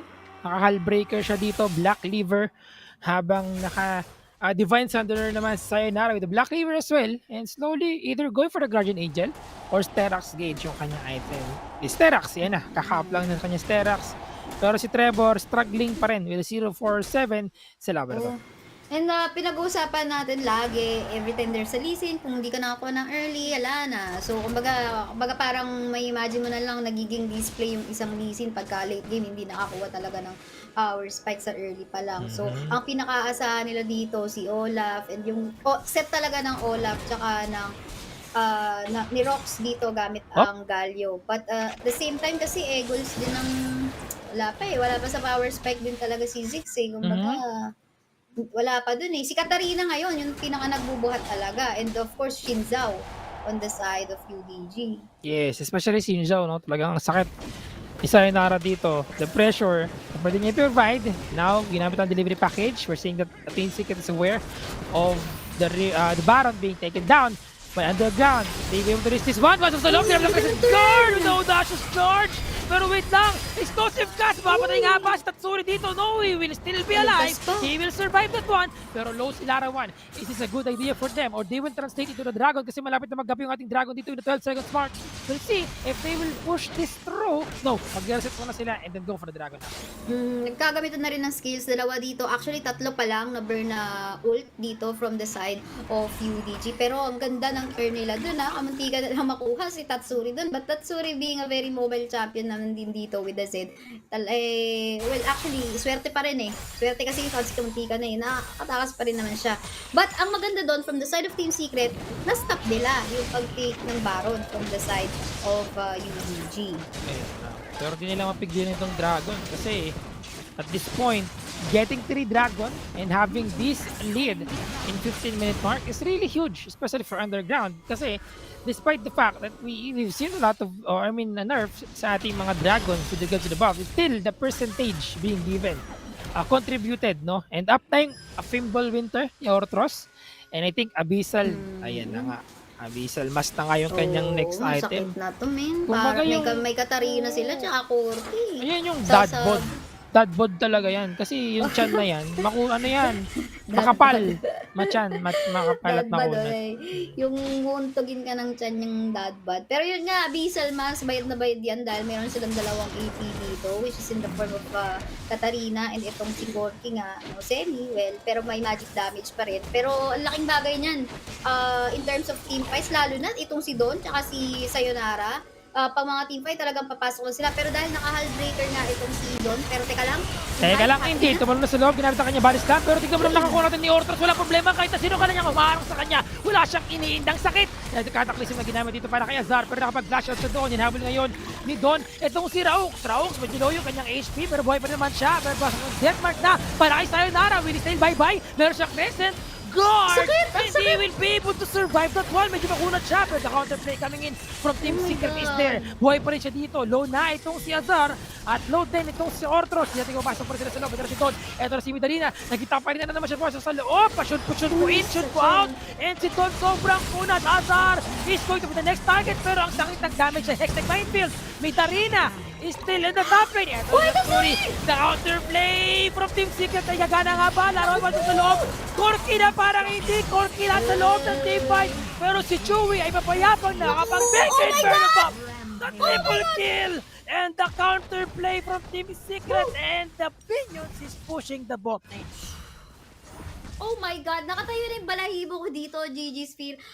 Despite Team Secret being in the defensive state kanina, sila rin yung lugi pa dito in terms of gold, in terms of itemization, in terms of map control din. Pero sila yung nakagawa ng play. Tignan natin dito, Chewie, ang ganda rin ng ginamit. I think time na nag-shell charge siya para lang maligtas din yung sarili niya. Wala, tira-tira na din siya sa baba ng mapa. And even before this replay, maganda rin kasi yung ginawa niyang 1v1 up against Midarina. Kung saan hindi siya napatay ni Midarina. Ang ganda kasi nang nagawa niyang in and out doon. In such a way, nakapag-flank pa siya dito to allow Chewie to free hit. And yun nga, nakapag-triple kill pa. That's the power spike now. 4 item. Ziggs, delikado to para sa side ng UDG. This is not looking good for Underground right now. Chewie is the only champion or the only player that they have to stop sa mga team fight natin. The problem is kanina nagkaroon siya ng free hit, di ba? Opportunity to do the free hit. And Underground, they cannot force this Baron. If they want to get this Baron, go for the pick-off first para mas maging maganda yung kanilang decision making and it's not going to be really hard for them to make some control. And at least right now, Trevor already has yung kanyang Guardian Angel. So more sustainability and another, kumbaga, one up sa kanyang buhay dito. One half na yung kanyang HP. yung kanyang buong buhay, di ba? Kasi pwede siya mabuhay after that with the Guardian Angel rocking. Ngayon nga lang, pwesto dito ang Team Secret. Habang palikod naman dito ang Underground, ginamit tayo explosive gas, medyo malayo, hindi naman nakakita isa. Kaya ito na, ginamit tayo, kanya kasi pa rin nakapag-satchel. Out naman si Chewy free hit, hero center save there. At tabol na itong si Chewy, not doing good for Underground once again. Dawn is down, and the Dragon is about to go up. This is Infernal Drake, and Turret, however, in the bot lane has been taken down by the minions. Yeah. Nagkakaroon ng space dito ang Team Secret. And hindi rin sila basta-basta makapasok nga, no? Dito from the backline kasi si Rox handang lumipad kahit saan, 'di ba? Kumbaga protect muna ako dito, sige, kaya Chewy, tapos lipad na lang ako sa inyo. Kailangan niya ng backup dun sa front line. Pero ito, ang nag-start Team Secret, very confident sila dito. Yes, kasi -1 eh. Alam mo naman na si Don ang nakapag-set nila dito because of the cataclysm. Pero sayonara, could still attempt to steal this one. Tapos sa loob, ginamit ang Dragon's Rage para kay Ortros. Pero napakakulat ni Ortros dito. Nagpapagay yung kanyang Guardian Angels. Pero Ortros is down. Ginamit ang kanyang Death Lotus with the Shunpo in. Pero buhay pa rin si Midarina. Nakapag-flash out siya doon. No! Shunpo out! He's still alive! What is happening right now? How are you going to die? Oh my God. Yep, he fall down. Pero nakapatay pa na isa dito. Itong si Larawan, hinahabol ni Don. Kakarating lang niya. May cataclysm siya. Hinintay niya mag-cooldown yung kanyang flag and drag para pasok sa loob. Chewy, sakto-sakto natin niya. Pero the flash out is there. Ikapalo na lang. Nalo na at tinusok na parang fishbowl yung ating Gordelman. And 4-man down, 3 is still alive. At 3 down as well for Underground. The ball is there. Inarangan ni Rox. Rox! Well, stop! Larawan and sayonara. Kakayanin pa niya. 10 seconds on the clock para dumating si Trevor dito. May mingit tayo na parating para magdepensa. 2,000 ang HP ng ating Nexus. Si sayonara. Tusok-tusok lang. And he will end the game and get the win sa ating upper bracket. Underground. What a wow! What a wow, what a play talaga. Astig. Sila ang astig sa ngayon. I think ito na yung hinahanap natin eh. Bigyan na naman ng time na mag-shine si Midarina. Pinakita nila sa atin with that Katarina nga na hawak-hawak niya kanina. Ang ganda ng mga pasok niya. Yes, may mga few highlights doon. Ano? And at the same time, I think na-work din talaga dito yung idea ng lineup nila. Or nag-favor yung lineup nila. Kasi hindi nga masisi yung, or wala masyadong crowd control yung lineup ng Team Secret. Ang re-rely lang nila ng CC ay yung si Rox, yung gamit Galio.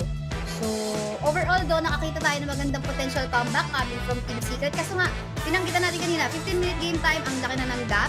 Tapos, meron pang 3 dragon, ang UDG. So, in such a way, mahihirapan din pa rin talaga na makabangon doon yung Team Secret. But at least, they tried. Nga lang, wala eh. Manifest lang din naman talaga si Ziggs. Hindi talaga. Mahirap talaga. Overall, it's a matter of, making sure that they can have the right position done on the setup, sayonara on the follow-up, and at the same time, giving the opportunity for Midarina na mag-open talaga ng spaces for Midarina to make sure na makapag-damage siya, Death Lotus na maayos. And it works pretty well para sa kanila. Even Larawan, the one player na hindi ganong napapansin sa mga team fight natin. Wala palang pressure nangyari doon, but again, the satchel out from Chewy. A good effort from Chewy overall. Pero at the end of the day, Underground is really on the driver's seat sa laban na to. Yeah, and alam mo yung parang nangyari kasi dun dito sa late game natin, parang 4v5 eh. Hindi na natin madadama talaga, in all honesty, si Trevor Dormon, talagang utility na lang siya, sipa dito, sipa doon, tapos tagal pa ng cooldown. Ganun na lang yung nangyayari sa late game play from the side of Team Secret. Pero imagine mo kung online na lisin to, na pag-uusapan natin, or maybe ibang champion, something late game na jungle, di ba? Siguro iba yung magiging sitwasyon. Kasi, yun nga eh, parang sinasalba ng Team Secret dito, sige, 4v5 to, situation na to, kakayanin natin.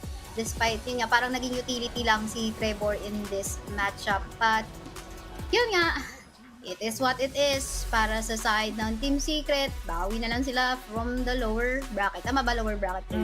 Yes. Actually, I understand the situation of Trevor dito, this specific game, the shutdown na ginawa ng Underground sa kanya, despite the fact that they were able to get the kill at top lane kanina, still not enough. Talagang nabitin sila, and no doubt, Midarina for his first game, first series sa buong Yeah. Underground, really proving himself that he was able to fill in the shoes of Mitsura. Siya yung Champion. nag-ukay-ukay. Player of the game. 5.33 KDA, 1,081 DPM, damage per minute, and GPM with a 723, 62% kill participation. And nakita natin, di ba? Again, this is a different form. At least this is a different form of Underground. We don't normally see. With regards to the picking, Midarina has a different champion pool. So, compare natin kay Mitsura, and it works. Yeah, nag-work. And I think pumabor lang din talaga. Siguro hindi sila kasi late nilang pinik yung Katarina. I think pang 5th slot or 4th. Kung saan na pa sila, wala masyadong CC. Pwede ba akong, feeling ko yun yung sinabi, pwede ba akong mag-Katarina? Sige, break ko to ganyan. So, ayan. So, I think naging magandang ending yun para sa side ng UDG dahil first time na naglaro ni Midarina nakita natin dito sa WCS at nakakuha agad siya ng MVP player for the day. Yes, and a huge shout out to Underground for winning this one. This is a very as a player, kung ako man ay isa sa mga kanila, even at Deep Secret, for sure, this is really stressful overall kasi matagal na game di ba? 5 games sunod-sunod, and you know, really important for them na makabawi. Di ba? Makabawi ulit sila sa from lower bracket Team Secret. I know for sure that they could still get a comeback because of how strong they are sa ating buong series na ito. Really surprising turn of events. We didn't expect that at all to happen. Yeah, but then again, ito talaga yung labanan napakaganda. But yeah, we'll have to see later on kung ano ang mangyayari dito. Para may nakita lang ako doon ng bagay.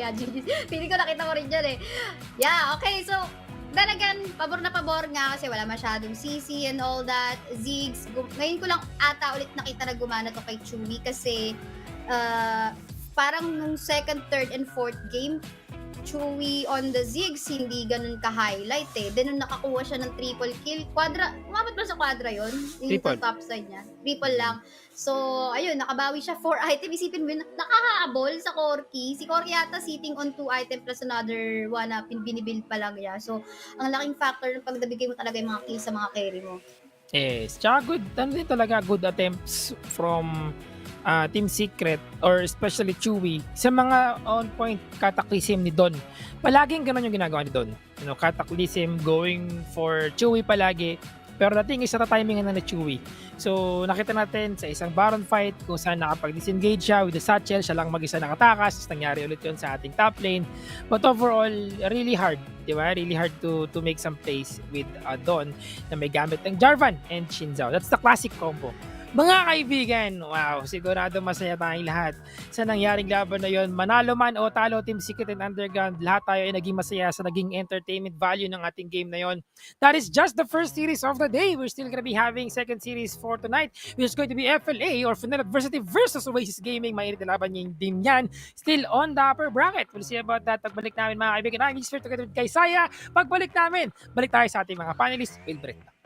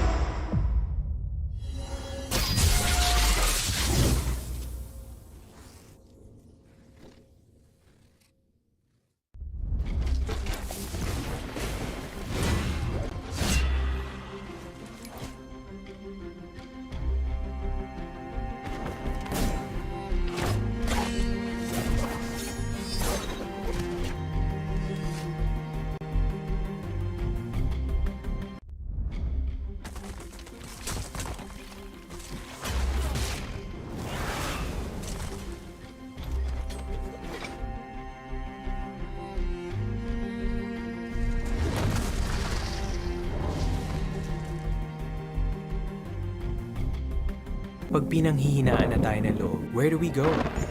We go where our power lies. With Go Plus 99. 8 gigs for all sites, plus 8 gigs for our favorite apps. Let's own the future with Globe Prepaid.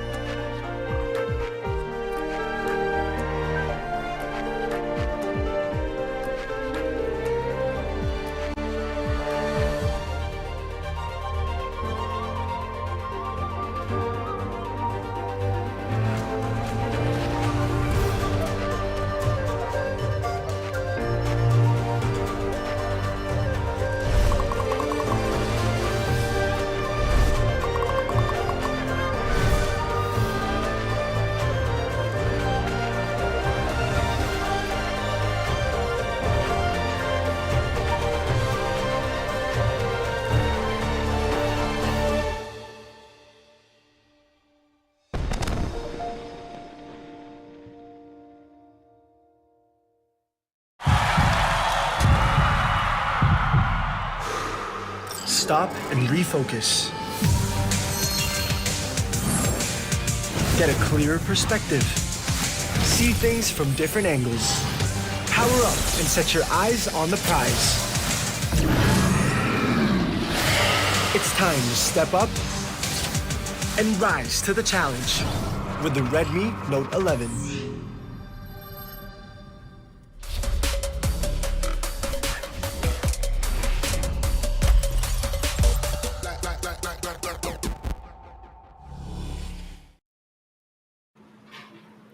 Welcome back to the WCS PH, where Team Underground, with a brand spanking mid laner, barely a week old, might we add, takes the series versus Team Secret with a 3-2, our first full 5-game series of the playoffs. Can I just add, by the way, if you are not in the PPGL Discord server, can you get over here? Because you can just imagine how insane it was in the server with that Game 5. But Autolus, there's a lot to break down over here. I mean, we saw a lot of things, including, of course, Midorina's debut and a Lee Sin mid from Tatsuri, a Sinch London, and yes, the Katarina mid, not from Tatsuri, but from Midorina. Midorina himself. Yeah, I'll talk about Midorina in a bit, but I would like to just go back first on game number 1 as to how Team Secret really prepared for UDG. First 3 bans of UDG is always to target Dawn on the top side, and we saw Dawn, going for the Shen, and I just saw the Gragas being a very pivotal pick on game number 1 because it denied a lot of the team fights for Underground. So what Underground did on game number 2 was to take it away from Team Secret, and it was actually very effective because not only was they able to get the Gragas, they were also able to play the Olaf, and we know how good UDG is playing around Sayonara. On game number 3, they doubled down. They went for the Master Yi. However, Team Secret knows how to capitalize on mistakes. A few errors here and there by UDG really did not spell well for them on game number 3. And on game number 4, I believe that was the most intense game of the series, let alone the season, because we saw, a quadra kill from Sayonara. We saw Azar going ballistic, going barbarian on the Azar. We saw Dawn being the hero of the game, and we also saw the UDG knockout punch by game number 4. And to top it all off, game number 5 was the welcome moment for Midorina. I know that we have raised questions time and time again, but then again, we mentioned this in the PPGL Discord server. Give the young blood what he wants. Give him the Katarina. Give him his IGN namesake. Because Midarina on that Katarina without a flash, with a barrier, with an ignite, just went toe-to-toe against Satsuri and really carried UDG on to the next round. Yeah, and that's apparently why they call him Mid Arena, right? It was already it was right there in the name, and it was already teasing what we were in for. Deadeye, I know you just came from that series. Anything to add to that, or do you need to catch your breath? Again, I know it was really intense. I just want to say, of course, these two teams, Team Secret and Team Underground, just gave us an intense series there, and you can really tell. I witnessed it firsthand. I casted the series that these two teams really want that win.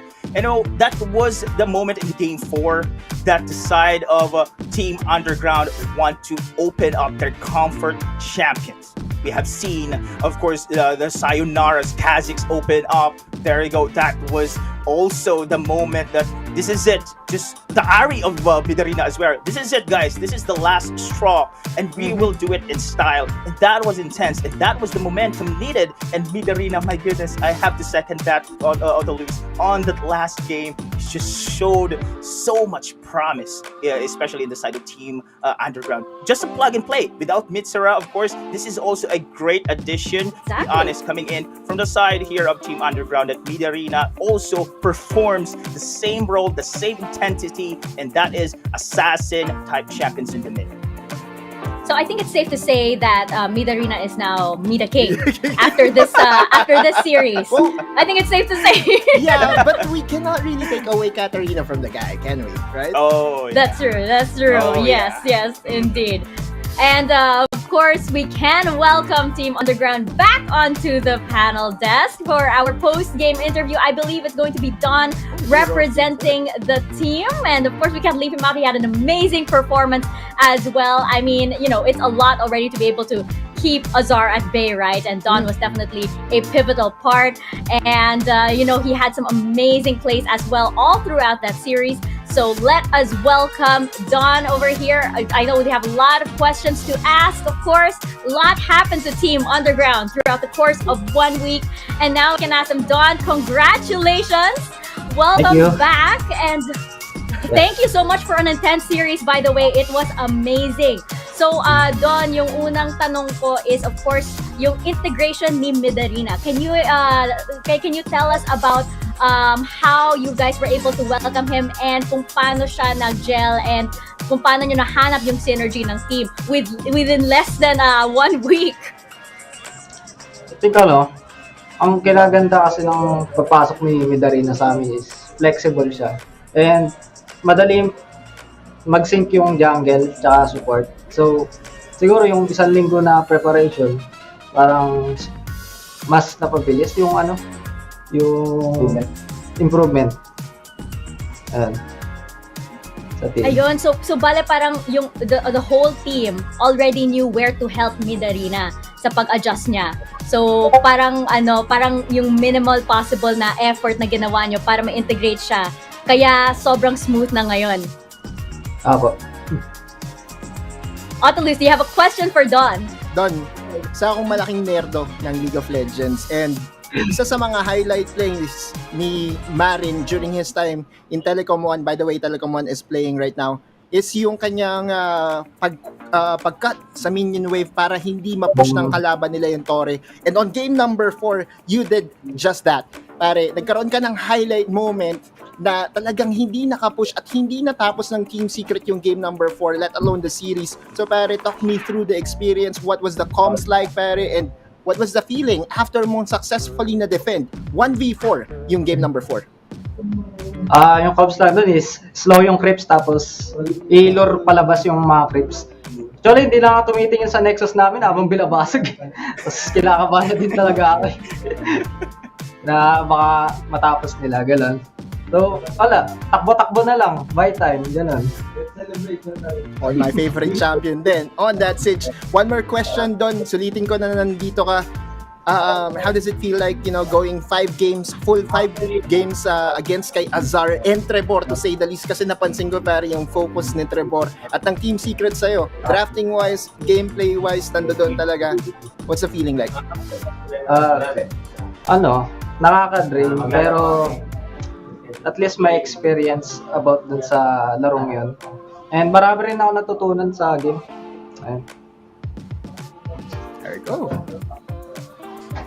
And mukhang ready na din for the Congratulations, rest of their upper bracket run. Deadeye, do you have a question for Don? All right, congratulations, Don. That was a great series na pinakita nyo versus the side of Team Secret. I really enjoyed casting those kind of games. Pero let's focus, of course, on the drafts din, no? So, we have seen the Team Secret, tina-target talaga yung Core 4 champions mo. They have taken away, of course, Garen doon. Yeah, you're set as well. I would like to ask, comfort champion mo ba yung Singe na yun, yung Jarvan 4? Because that was the first time na nakita namin you are using that on the farm lane. Actually, madalang kung gamitin siya sa practice namin. Siguro, once or twice lang. Depende din sa sa lineup na kalaban Kaya, ayun yung mga ginagamit ko. Yeah, it only shows flexible din dito si Don. It's flexible. Thank you so much, Don. Very much so. And of course, hindi lang sa champions, pero it looks like in the way that they work also, because they were able to accommodate ang Midarina in such a short time. And that just goes to show, that just proves the teamwork really and the synergy of Team Underground. Don, thank you very much. Do you have any shout-outs that you'd like to give or any messages that you'd like to give all of the supporters of Team Underground? Yes, thank you. Big shoutout sa Team Secret. Sobrang ganda ng laban natin. And syempre sa mga supporters ng UDG dyan, na nandiyan pa rin kahit alam mo na may nawala sa amin. And patuloy pa rin kami sinusuportahan. Yeah, kay Boss Shinbo, Madam PB, kay Coach Specs na nasa dentista, pati yung pinunot niya. Sa analyst namin na si Shotaro, kay Cookie, si manager namin. Tapos sa request ni Sayonara, Shinshao daw ni Revenga. Kung wala daw yun, hindi daw siya matututo mag-Shinshao. Tapos sa mga dyan, kung parang nanonood dyan. So, Madam Angel and kay Scarlett, the birthday niya. Happy birthday, baby. Tapos, last is girlfriend ko, si Christine, na nanonood. Thank you sa support. I love you. Thank you very much, Don. We will let you go kasi nararamdaman ko din yung pagod mo. I feel it. So you can rest and relax and regroup para sa next series nyo tomorrow and or the rest of the playoffs rather. Thank you very much and congratulations. Yes, thank you. All right, that was Don, ladies and gentlemen. And yes, I really felt it's like, oh my gosh, I just came from running a marathon and that's really what it was, diba? Can I just say one thing, Mika? It appears that we will have a full slate of Team Secret pala over the weekend because yesterday they played, today they played, and tomorrow they will be facing another opponent. So by winning yesterday, they end up tiring themselves at least for week number 1. Wow. Oh my gosh. But you know what? That's like we mentioned before, when it comes to Team Secret, they really like taking the long way around to things. So yeah, sure. It might be down to the lower bracket for Team Secret, facing possible elimination, by the way. But if there's any team that can make it out of the lower bracket, it's Team Secret. I just cursed them. Oh no, erase. I will shut up now. We have to move on. We're gonna go into our next series. I'm not gonna say anything anymore. We're gonna move on into our next series, FENNEL Adversity versus Oasis. Now, this is another big matchup where the rivalry runs deep and even extends beyond the WCS. And it seems like the fate of these two teams are tied together. Deadeye, I think a lot of us would say that when these two teams go up against each other, it's pretty much 50-50. Exactly, but in the group stages, we have seen these two teams really brawling it all out. Oasis takes, of course, the game against FENNEL. FENNEL takes the game against Oasis as well. But in totality, of course, I'm going to expect this, especially here in the playoffs, Ms. Mika. I think this is it. The rivalry between these two will be times 200 here in this match. But of course, I would like to highlight as well that FLA's run in the group stages has been the most consistent among all other teams here in WCS PH. I mean, this consistency has led FLA to be one of the top teams in our tournament right now. But with regard to the playstyle though, this team is slowly transitioning from a conservative, macro, late game team into this proactive and aggressive team fighting team. Started picks from hard carry, of course, from Danny and Chanter here for Rafi. Now they are going for this hard engager and ABC duo. And on the second half of the group stages, comes joining in as well the roster. And Doming's frequent gank plays was also a big factor, which is transitioning to our player highlights of the game. Doming has been filling the multi-role jungler for FOA. Of course, there are games that he goes for this hard carry champions. And there are also games where he goes for this initiator or utility junglers. Now, this is what I like about the other side of Doming, the initiator utility jungler. This proactivity from Doming is what's making FLA to be an aggressive team. And it's not only comms, of course, playstyle that's affecting it. So here in the series, I want to see Doming here in this mode. I want to see him rotating around the rift more and creating takeoff opportunities for the team. This has been so far their playstyle during the last, of course, stages of our game. And I'm hoping to see them more doing this, especially against Oasis. Controlled aggression has always been our keyword when it comes to FENNEL adversity, and they're really taking that and owning it, especially throughout the WCS regular season. We have seen them evolve from the fall season, from becoming that powerhouse team that went toe-to-toe with Team Secret, and now they're going toe-to-toe with these other 5 stellar teams, one of which, of course, is Oasis Gaming, and this is a team that started out very, very strong in the first weeks of the regular season. However, we saw them wobble a little bit towards the later half. They had a very strong showing though yesterday against Grind Sky Esports. They were also the first team to bring out the Karma to huge success, and Rico was fangirling all around. Yes, indeed. Autolus, is the LFA magic? Is that Seabold qualifier Oasis? Are they back and better than ever? Wait, let me do this first. Always sheesh! Sheesh! This version of Oasis reminds me so well of their Seabold qualifiers dominance. Their creativity, confidence, and continuous map pressure help them overcome Grind Sky Esports. And this is to remember that Grind Sky Esports was able to own them during the regular season. Now, after placing 6th in a very stacked regular season, questions were raised about their consistency. But with careful planning and sticking to their identity of playing fast and playing confident, Oasis is now poised to relive the magic that was once lost. Now, for our solo player highlight, I would like to highlight this player. He has to be here. The etop for Oasis teams have to be wary of this guy. His record with Oasis is now 13 wins with 5 losses, netting a total positive for Oasis. His Riven is among the best in the country and should be respected from this point moving forward. He will go aggressive, do tower dives, and win team fights in exchange for his life. So I'm really liking the decision of Oasis to really start etop, and so should Oasis fans, because so far this is really working into their favor. And I just want to say, of course, the other jungler, Renzi, of course, he was graduating. I think he graduated a few days ago. We just have to congratulate him. Good job. I always love it, of course, when we hear our players, still complete their studies and everything. Good job, Renzi. And of course, Etaf over here has a tall order indeed, because he will be up against Doming. Now, I know this clash has happened so many times all throughout the WCS and even in community events that I'm going to throw it to you first. Yeah. What are you looking for in this head-to-head? How's it going to go down? Basically, I think this is going to be a much contested picks for these two teams. We have seen similarity, of course, with their champion pool. Listen is one of the most contested teams. Doming performs a very good Listen. Same thing coming in from Etaf here. And if I'm going to see Doming on this aggressive mode here in the jungle role, this is going to be a brawl here, because Etaf is doing the same thing as well. This is a hard carry Etaf, very aggressive as well on the side of Oasis. Autolus, Etaf came from a very, very impressive series yesterday, and I would say that the momentum, probably that moral high, is still with him. What do you think? We know that Doming likes to sleep early. Do you think this early bird's gonna catch the worm today? This is a different flavor of a worm, because I believe Doming is the thing here is Doming is kind of used to playing Renzi and holds Renzi on a different standard. FIL Adversity and Oasis Gaming, going back to the Seabold qualifiers, Doming faced Renzi, and even during the regular season, there has been games that Doming faced Renzi, and there was just a limited appearances for Etaf against Doming.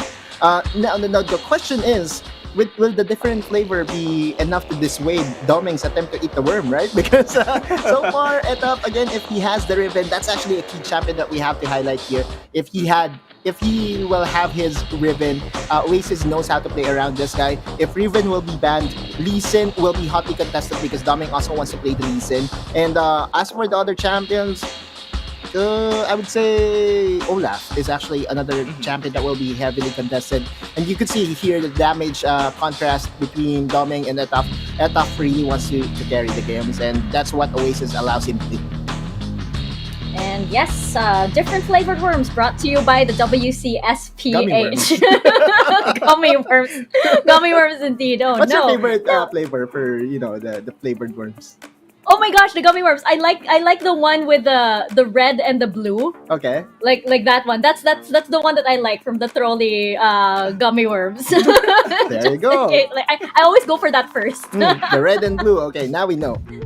The red and blue, just in case. I don't know if anybody was wondering that. That's such a specific question. I know. I'm But sorry. yes, the question, of course, is now thrown to us with our predictions for this. I actually honestly forgot this. So this is going to be a surprise when Prod pulls up our predictions. And I know my side is a bit on. Okay, I'm not sure actually because I caught the tail end of what we saw in the PPGL Discord server. And okay. So we are all in agreement. It is 3-for-3 here on the side of FENNEL Adversity. Do you think we're going for a full 5 games on loose? I think so. Yes. Ooh. I know. It's been a long day, but I mean, if the 5 games will be as intense as what we had earlier, I'm willing to go the distance with the team, and it's just because this is a gift that keeps on giving, right? And FENNEL Adversity versus Oasis, this is another rivalry that we have written about over and over again. So similar to Team Secret versus Underground, I'm expecting this to be as explosive and as I would say, I don't know, I've lost myself for words. That's it for me. I'm sorry. Speechless. You can't describe it. You can't describe it, especially with what we saw coming from the series. Yeah. Deadeye, what do you think? Is this a full 5? Is this a 3-2? What do you think? Yeah, I've mentioned a while ago, of course, when this do, especially during the group stages, we have seen so many brawls, so many action, and I do expect, of course, especially here in the playoffs, the same intensity, no, even more. So I have witnessed the hunger of a Team Underground and Team Secret there for the upper bracket spots, and I think this is going to be the same aura that these two will show up. But of course, for me, I'll go with Team FENNEL Adversity 3-2 against Oasis Gaming. And with regards to the predictions, I was, of course, the one who voted for Team Secret. Yeah. So right now, I do have that wrong prediction. The coffee treat. Yeah, and our consequence for the day is libreng kape for direct. So that means that it's possible. I'm one step closer. We only have 2 series for the day, so I think this is pretty much shield if we're all for FENNEL Adversity. If Oasis wins this thing, bye-bye, Tita Mix. Well, no, I think regardless, because I have that one. I have that one regardless. Hey, Prod, you're getting some coffee with me tomorrow. Oh, hey, lucky guys. I hope it's not all of you. But you know what? Prod does deserve it anyway. I'm happy to. I'm happy. This is a consequence that's really great. Uplifts everybody on the production too. And I do believe we have our casters ready, our riff ready, and our players ready for our second series of the day. FENNEL Adversity versus Oasis Gaming. Casters, over to you guys.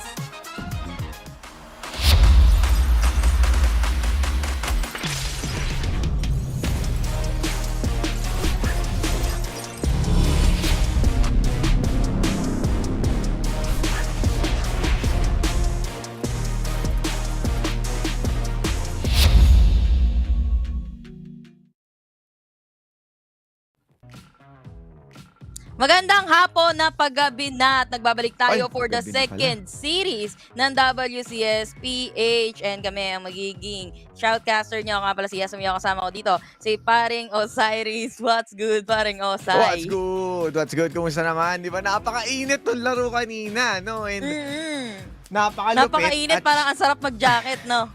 Oo, mukhang kailangan natin ng jacket eh, no? FENNEL, baka naman, kaya Oasis, no? Kahit sino naman dyan.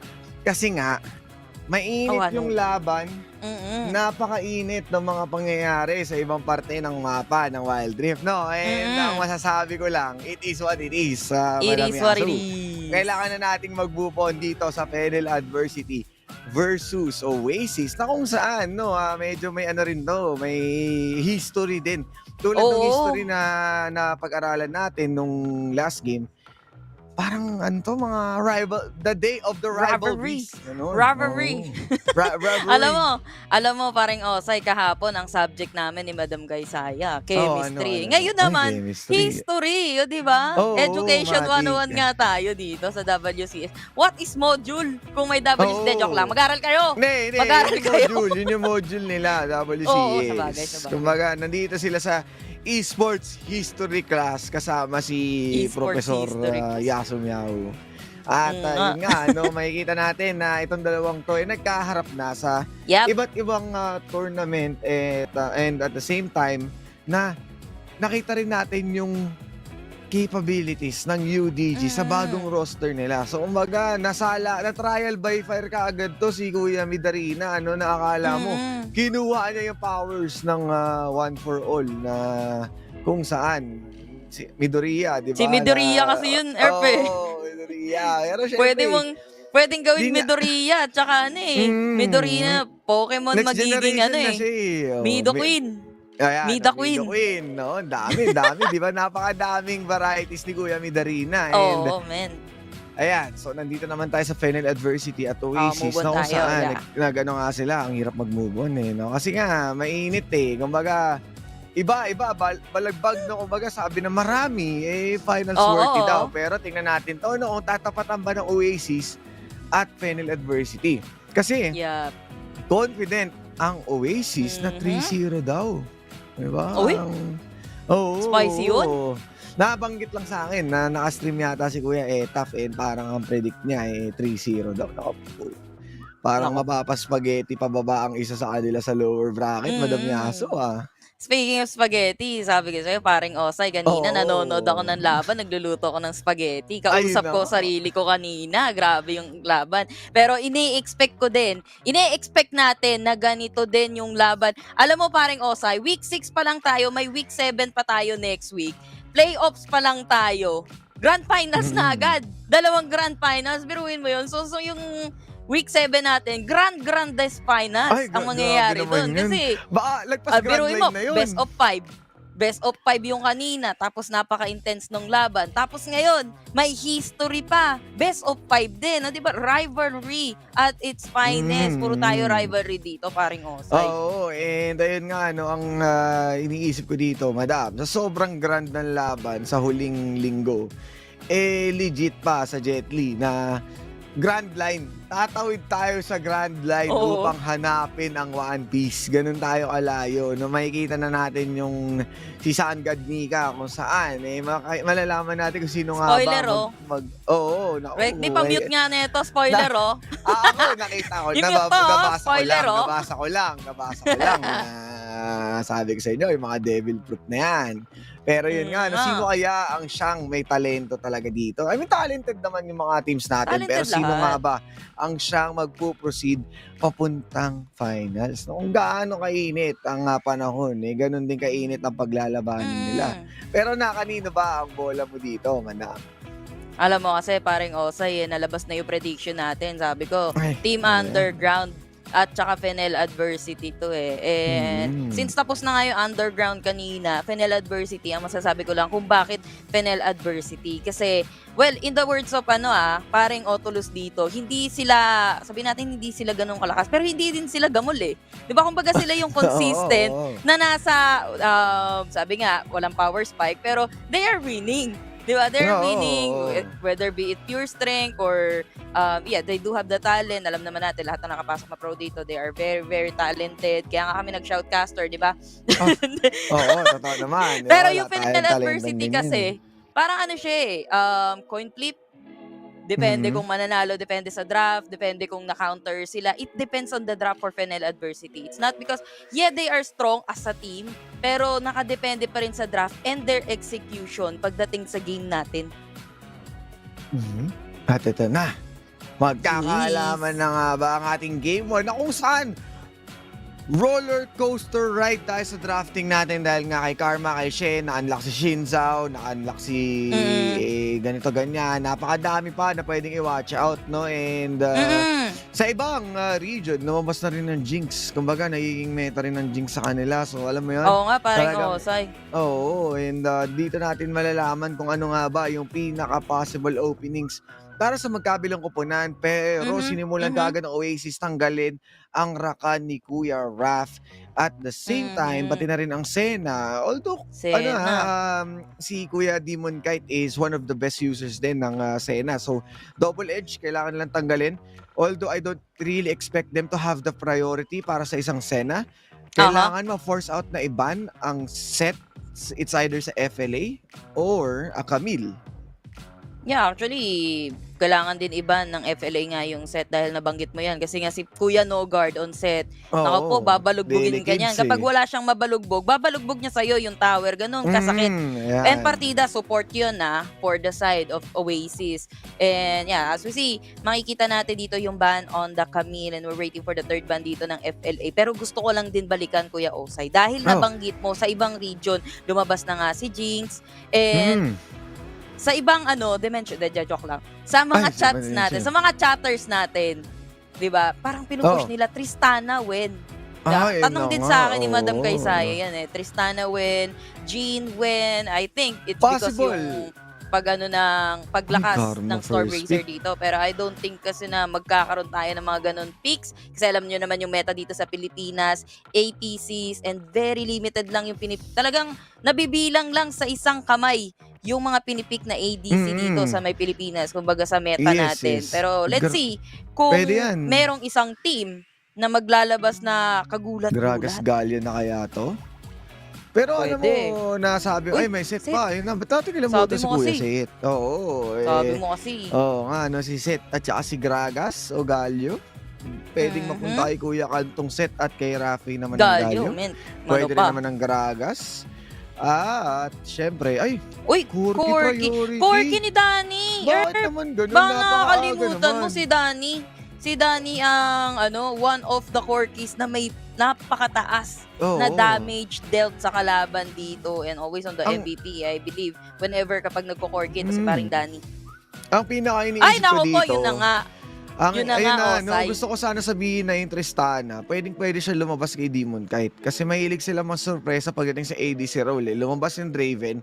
Pero, pinanglalason nila. Feeling ko, jumping lason yan if 2 ahead na sila or match point. Pero yun nga, meron tayong Lulu Vayne combination.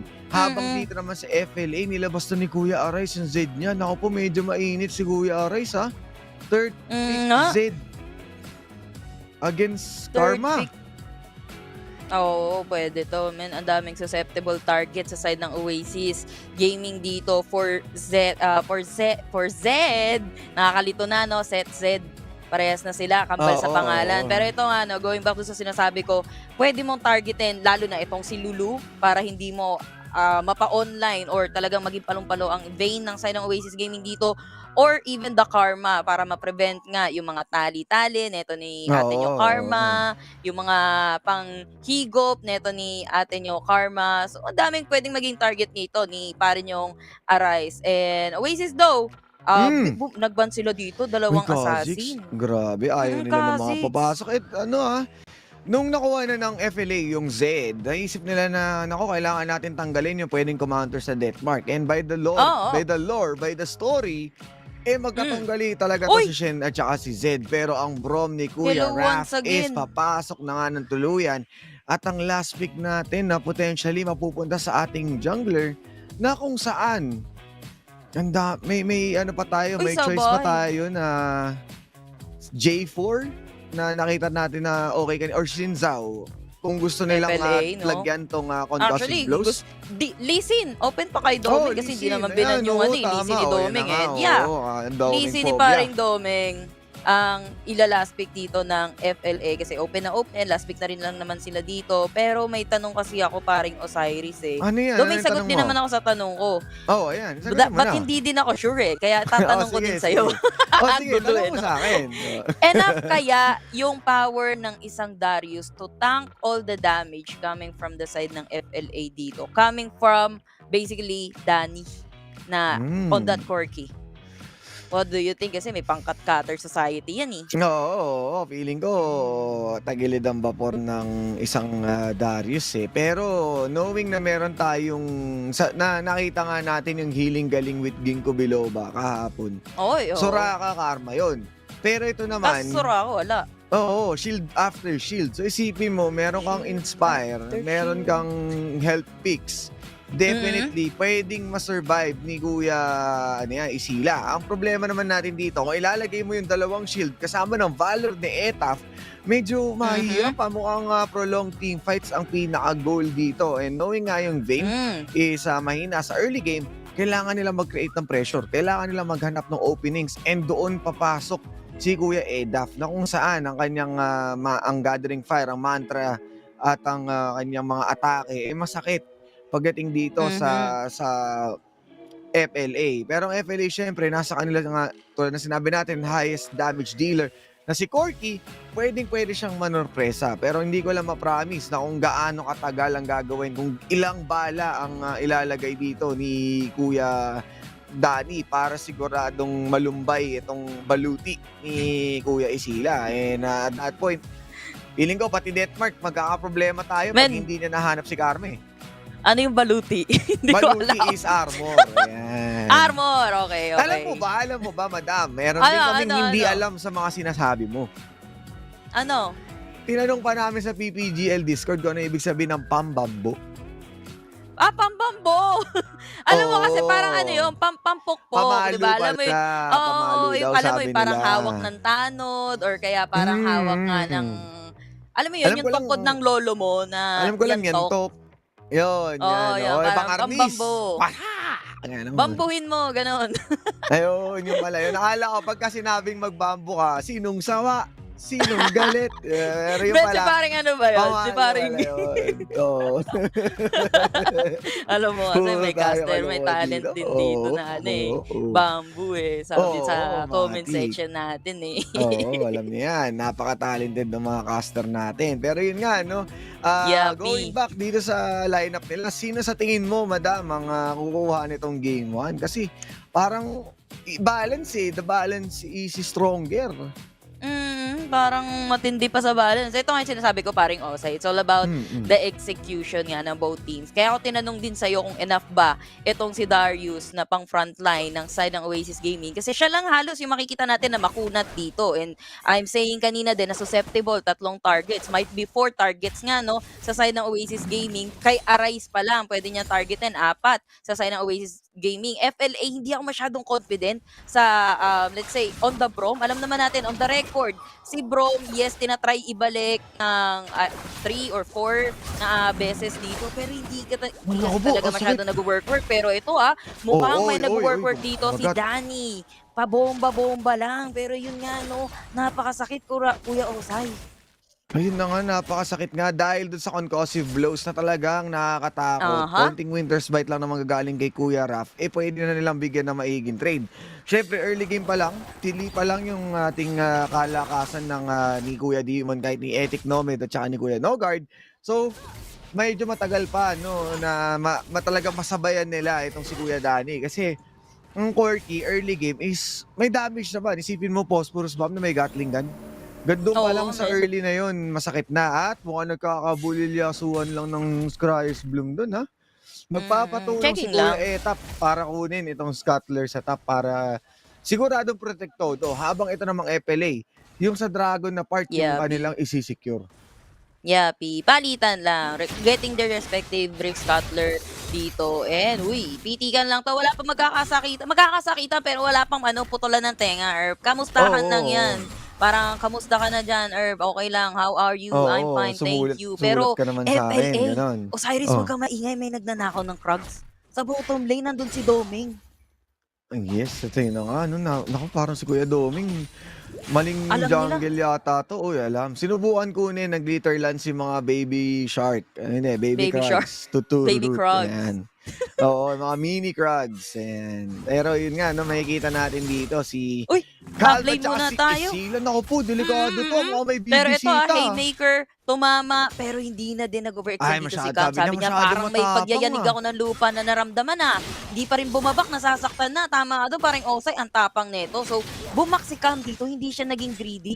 Sabi niya kasi, greed is not good. Ay, greed is not good, 9999 nga kasi medyo kailangan yung pili lang ang iyong kukunin pagdating doon sa iyong Yapi. farmings. And syempre, mapapa-atras naman doon sila Kuya Etaf at Etaf at saka si Kuya Isila. So, tamang reset lang and wala pa namang galit dito sa side ng FLA. Wala pang nag-early gank. Although, the possibility na ang unang bisitahin ni Kuya Doming dito is itong si Demon Kite. Kailangan nila i-shutdown to as Oh, yeah, early as yeah. they can. They need to find that opening kaagad. And we saw sa kamay ng UDG dati kung paano shutdown ang isang Vayne na kung saan hindi mo madadaan sa Alt F4 Enter. Kailangan mong bisitahin. Kailangan mo literally na kunin yung mga kills para itong si Kuya Danny na kung sakali man na mag-Triforce, mapaaga din ang kanyang itemization. Yapi. And nasa mobile games tayo, or walang Alt M4 Enter dito. Ay, Kaya oo. Tama, kailangan tama. talaga Oo. bisita ang kailangan gawin dito ng FLA dahil nabanggit mo nga itong si Demon Kite, no? Demon Kite, kilala natin yan sa kiting abilities niyan. What's more, kapag nasa signature champion niya, which is itong si Vayne nga. And in order to shut him down, kailangan talaga nila dito si Doming na as of now, wala. Pero ang nakikita natin nagro-rotate sa mapa, itong si Etap na nasa bottom lane ito na, na. Dragon Wala fight masyadong na. vision dito yung FLA sa may Dragon. Nakaka-spawn pa lang si Etap. Naggamit sila dito ng sweeping lens. Nandito na din itong si Rap. may ipit! Kasama Ako po. ang kanyang pintuan pero isa yung tinamaan ng Fisher dito. Para lang makapag-buy time na pumasok dito si Domingo. May scuttle vision yung side ng Oasis. Pero hindi pa rin naman sila nag-all in para sa side ng FENNEL Adversity. Oo, Ano may flank hinihintay tayo dito, mo? Yung Oasis Ayun na. pumasok, pero ginuhitan na dito ni Paring Danny. Sabay na itaboy naman nila Uy, dito yung Death membro Marcy, ng Oasis. And Death Marcy, Etap, natunaw na. Low na dito si Rap, pero nakapag-flash out, mamba out. Pero umakabol dito yung Oasis. Kaso nga lang, ba't Mind kayo sa liminaw. aabol? Binobomba lang sila ni Paring. Yes, and that good re-engage naman gagaling sa FLA. Sabay ping sa Rift Herald, mukhang mag-iiba ang kanilang priority dito. Dahil nga, mas maraming na-burn na resources sa kamay ng Oasis. Yes, Yapi. every sums are down. Pero yung low HP na yon at saka syempre yung priority na pwede nilang kunin para buksan ng Oasis ang mid lane at makakuha ng mga big rotations. Pero tingnan natin kung may gagawin nga ba sila dito. Tamang ikot lang si Kuya Danny. Wala pa siyang Dragon's Rage. So tamang abang lang. Warded naman ang blue buff. Kaya alam nila ang pwestuhan. Sweeping lane sa gagamitan ni Etaf. Habang ang Rift Herald hindi pa sinisimulan.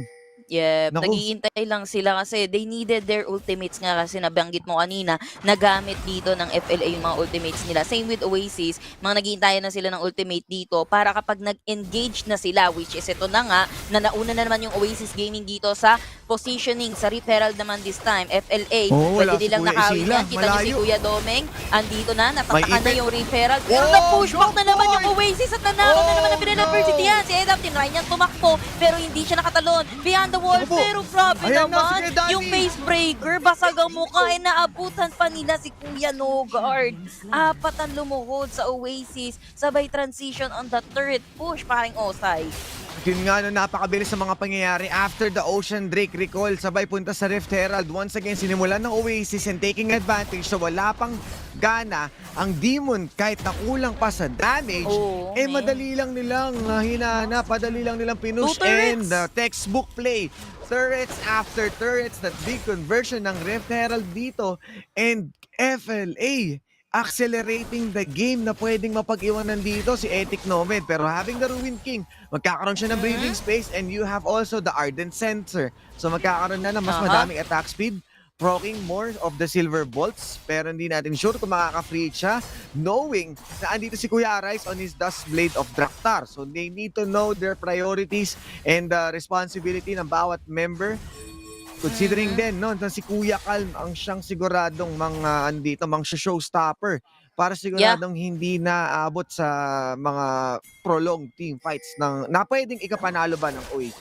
Yeah, actually pwedeng gawin ng Oasis dito. Second item, susceptible sila dito sa death marks. Neto ni Arise, Stasis. Second item, lalo na kay Idap kasi I think 2 beses na siyang na-target ng death mark dito ni Kuya nyo Arise. Kanina na nasa Dragon, I'm not really sure yung kanina sa Herald dito. But yun nga ang pwedeng maging sagot to not totally shutdown yung death mark potential na pwedeng ibigay dito ni Arise. Pero as much as possible, kailangan din to ni Ethic Nomad para hindi din siya mabuli. Kumbaga ng side ng FLA, lalo na neto ni Arise. Dahil kung ikukumpara natin yung pera ni Danny sa pera ni Ethic Nomad, lamang ng 1,000. Talagang sobrang 1,000. Pero yung bottom lane natin tinatry. Idet ng Oasis Gaming nandito ng tropa. Pero FENNEL Adversity, ire-respeto nila yan. Uy, tinamaan pa ng Rocket na bulilyasa sa Tri-Brush. Pero mas quick pa sa speed ang rotation dito ng ating mga tropa sa FLA. No? They want to be the one who's step ahead sa pagdating sa vision,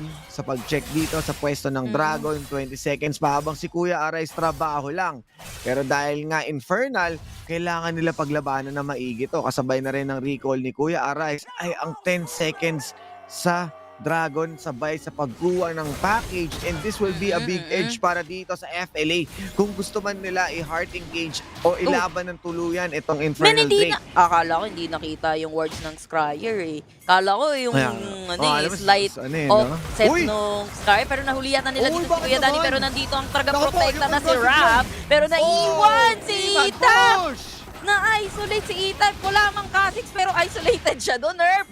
And sinisimulan dito ng FENNEL Adversity yung Dragon habang nakaabang sa damo. Itong si Arise na nakita niya si Isila dito, pero okay lang daw kasi hindi naman siya magko-commit sabay blast pole. Wala nang gagawin yung Oasis Gaming kundi lumipat na lang sa referral na hindi pa mag-i-spawn, Erp.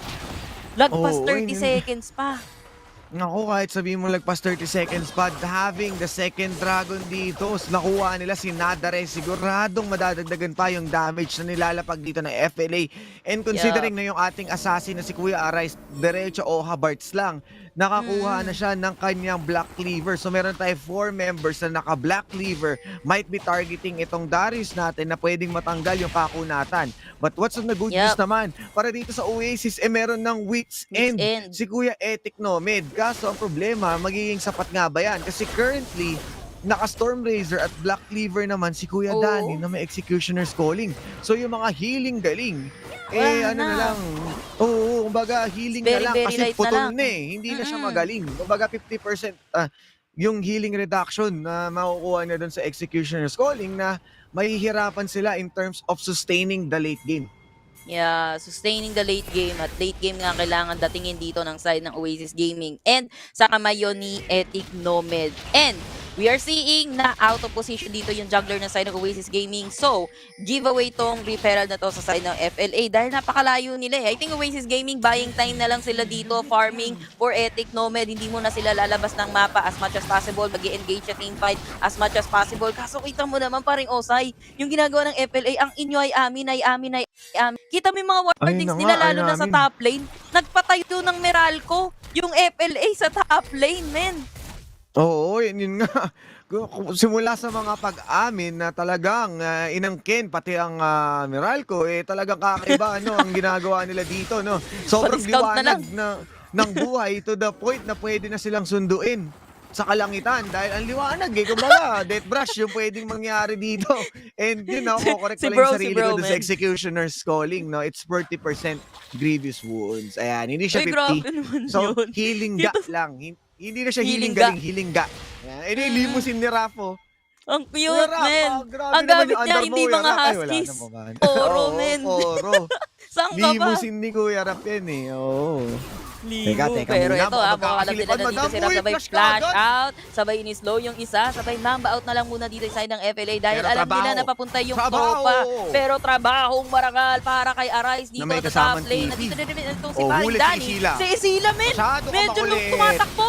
kay Danny, Deathmark, and sa bugto, sila, nakapagpalaki pa nga, naisalba siya doon ng wild growth neto ni Kuya UnditrgRND. Yeah, delegates nga to, pero kahabol pa dito itong si Itap, nangunguna din dito si Abby, pero tatlo ang napalipad ng Fissure, sabay, espada, uy, takbo Itap, medyo masakit yan, konti na lang yung buhay mo, may tataka sa ulo, pero nirespeto naman din yan na FENNEL Adversity na hindi tayo magiging greedy at papatayin pa itong si Kuya yung Itap. Ayun na nga, iniwasan nila maging greedy at the same time kailangan na mag-ready dahil papunta na nga yung susunod natin na Dragon. At kung titignan mo kung gaano kalambot si Kuya Isila that forced out that nature's growth. Oh, man! I mean, wild growth. Dahil nga, Oo, kasi mukha siyang nature dahil Black nga, Clover, alam mo Storm naman, Razor. si Kay Sorceress, itong si Lulu. At kita mo naman kung gaano ka-efficient yung wild growth para makaprotekta ng kakamping. Ngunit gusto mo yung gamitin kay tropang Ethic Nomad. Kaso, dahil nga doon sa palakol, isipin mo, ikaw si Darius, ginamit yung palakol against sa'yo. Medyo mahihirapan ka kasi mas matatastas ka ng isang Corki dahil nga mas mabilis makapag-stack ng itong minus armor. And umaray nga ng tuluyan si Kuya Isila. Yes, nagawa man nilang i-push out or magawa man nila ma-fend off ang 4v5 pero tuloy pa rin ang Oha parts. May tipis si Kuya actually, Z. 3v5. Tama ka bang lang dito? Open na naman yung dragon natin, Kuya Osay. Nagkakasilipan na. Ayun na. Kasakay lang dito ni Kuya nyo, Danny. Pero nauna na naman dito yung Oasis Gaming Hero of the Fissure para sa apat dito. Sabay pinasukan ng binaldog sa mukha. Nakuha pa din dito ng Oasis Gaming yung dragon. Pero ang kapalit naman nun ay isa-isa silang napitas. Tinry nilang tumampo si Isila na natira. Pero how about no? Kasi Ace yun. Habang si Arise, okay, trabaho lang ako dito. Actually, si Arise, okay na eh. Ubus kasi dito yung Oasis, mamen. Kaya na nila tapos ito kaso walang minion. At sa taas pa, yung minion wave, konting kembot pa. Yung konting kembot pa, pero malaki ang ating death timers, 12 seconds para sa apat na miyembro. At si Kuya Isila, 3 segundo lamang, pero sa patako dahil ito nakatapusan. Yeah, FENNEL Adversity, they will be taking 1 point away sa side ng Oasis Gaming dito. Bro, you see, FENNEL Adversity, they executed that game by the book. Ano mo yun? Yung parang napaka-classic ng Galag. Sige, lure natin sila dito sa Dragon, tapos sa Katay pumasok, initiate, para makot sila off guard. Dude, FENNEL Adversity, they are strong and they are just using by the book. Pero, napakagana napakagana. Ganado, no? Ang ginawa dito ng FENNEL Adversity. Textbook play. Walang dumulas, walang nagkamali. Dinahandahan nila. Kumuha sila ng scalpel na tila ba hinati sa gitna itong Oasis dahil nga ang ganda na pagkaka-breakdown nila. The trades are in. They made sure na walang unnecessary team fight na kinukuha. Even investing ang isang flash, muntik nang mahuli si Kuya Raf sa isang death brush. Ganun sila ka-well invested na wala dapat mamamatay. They need to play this perfectly. Dahil nga, knowing no na mahirap talaga labanan ang Oasis. And andito nirespeto nila yung lakas ng Oasis na talaga nagpatumba sa kanila ng mga few moments doon sa regular season. So pagka kinuha nila yung full commitment na dadahan-dahanin natin to, hindi tayo basta-basta magpapauba kaya. And this is a 13 minutes sa screen nyo, 6-0. Ibig sabihin, walang momentum na nakuha ang Oasis na kung saan ang Vayne wala na rin nahuli. At kita mo naman, pinasok nila ng tuluyan, di ba? Kahit sabihin mong nakuha yung Dragon, kahit sabihin mong tinamaan sila no, malupit na paghigop ng Karma, 0-11. Ganon kaingat ang FLA against Oasis. Yeah, ang sakit nun para, lalo na kapag ang gamit mo Vayne as much as possible din, gusto nyo makakuha ng kill at mai-funnel. Ito si parin yung Vayne, pero hindi. And gaya na nasabi ko, paring Osay kanina, no? Danny, ang ating player of the game, almost every time kapag nasa kanya ang Corki, lista mo na. Panalo ang FENNEL Adversity dito and siya ang player of the game. Siya yung nakakuha ng MVP natin eh. And yun nga, no? Yung tanong ko kasi kanina kung kaya ba ng isang Darius na tangkihin yung damage. Kasagot. Kasi Danny pa lang, Cut Cutter Society. Kita mo yung yung first item niya dito, men. medyo napapaluhod na talaga agad eh. Itong si parin yung Darius dyan, Black Cleaver, o alam ko, masarap lang tawagin Black Clover. Pero Stormraiser, and then eliminating pa yung some of the heals na pwede niyang makuha din, or some of the lifesteal din. At papunta pa siya sa IE. Oo, papunta pa siya ng IE. Men, di pa nga nakapunta kasi tapos na yung game natin. Oo, tapos na eh. Isipin mo, ilang minutes lang yun. And this is unlikely to look for sa Oasis, no? And somehow nakakatakot siya kung iisipin mo na maigi kasi ang Oasis, hindi sila zero kills. Hindi sila, sabihin natin, hindi sila nagpapaubaya ng mga ganong klaseng games. Pero nakita natin sila at the back foot. And what's worse is pwede silang bigla na lang mag-comeback, manggulat. And itong dalawang kupunan natin, sanay sila sa momentum. And madalas na pag nag-tilt sila, medyo nahihirapan sila mag-bounce back. Yeah. Kaya kailangan ingatan. This will be a big challenge sa FENNEL adversity para ingatan itong 1 win nila. Itong first win nila to keep it cool papunta sa 3-0. Kasi nga, di ba, naipangako nga ng magkabilang koponan na most likely 3-0 dahil playing on a momentum base. Gusto mong hawak mo yung bola. Kung sigurado kang sure ball hanggang ikatlong laban sa inyo na. Dahil once na ma-scorean ka ng isa sa mga to, may malaking posibilidad na talagang mabaliktad lahat. Yeah, to summarize, if you have the advantage, mas confident ka, and mas parang okay pa yung mental state mo doon kasi nanalo ka ng isa, konting panalo na lang. And yep, I guess Oasis Gaming, I think they have to adjust some on their draft, pero I guess makikita natin yan sa susunod na laban, which is magkakaroon muna tayo ng short break, and then pagbalik namin, magkakaroon muna tayo short break. Kami ulit naging shoutcaster niya kasi may kasama ko dito si paring Osay. Huwag kayong aalis, magbabalik kami. Game 2 na.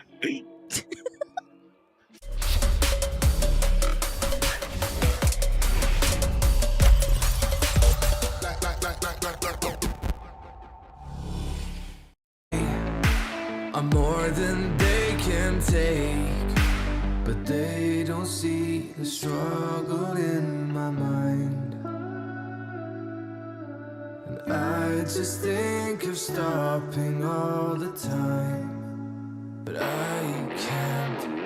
I'll make my journey through the hellfire. I'll just tear down another empire. Never hold me back, hold me back. 'Cause I'm a juggernaut. 'Cause I'm a juggernaut.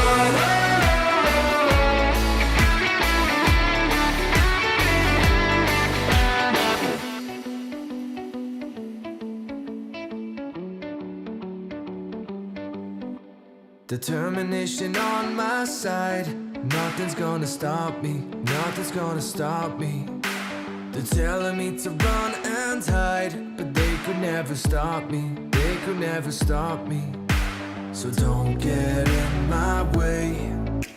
The dams are about to break. I don't care what they say. I'm more than they can take, but they don't see the struggle in my mind. And I just think of stopping all the time, but I can't. I'll make my journey through the hellfire. I'll just tear down another empire. Never hold me back, hold me back. 'Cause I'm a juggernaut.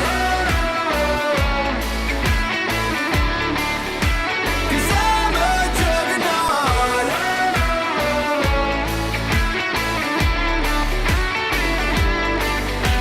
Whatever it takes, wherever it takes me, I'm never gonna stop, no, no. Whatever it takes, wherever it takes me, I'm never gonna stop, no, no. Whatever it takes, whatever it takes me, I'm never gonna stop, no, no. Whatever it takes, whatever it takes me, I'm never gonna stop, no, no. I'm never gonna stop, no, no. I'll make my journey through the hellfire. I'll just tear down another empire. Never hold me back, hold me back.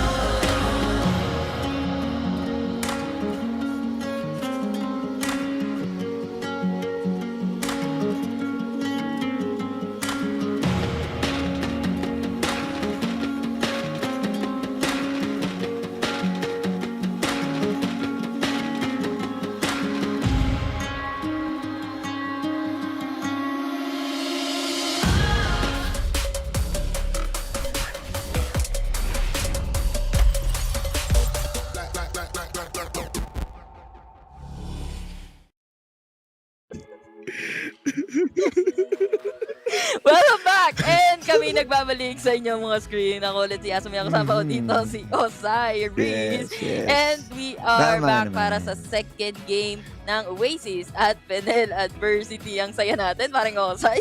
Oo, ay parang enjoy na enjoy ka. Parang alam mo Ganun yun, talaga pag ramdam na nag-joke si ramdam ko. Direk. Kailangan tumawa Oo, tayo. minsan lang minsan lang mag-joke si Derek. So Oo. alam mo yun, iba yung dala nating happiness. And Yep. ayun nga, no, talagang nakita natin kung gaano kalupit yung bakbakan kanina. And medyo hindi natin in-expect. Knowing na itong Oasis, no, isa sa pinaka balagbagi na team. And hindi pa natin nakikita muli si Kuya Renzi. And ngayon nga, baka nandun pa siya sa secret training kung tawagin. And ngayon, masasagutan kaya nila ang galawan dito ng FENNEL Adversity kasi well aware sila Ang tapang ng, to be honest, ang tapang ng mga picks ng mga players natin. Nag-early pick ka ng Luluvain, nag-early pick ka ng Zed. Di ba parang doon pa lang alam mo na kung paano i-approach yung last two picks nyo. And it really worked well para sa FENNEL Adversity na yung tempo nila is not high risk, high reward. Hindi sila sumugal. Hindi sila nag-gank to the point na mamamatay si Kuya Doming sa ang kamay safe nga ni nila Epic Nomad. Iniwasan nila yun, no? Iniwasan nila, nirespeto nila na malakas ang Oasis sa pagbasa ng ganyan. So ang gawin natin, sa objective tayo manggulang. And yun nga, no, ilang beses nilang tinake advantage at yung napakalaking conversion, bawat kuha nila ng objective, bawat kills na nakukuha nila, with one Rift Herald, nakakuha kagad sila ng 2 early towers, doon pa lang kuha mo na yung momentum mo bilang FENNEL Adversity. At that point, textbook play na lang yung mga sumunod. Parang normal games na lang for FENNEL. Kasi nakita na natin silang ganun sila gumalaw I mean, FENNEL Adversity, naglaro sila ng very, very safe to the point na hindi man ganun ka-flashy, pero what's flashiness, no? Kung kung ganitong way, mananalo kami. And FENNEL Adversity, kita natin yung time and time again, yung respect na hindi sila humahabol despite being low. Etong si Itaf, kita natin, di ba, halos 1/4 HP na. Etong si Itaf, kung ako isang bulol na player, habulin ko pa yon para makakuha ng another kill, di ba? So, diving into deep. Pero FENNEL Adversity, men. FENNEL Adversity, sabi nila, with all due respect, ayokong maging greedy. Parang pinipigilan nila ang kanilang sarili dito. Greed is bad. Pero, tingnan natin, kasi magpapalit sila, paring Osay, ng switch side. Parang iba yun FLA, first pick, Oasis, first 2 picks. Ang tanong paring Osay, kasi nakawala din kanina, yung lead neto ni Kuya Doming, ibaban ba to ng Oasis? Ayun na nga, yun yung problema natin. No? There's a possibility na kung isi-second phase pick yan ng FLA, pwede na lang na totally tanggalin. Although yung nag-set naman ng tempo ng FLA, isn't really naman talaga itong si Kuya Doming. Hindi siya entirely nag-invest sa ganking para matakot tayo ng tuluyan sa leasing niya. Naging lang siya so-so lang. Kumbaga, ginawa lang niya yung part niya as a jungler. And ang pinaka talagang feeling ko na nag-rise doon sa ganong klaseng situation is si Kuya Arise. Kaya nga may rise. Kumbaga, Arise to si the Kuya top. Arise, gumawa siya ng extra rise na ginawa niya yung extra efforts or extra work na pumush, na kumuha ng mga split push and knowing na ang lakas ng teamfight prowess ng Oasis, kailangan nila i-acknowledge yun. So, ang ginawa nila, sinubukan nilang ilaban, ngunit late na And ano ba yung masasabi mo doon, madam? Yeah, I think yun nga, no? Parang it's a natural job din naman ng isang Zed. Split push, and then team fight, pitas-pitas, chepi-chepi ng isa sa mga susceptible target. Lulu, sabi ko nga kanina, ang daming pwedeng targetin dito ni paring Arise. Except for Esila dito. Esila din naman, may point na hindi nga siya namatay doon, pero napakumit nga ng big ultimates dito. Itong si paring yung Lulu, just to save him. Pero yun nga, napaka-susceptible ng targets kasi talaga for Arise. Kumbaga naging chewables kay Arise yung lineup kanina ng Oasis. Pero FLA, sila Gragas naman. dapat to Sila naman ang kumuha. Oo nga, sila naman yung kumuha ng Karma. Ay, hindi pala. Sayang. Ban si Nabilan Jace. ng FLA. Sige, Ban din si Seth. Gragas Galio. Sena, uy! Sena Gragas. Gragas Sena. The classic. The classic El Clasico. Etic no, Made no guard, the twin combi. The twin connection. Dito, Twinning. Oo, hindi na naman Ang sa dami. FLA. Dito yung chance na pwede silang kumuha Uy, sa ng, kanila naman. Darius, ni Kuya Calm, at At Corky. Corky, pwede nga bang Corky? Pero pwede na nilang lagpasan yan kasi Z may Senna ulit? na yung kabila eh. Pero baka kasi iban. So it's either a Z or a Corky, pero mababan sa second phase. Ang possible na sabihin natin Galio is open din. Kung shutdown. sakaling... Pero ako Galio Uy, sana. Morgana, Gana. May double AP. May double AP tayo dito ha. Kakaiba to. Yeah. Mukhang is it a karma na may Morgana? Come to think of it, no, na you have the Inspire. May movement speed ka bilang Morgana at pwede ka mag-Soul Shackles. Yun nga. Tapos, Dark once na ma-Soul binding, no? Shackles, pwede ka pang mag-resolve na may another tali. Ang daming pantali, feeling men. ko, ang daming pantali na mukhang may magtatahi. Pero mukhang, ito na si Kuya Etaf, nakuha niya yung kanya lisin. Well, to think about it, dalawa pala silang agawan talaga ng lisin, no? Oo. Si Etaf, si Domeng. Sabi ko nga, paulit-ulit natin sinasabi, mga jungler natin, hindi pwedeng hindi dumaan sa lisin yan.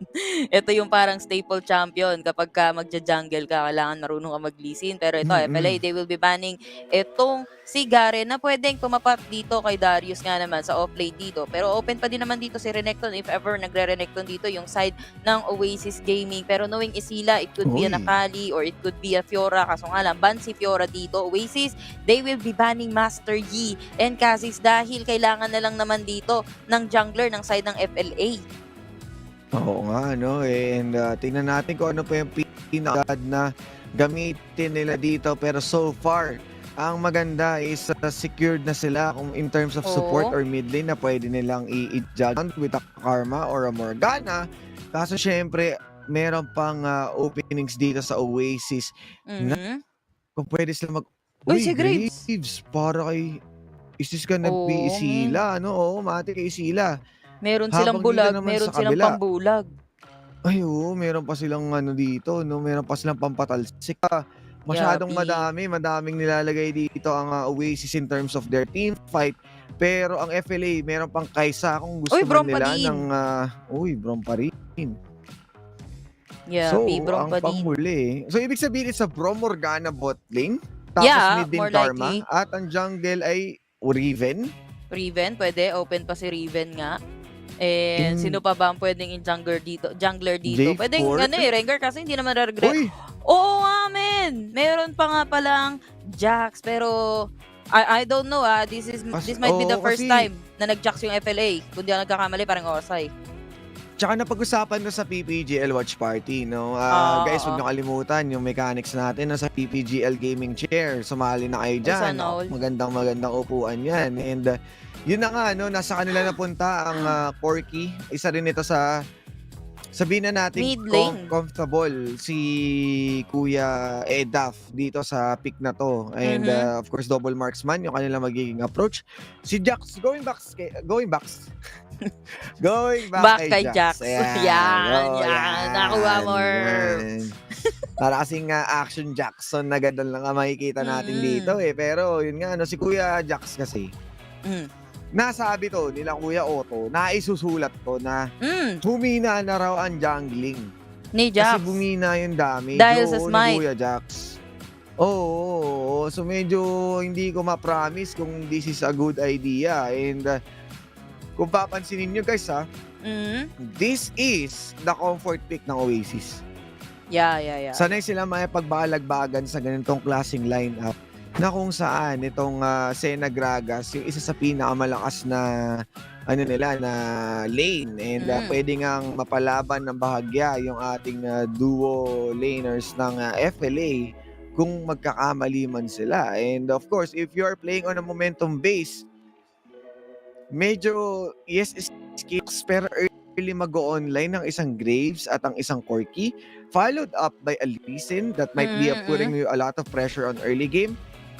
tingin ko makakascore ang Oasis dito kung Yeah, ako magkataon. din. Kailangan magdahan-dahan ng FLA dito. Yeah, tama ka doon paring Osay. And I think ang kaibahan FLA kanina, they have a Z. Meron silang pang backlines, diving, mechanic dito. Unlike ngayon, nakadepende sila sa setup na pwedeng gawin ni Karma and ni Morgana dito. And kung makakatagal pa nga itong si Kuya nyo Raph on that Brom, kasi andito na yung Cut-Cutter Society sa side ng Oasis Gaming. They have the core key on EDAP dito, and at the same time, parang may tatlo sila ditong marksman sa side ng Oasis Gaming. So yung shield dito ni paring Raph kanina na nagagamit niya on the first game, talagang total defense at hindi makapenetrate dito yung side ng Oasis. Ngayon, pwede na mapenetrate ng Oasis dahil they have damage na. Sabi mo nga, mas maagang makakapag-online dito yung mga cores ng side ng Oasis Gaming. And yeah, let's see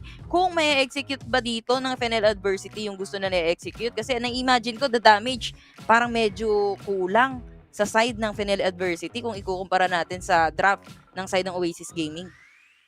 Ito yun nga, ito yung pinaka swabing draft ng Oasis Gaming. Oo, Swabity, Bobby D. And Swabby Boop, kung saan itong FLA nila, kumbaga, kung gaano kadisiplina ng Game 1, kailangan nila dalhin this time around. Dahil pag nagkamali sila, mas delikado ang Oasis. Nadala nila na kung saan may layering ng late game, may power spike silang kailangan ingatan, and feeling ko hindi na to kasing libre ng split push ng tulad na nakita natin kay Kuya Arise. Oo. Dahil nga, nagkaroon din tayo ng pagbabago, and knowing na jungle Jax yung trabaho mo, so we're not going to see a Jax na may hacker. Definitely si Kuya Doming siyang magbubuhat dito ngayon, which is unlikely.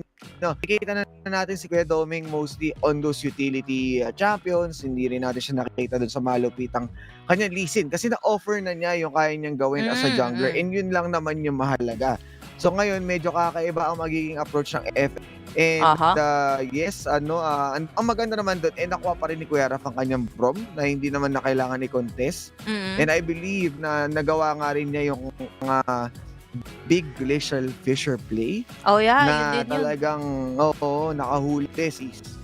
Yeah, na-caught off guard sila. Well, I guess that's a mistake din coming from Oasis. Kasi knowing na may Brom, talagang sama-sama sila on that tight spot sa may tribush at the bottom lane. Nag-group up din sila inside the pit dito, ng Dragon Pit kanina. And lagi silang na-check nung fisher nga neto ni paring Raph whenever na they are trying to contest, or sila yung nauuna. Actually, sila yung nauuna sa position kanina pagdating sa referral dragon natin. Pero nangyayari, nagiging leash. And then, hindi sila makapag-enter ulit kasi nga, may fisher agad ni paring Raph. And then, sinaraduhan ng pinto. Kasi alam naman natin, si Brom, may bit-bit na pinto dito. And nagugulat na lang sila bigla. Nasa likod itong si Kuya Arise with the Z. Pero, this time, this game, wala tayong Z. Medyo frontline Oo, and may Cut-Cutter Society, the damage, pwede agad ma-take down yung pinto dito ni Kuya Raph, ni Kuya Brom. And yun nga yung problema, hindi ko alam kung paano nila sisiguraduhin na makuha yung Game 2, pero this will explain a lot sa execution for the reason that they have a really good, well-rounded team both sides. At of course, the win condition is mapa-online din natin si Kuya Doming and Kuya Danny on that Morgana Brom combination with Raph. We have the CCs after CCs. Kung gusto man gumawa ng play ni Kuya Etap, then madali siyang mahuhuli. At ang karma naman ngayon na meron tayo is, alam mo yun, you have the shields after shields, you have the concussive blows. Ang dami nilang shield. And this Jax, yan mukhang si Jax talaga, tsaka si Kuya Kalmado ang siyang gagawa ng mga big play dito, habang yung big 3 natin tamang relax lang muna. Relax lang sa may bandang likod. Relax. Bakit asa na po next? Mamaya pa, no? Mamaya pa. Relax lang muna ngayon. Relax na. Relax Kapag ka nanalo, relax na. No? Ngayon, relax pa lang. Hindi pa pwede. Pero kasi alam ko kung bakit sinabi mo relax, men. Kasi meron sila may pantali-tali dito. Alam naman natin. Kapag nilalak mo at kinakadena mo, men, relax. Ibig sabihin, muling ikadena, muling ilak yung kalaban. Kasi biruin mo, itatali ka ng isang, sabi natin, nahuli ka sa tali dito, ni Karma. asahan mo pwedeng pumasok ang isang Morgana na kasama pa ng kanyang another Talis. Talagang relax ang magiging pwedeng kahinatnan dito na side ng Oasis Alam kung mo, maging careless sila, paring Osay. relax yun kasi pagka ginambol mo yung relax, magiging locker. Aha, And ilang ba locker. yung ilang ba yung Madami, lockers natin, di ba? Ang dami, di ba? Meron Ang kang, dami, ang dami. yun nga, napag-usapan natin, may Morgana ka. Kumbaga, chain CC yung Chain mangyayari. CC. And kung meron ka ng chain at saka lock, sigurado na yon na secure yung Chain lock. game 2, no? Yun siguro yon na may posibilidad nga na itong chains and locks will have the security na may panalo. Pero Grabe tingnan natin naman kung yun. paano nga ba kaporsigido ang Oasis, no? Men, so ang kailangan gawin ng Oasis dito, security breach. Di ba? Oo, Kailangan ayun, nila dito si paring Freddy. Di ba? Ayos ba yun? Oo. Di ba, mga password. Oo. Yun nga, kailangan natin, no, ng security breach. Kasi pagka hindi nila na security breach to, matatanggal yung R nila. Kailangan nila mag-beach. Kasi kailangan nila mag-relax. Oo, diba? Summer, diba? Summer. Pero alam mo kasi sabi ni Recti, pagka summer, kailangan ng jacket. Oo. Yup. Pero eto na tayo, FLA and Oasis. Game 2 na tayo. Tignan natin kung mag-workout ba yung ganitong draft ng FLA without the Z na kanina nag-Shining Shimmering Splendid on the first game natin. Or Oasis, looking very, very strong yung kanilang draft dito with all the damage, the protect, the peel na pwedeng gawin dito ni paring Nogard. And they have the twinning connection kasi Etic Nomad and Nogard, di ba? Oo, and alam naman natin kung gaano karespetado rin si Dragon. No? Simula nung lumipat siya sa kanyang support role, naging on point yung paggamit niya ng Gragas. At ito na nga, speaking of on point, Body Slam tumama dito kay Rap. Medyo nasaktan siya doon, pero with Danny's help doon sa Dark Binding, ligtas pa rin naman. They don't have that much damage pa din naman for both sides. Oo, okay lang, no? Hanggat hindi pa nakakakuha dito ng kill si Kuya Etic Nomad at saka si Nogard. Chillins lang naman dahil nga pwede nilang gamitan ng Black Shield bago pumutok yung yakap dito o yung stun. Yung kadelang ginto ni Demon Kite.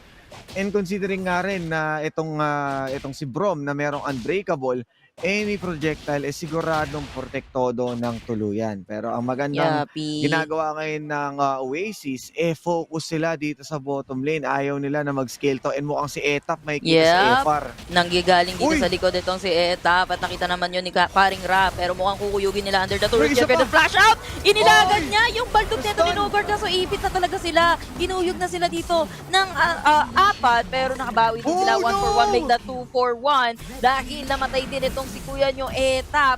While under the turret na habol ni Arise, itong si Nogard sabay baldog papaalis doon sa jungle ng FLA. Pero hindi magandang initiation yun, paring Osay, para sa Oasis. Oo, medyo nagkamali sila doon ng juggle. And yun nga, no, masyado silang eager para sa ganong klaseng play. And feeling ko nabasa na yon ng FLA. For the reason that, nakita mo ba yung winner dito ni FR? Nakita niya si Etaf napapunta na and natamaan niya pa ng concussive blow. So meron na siyang pre-winter's bite para dahil ni-expect na nila, nilagyan niya pa ng wards para may certain vision sila at hindi niya pinaputok yung concussive blow.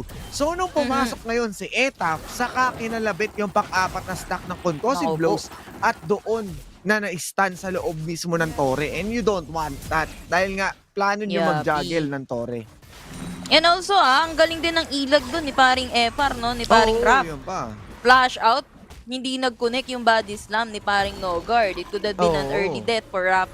Kaso nga lang, ang galing niya umilag doon kasama ng kanyang BMW na na may mga poro-poro dito. Grabe naman sa BMW. Grabe, mamahal lang sasakyan natin, Erp. Oo, wala limousine nga, di ba? Pero di BMW nga ibibigay nila dito. Kay Kuya Efar. And nakikita naman natin dito kung saan itong si Kuya Kalmado, tamang farmings lang din kasama si Kuya Isila. Uy, teka lang. Ano yan? Stop flowing water ang gamit ni Arise dito. First item. Talagang protect and funnel, paring Doming. Oo, yata yung funnel strat natin sa Wild Rift, no? Na kung saan si Kuya Isira, itong si Arise, magagawa niyang maglagay ng extra protection dito sa mga miyembro nila. At siyempre sa series na kills na nakuha doon ni Kuya Inad o Kuya Danny, no need na mabubuo na agad dito ang Ludens Echo niya. Oo, men, pati ako napapahanap dito ng pangalan ng mga sinasabi mo. Ano, feeling ko doon na lang sa Oasis eh. Oo, sige. Oasis yung na yung lang, brain medyo cells ko ano-anong- naghahalugog ng mga folder eh. Oo, matik. Pero yeah, Kasi tama ka naman doon. nagkakabaliktaran eh. Paring Oo. Osay, 2-0 itong si paring Danny dahil nakuha niya both kills sa the bottom lane. Kung ikukumpara natin sa item ngayon ni Ethic Nomad, wala pa siyang one full item, no? Meron lang siya dito isang mahabang kutsilyo na may pang Grievous Wands kumpara sa Ludens Echo na meron itong si paring Danny. And mukhang nagkapalitan lang naman sila dito ng objective, the referral for the FLA, potential push Oo, na may pwede nilang manggugulo. gawin mamaya, pero may manggugulo. Papunta ng ibang miyembro. Si Ram, nandito na ang miyembro ng FLA, Okay, pero kuha nakuha pa pa rin. rin yan. Smite ang kalaban nila dito sa side ng Oasis, pero ire-respeto ng FLA yan. Oh, They're gonna mali. go back, pero pinakain na pa yung Shadow ni Kumalag. Shadows. Hati-hati Naku sa po. tatlo, pero hindi na umabot yun. Hindi sumolid din. Pero tatlo, uy, Naku po, salamat sa si Kuya pushback Kalmado. ng explosive cast. Pero naka-double kill naman dito. Itong si Kuya nyo Edap, habang nag-back away na yung natitira na tatlo sa side ng FLA. 3 or 2 for 1 exchange. Grabe naman yung ginawa ng Oasis doon. Kahit sabihin mong ginulo na sila ni Kuya Rafi, hindi nila gawang nilingon. Pinokus pa rin nila yung Focus goal na kung lang, saan Brandon. makuha nila yung Ocean Drake. At syempre, yung kanilang engage, yung kanilang damage, sapat na. Medyo kakaiba lang din ang ginawa na FENNEL Adversity dahil to be honest, wala ka naman ng ilalaban doon. Wala na yung Dragon. And Oo. you are playing on a utility karma, wala tong Ludens Echo, walang Rabadons or Infinity Orb para maging masakit. Pero lumaban ka agad sila and you are playing on a one-item Jax na Triforce pa Yup. lang. And Yup, na-late yup. pa doon si Kuya Kalmado. Kaya feeling ko kailangan nila kumalma ng bahagya sa kanilang mga trades kasi this is not yet the good time para maipagbahalagbagan. Yeah, actually paring Osa, hindi naman nila gusto din makipagbalagbagan sa FENNEL. Kita mo yun, the moment na nakita nila yung Dragon na bumagsak, dahil tinry lang naman nila na kung aabot sila dito kasi hindi na umabot. Ang ginawa ng FLA, they wanted to respect that. Gusto nila mag-back kaso sila yung pinasok kasi din ng Oasis Gaming. And Gucci yun sa Oasis Gaming kasi they have all the recipes na. Oo. Meron sila ditong level 5, they have the ultimates, well-positioned yung side ng Oasis Gaming at that time. And FLA, just so happened, sama-sama Uy, din ito sila na, sa isang rotations. choke point pero rotation coming from Ita. Magaling na naman sa likod pero nandito Uy, yung tropa ng linggo. FLA. Pero Ito na. pinalunan na dito Uy. ni paring Domeng. The stun will connect pero nakatalon din dito si paring yung Ida pero may vision Explosive kasi cast. yung Oasis. Pumasok na dito si Ita. Ayun na nga. Explosive cast ginamit na nga sabay binaldog ng chan dito ni Nogard pero hinabol Uy, pa din nalabas na. ng FLA. Doon ni Shadow. Pop armor lang muna pero hindi na enough para mailigtas itong si paring Nogard. Black Mist mukhang gusto pa pumasok dito ng Oasis pero iiwan na ng FENNEL Adversity yung bottom natin habang yung top Uy, lane na nga. flash in sabay sinabugan ng kanyon ni Esila sa mukha itong si paring Cam. Si Kuya Kan, naku po, umaray ng bahagya dahil nga ang ganda ng outplay na ginawa rin ni Kuya Isila, no? At wala pang flash si Kuya Kan dahil nga na-burn sa kaninang laban in before na sila mag 1v1 and sinigurado nila na pinwestohan after that collateral damage with the pushback para lang ma-execute si Kuya Kalm, talaga nag-flash pa siya papasok. And this Graves ni Kuya Isila, mukhang suavity na suabe. Pwede itong mag-hull breaker at mas nakakatakot pa sa split push na pwede nating i-expect sa late game. Pero Yeah. iba namang miyembro dito ng Oasis, nagsisimula na rin sila maka-pick up ng kanilang items. At ang FLA, mukhang mas close fight to compared sa game 1. Yeah, speaking of items, mamen, kung makikita mo si paring Nogard, nakarowa siya dito. Next item probably is gonna be the Fimble Winter. 8 seconds, every 8 seconds halo. Sabihin natin, puro slow. Rowa, Fimble Winter, Iceborne Gauntlets, kung sakaling makuha dito ni Nogard, mahirap patayin and at the same time, mahirap makaalis dun sa kanyang slows and the stuns na pwede. Kapag ka na-stun kasi ikaw ni Nogard, mahirap pa ka makaalis kasi merong IC kapag nakapag-Iceborne Gauntlets na tong si paring Nogard. Pero we'll see later on, no, makunat-kunat din yung magiging frontline dito and which is the frontline flash in. Domeng naku po. nabaldugan ng tiyan dito pero gusto niyang tumalon, natataka naman siya ng paa. Ay, Pero napadhad. doon ni Shadow, gitna pa nga. Napalalim, etong si Kuya nyo Eta pero okay lang nandito ang buong tropa. Stasis! Napagandang juggle pero si Cam medyo buhay pa nang dumating etong kanyang mga katropa sabay Cam. Takbo hanggat may lupa. Naiwan naman din win dito mag-isa si Ethic Muntik Nomad na. na ipit sa dalawa. Pero hindi na makakahabol dito si Raph kahit gustuhin niya pa. 2-1. Pero kahit papaano, no, nagawa. Uy, tamang cancel lang at sisimulan Tamang na kaagad cancel dito lang, man. ang Rift Herald. Pero si Kuya Isila o Habarts lang. At pwede naman nila bawiin yun once na makuha nila ang Rift Herald, especially na pababa na. Pero kung babalikan natin ang mga pangyayari, Nagigil sila kay Doming, oh. sa talaga maling pagkakataon. Siyempre, jungler and may Rift Herald. Oo. Lumipad si Kuya Etap na parang si Superman at saka yung kanyang stasis para maging ligtas. Napakagandang timing. Meron naman silang naging magandang trade at medyo naging greedy nga. Greed is bad Oo. nga, di ba, Madam Yasu? Greed Kaya is parang bad. di maganda yon, pero mukhang magkakagreedihan na nga at bakbakan na. Yeah, bakbakan na tayo dito sa may Dragon dahil nakuha ng referral dito yung FLA. Pero ang daming wards. Uy, And nakuha pa din ng Oasis dito. Yung Dragon, kailangan i-respeto yan ng sign ng FLA. They are going back. And hindi na sila maghahabol dito. Okay lang kasi nakuha nila yung referral. Nakapag-push sila again at the middle lane. Isa pa lang yung touring nakukuha nila dito despite getting 2 referrals for the side of FLA. At ayun na nga, nakatindi ng push na ginawa nila, no, nakakuha sila ng Rift Herald, pero syempre that steal coming in from Oasis and napakaswabe, and this will put FLA in a back foot dahil nga kung gusto nila mag-scale, kailangan nila every objective, which is unlikely na nakita natin ng Game 1 na sila yung siyang nakakuha ng mga kills ng mga Dragons. And this time, si Kuya Doming parang hindi siya yung hindi hyper na hyper itong Jax natin. Tamang antay lang muna ng kanyang power spike. Yes, may Triforce siya pero hindi pa siya threatening. Ito yung problema nga na medyo sinabi natin, no, hindi as a jungler, hindi pa ganun ka, hindi pa wala pa siya dun sa pinakamainit na part ng paglalaro, pero meron naman na siyang Ruin King. So may mga chance na siyang may masungkit isa dito sa miyembro ng Oasis. Man, kita mo yung itemization dito, FLA, lalo na ni paring Arise, no? All in. Support, bali yung support nila, dalawa. Pero tingnan natin, FLA, nasa top sila currently. Top low. Yung nakadena sa may taas dito, pero walang follow-up yun. Ang ganda sana nun, Ketli. Pero nandito din naman ang buong tropa ng FENNEL, natataka ng isa. Pero, wax in, wax out lang. Pan-TikTok lang daw, sabi ni Etap. Kalmahan nyo lang, Dark Binding, hindi tatama yan. TP daw kay Cam, pero joke lang yan. Pero, may napaangat sila dito, dalawa Stacy sa kalangitan, men! Sabay pinasabog ng explosive cast. Dito, di ko yan yung no-guard, pero napakalalim dito ni paring Raph habang nakikipag 1v1 ang lahat sa bawat isa.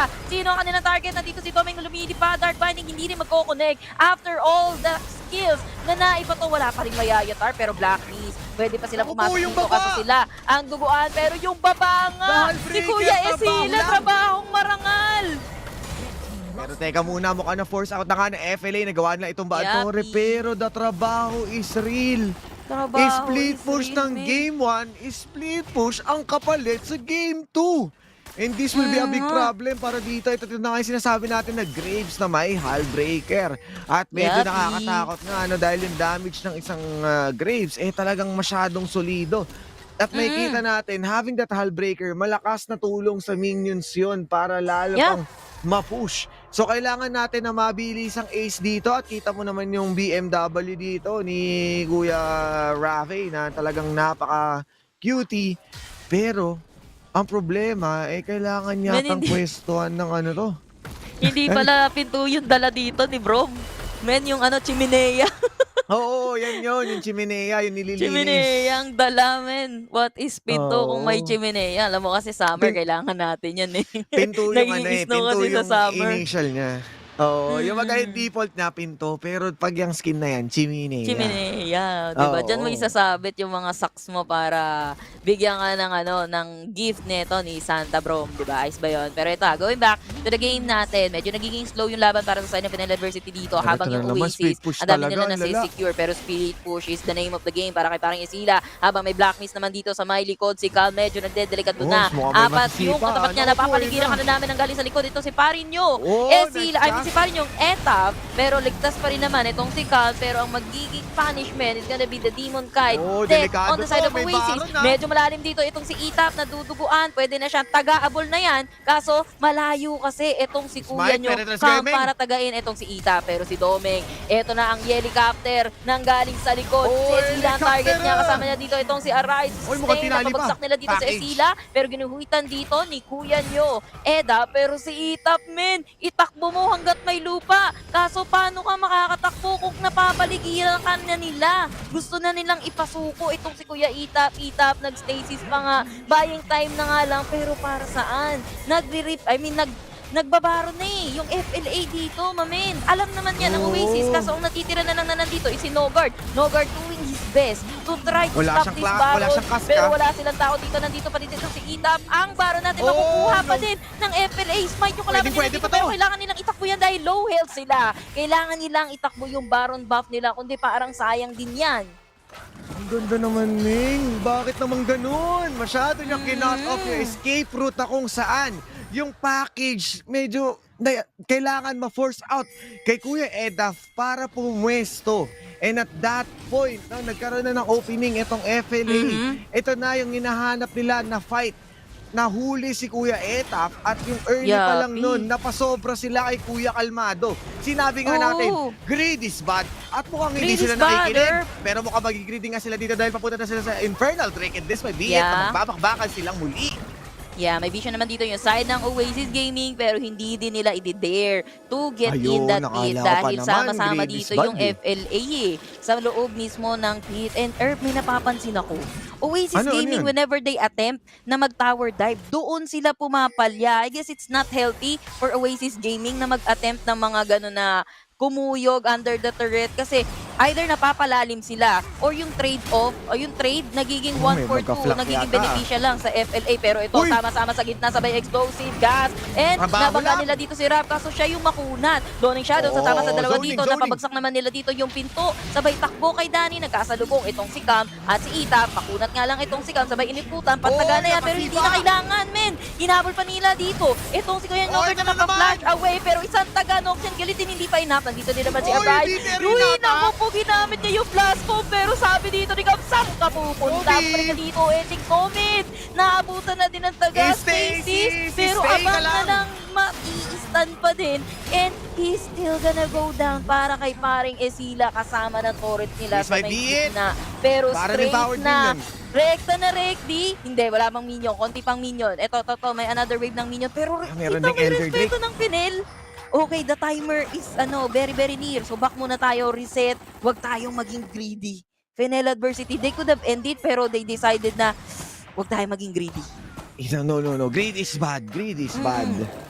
Pero yun nga, nagka-manifest na yung mga items natin dito dahil nga kanina, medyo nag-slow down ang ating game. Ngayon, biglang naging 13-6 na sobrang bilis. Meron ng dito, mortal reminder si Kuya Isila, para siguraduhin na completely matanggal yung mga healing galing na panggagalingan ng isang Karma. Well, actually, wala naman siya gaanong healing na may offer. Yung shielding talaga yung pinaka-suavity. Pero si Kuya Jax, dahil sa kanyang spell bump, yun yung mas nakakatakot na sustain. And ngayon na meron siyang Death's Dance na may kasamang Guardian Angel. Iba talaga yung tapang ngayon ni Kuya Domeng. At kita mo naman din yung Ardent Sensor na nagdadagdag ng attack speed. At ang nakakatakot dito si Kuya Danny na meron na siyang Rylai's Scepter. So once na maglagay siya ng Tormented Shadow, may i-slow na ang kupunan ng Oasis. But Nogard having the Force of Nature and the Fimbul Winter, mas tanky na siya dito. It will take a lot of time bago mapatumba ni Arise at saka ni Kuya Danny. But most definitely, etong si Ethic Nomad, meron na siyang Black Cleaver at saka Divine Sunderer. So may kunat na siyang kasama at makakapagbigay pa siya ng damage. Kailangan na tapusin ng FLA dahil parang mas nagiging makunachi ipo na yung mga taga-Oasis.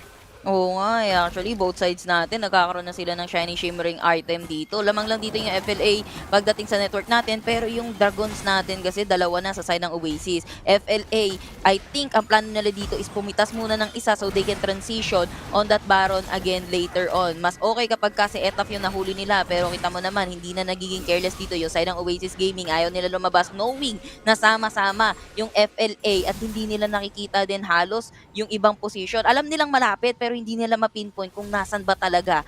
Minsan kasi may nanggagaling sa likod eh. Pero FLA, ito na. they are Kayang-kaya going nila to. for a Baron. Pero kaya na nga ba to? Tatlo yung mambabox out sa 5 dito galing sa side ng Oasis habang si Nogard ang pumupronta habang sa may kabilang banda na dito si Etic Nomad. Pero si Nogard mukhang pinocus na nila. Tinaga, finisher, lumipad. Pero hindi pa rin enough na pabagsakin nila dito. Andito yung barrier na bibigay sa may Benga neto ni Kuya Etic Nomad. Pero napabagsak pa rin nila itong si Nogard. Man, the Dawning Shadow was not enough. Pero duduguan yung sign ng FENNEL adversity. Hindi na sila nag-continue na Baron, men. 5 segundo para lumabas ang Mountain Drake. At medyo delikado to, no? Kailangan mag-reset ng FLA habang ibang miyembro dito mukhang ayaw nila magpaka-atras, pero mukhang matutulak sila. Yeah, Black Mist kaso hindi nila kinumitan itong si paring Doming. Push lang, pressure on, pressure on. Ayun, easy meron lang, silang wards easy lang, dito.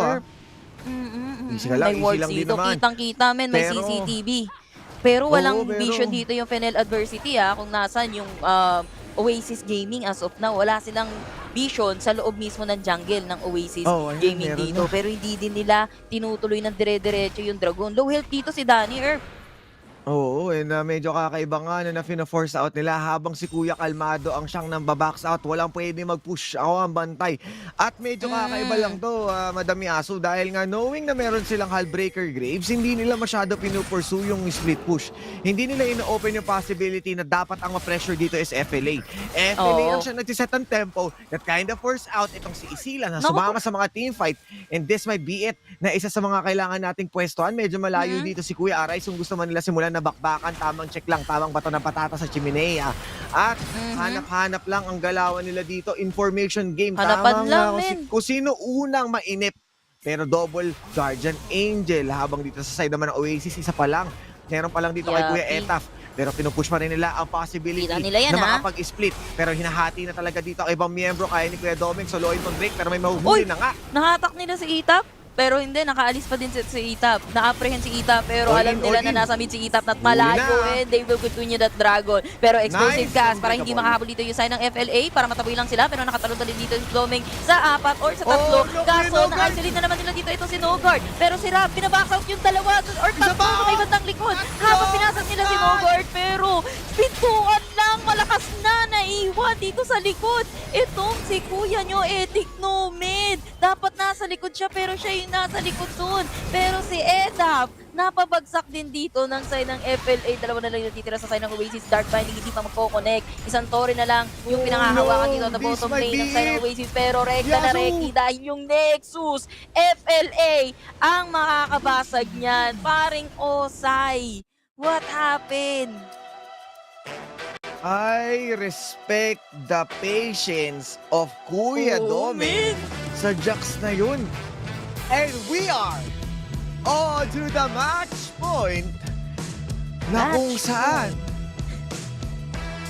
sa Oasis pagaling yung 3-0 pero mukhang 3-0 nga ang kalalabasan. FENNEL adversity once again taking it slowly but surely and we are back onto the brom ni Kuya Rafe. Chimenea lang sapat na. Brom is back ba? Parang Osay?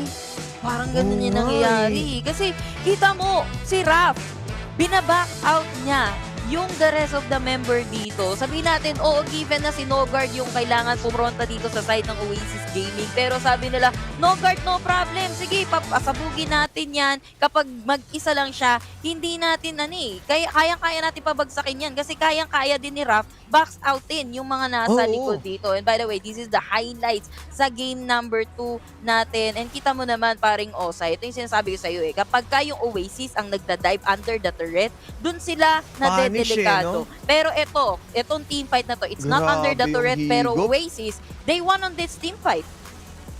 Alam mo kung bakit malakas yung higop dito ni Kuya Arais, Madam Yasu? Bakit? Kasi higop siya. Oy, wow. Sana all Yung higop, no, Pogi? Oo, di ba? Oh, Medyo ito another pogi. tower dive na naman, men. Oh, di ba? Ng Oh, Oasis tingnan mo, Gaming. medyo Pero sila yung delikado. na-punish. Ang lalim nila eh. Basically, pag lumalim dito yung Oasis, very bad yun, men. Oo. Very bad sa kanila yun. Kayang-kaya nilang i-punish yun eh. And ito, although maganda yung naging sipa, napasobra na si Kuya Nogart and Ming. What's up? Napakaganda nung kanyang setup doon na once again, di ba ilang beses na yung pinuputol ni Kuya Doming yung escape route ng pwesto ng Oasis. Doon siya nagtatrive. Hindi siya namumulis tulad ni Master Yi eh. Ang ginagawa niya, kung ano yung possible na exit nyo, hindi kayo makakamamba out. Makaka-out lang kayo pagka namatay kayo at kita mo dito, ayun, ang dami na stun dun. Grabe naman yun. O, tama mo yung box out ni Rap. Tingnan mo yung box out ni Rap. Ang naiwan dun, yung dalawang backlines ng side ng Oasis Gaming, si Ethic Nomad tsaka si Edap. Una nang bumak, si Itap at saka si Isila. Wala na si paring Nogard dun eh. Siya yung unang bumabagsak. Siya yung pronta dito ng side ng Oasis Gaming. Yet, siya yung unang bumabagsak. Pero, ang player of the game, humahakot din to si paring yung daddy kanina. Corky siya. Ngayon, Morgana, ganang-gana, 94% kill participation. Hindi bumababa ng 90% yung kill participation niya. Kanina, 91 eh. And ganado maglaro si Kuya Dani at nakita natin no, na kahit mapa-Corky, mapa-Morgana, as long as andoon ng disiplina, wala nang problema. Kumbaga, ano lang eh, antay-antay lang, tamang pwesto lang.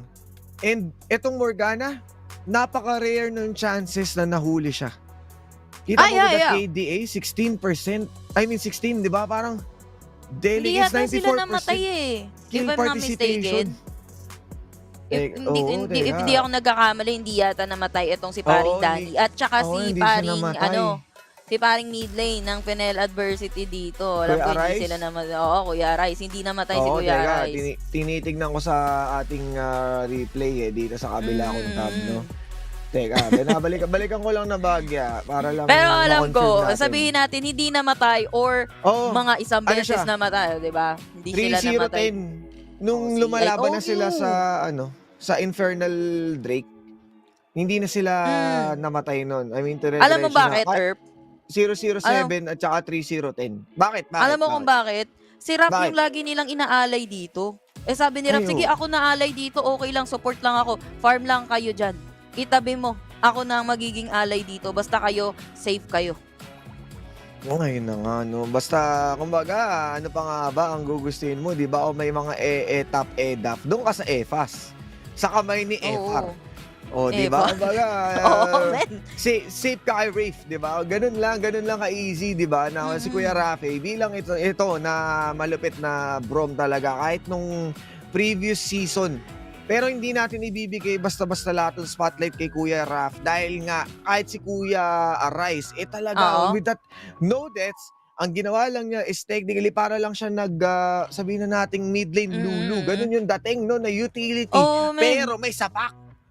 Pero kasi third item niya, Rabadabango. Rabadons. Yung kanyang third item. First 2 item, actually, first 3 item. Support, sabay third item is Rabadons. Pero, alam mo, ang dami pa natin pwede pag-usapan dito. So, meron pa tayo kasing third game eh. And yung third game na yan, makikita natin yan after a very short break lang. Kami ulit ang naging shoutcaster nyo. Ako si Yasumi, ako kasama ko dito. Si paring Osiris, huwag kayong aalis. Diyan lang kayo, magbabalik kami.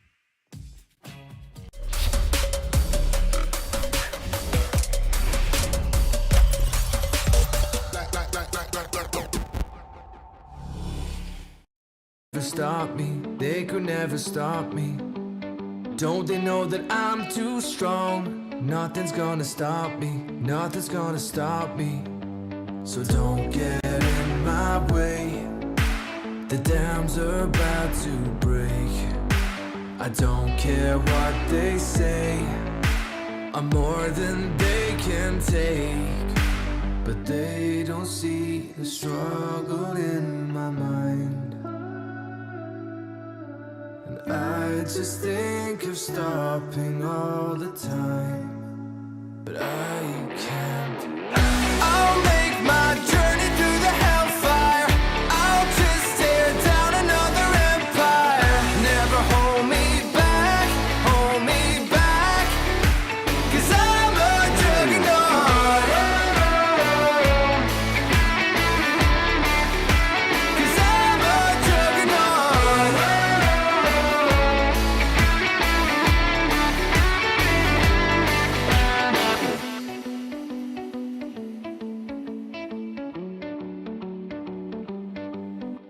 Determination on my side. Nothing's gonna stop me. Nothing's gonna stop me. They're telling me to run and hide, but they could never stop me. They could never stop me. So don't get in my way.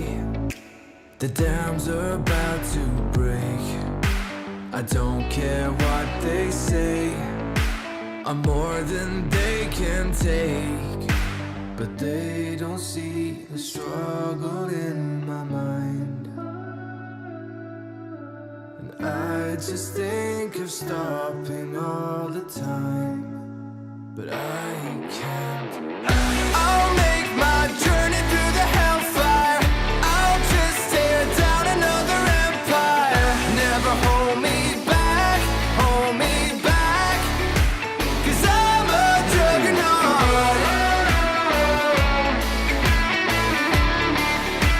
'Cause I'm a juggernaut.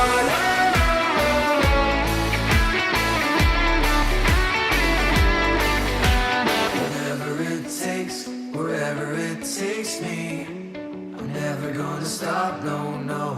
Whatever it takes, wherever it takes me, I'm never gonna stop, no, no. Whatever it takes, whatever it takes me, I'm never gonna stop, no, no. Whatever it takes, whatever it takes me, I'm never gonna stop, no, no. I'm never gonna stop, no, no. I'll make my journey through the hellfire. I'll just tear down another empire. Never hold me back, hold me back. 'Cause I'm a juggernaut. Whatever it takes, whatever it takes me, I'm never gonna stop, no, no. Whatever it takes, whatever it takes me. 'Cause I'm a juggernaut.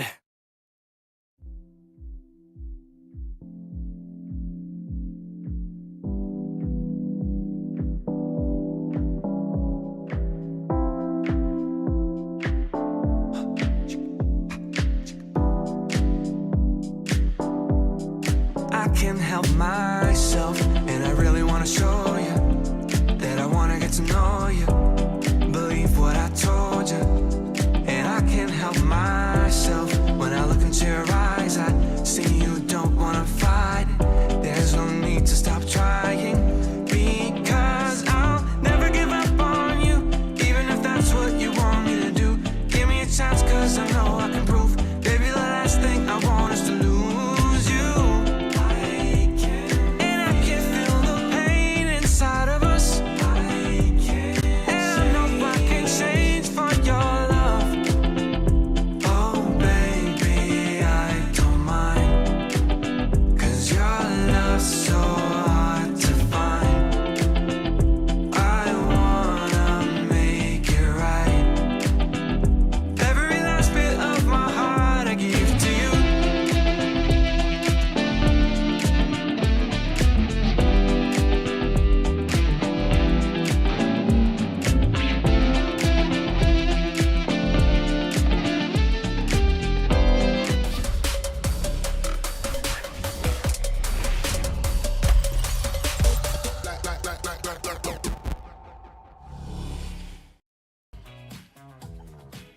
And welcome back. Sabi sa inyo, quick break lang tayo. Nagbabalik tayo sa ating third game na. Mamen ng Oasis at FENNEL. Kami ulit ang magiging shoutcaster nyo. Ako si Yasmiao. At kasama ko dito, si paring Osiris. Paring Osiris, sa tingin mo, may kailangan mang i-adjust dito yung paring Oasis, yung side ng Oasis. Kasi kanina, pinag-uusapan natin, parang medyo tagilids yung FLA. Pero they make it work dahil they have the discipline and they have the patience. And paring Osay, what do you think is lacking ng side ng Oasis dito? Feeling ko nananalify ng team FENNEL adversity yung hyper-aggression na ginagawa ng Oasis by respecting yung ginagawa nila. Kada may tower dive, laging aware sa pagpasok ang FENNEL adversity. And then at that point, sinisigurado nila na pwede silang makakuha ng 1 to 2 trades. And then doon papasok yung rotation ni Kuya Arise at ibang miyembro na pwedeng makatulong doon sa babahayan nila.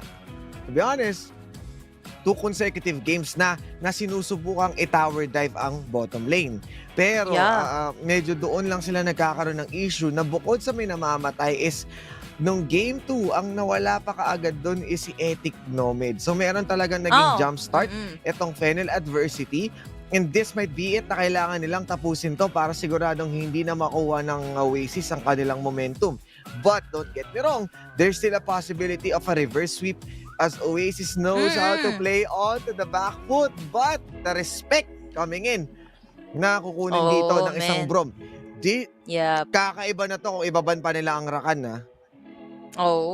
Grabing respeto kay parin yung Raph. Actually, dito sa WCS natin, paring Osay, ang mga Shining, Shimmering, Splendid, yung mga support natin, yung mga support roles natin, si Nogard, si Raph, si Ortros, si paring Rose, si Rox, diba? Si Kuya... Si Bo. Diba? Sila yung mga Shining, Shimmering, Splendid natin. Kumbaga sila yung mga nagiging MVP ng ating natin. Or hindi man sila yung MVP, sila yung nagiging dahilan kung bakit nagiging MVP yung kanilang mga kasangga dito. Kasi yung mga protect na binibigay nila, yung mga pills. And yun nga, Oasis dito, binan agad yung kanina pa na champion na gamit dito ni paring Rap, which is itong si Brom, dahil nahihirapan yung Oasis i-penetrate yung backlines dito ng side ng FENNEL adversity. Talaga nababox out kasi sila considering nga na itong Karma is utilized well ng FLA. Walang Camille, this might be a first pick Karma o ibibigay nila, kukunin nila again ang isang Jace since open ito. Pero once na magkamali dito ang Oasis, medyo punishable sa second pick kasi sila naman yung pwede maglaro ng Jace. Pwede rin nila kunin yung Darius. So alam mo yan, yung priority pick. Karma pa din. Or Gragas, Galio, Rakan. To be honest, and then even Alisin kung gusto naman ng early, pero Jace talaga the most prioritized dito. Na 2 games na siyang nababan. This might be, pwede kasi i-flex to kay Calme. So pwede tayong hindi pumik dito ng Darius. Pwede tayo mag-prioritize ng isang Gragas or Galio kung gusto mo natin i-flex. Or Arakan. Definitely Arakan. Man, why not both? This is the time. Man, why not both? Kasi pwede mo ding ilagay si Jay sa may gitna diba? Pero ito bumalik na naman itong Corky ni paring Danny. Alam naman natin. Madam, may nag-warning shot pa na regarding dyan Kanina pa yan. Nakita na natin yung first game Gina naman natin yung Corky dito ni paring Danny. MVP pa nga. And pero this might be a different story kasi may pampitas dito yung Oasis. They have a Kha'Zix. And the thing is, wala na silang pamprotekta kahit papano kay Danny dito unless kunin nila yung Rakan nga na sinasabi mo or Galio na sinasabi mo paring Osay. Pero parang masaya yata ibalik si Kuya Nogard sa kanyang at mukhang hindi nga nila i-prioritize si Kuya Nogard as they want to have that extra punch na manggagaling kay Kuya Darius. Pero dahil nga nakuha nila yung Karma, maganda to kasi merong zoomies, merong pampabilis, may zoom broom na pwedeng makapwesto ka agad. Yung decimate ni Kuya Eda, meron pang rocket belt into the apprehend na respetado na. Pero tulad nga ng hinahanap natin, the Rakan will be present dito sa ating game. And meron pa tayong listen na most probably open kay Kuya Domeng. And meron ding Sena para kay Timon kahit kung gusto man nila mag-Sena Gragas o Sena or Sena Galio. Ang dami pang opening natin na tinanggal na narinig. Narinig, madam. Narinig mo kasi.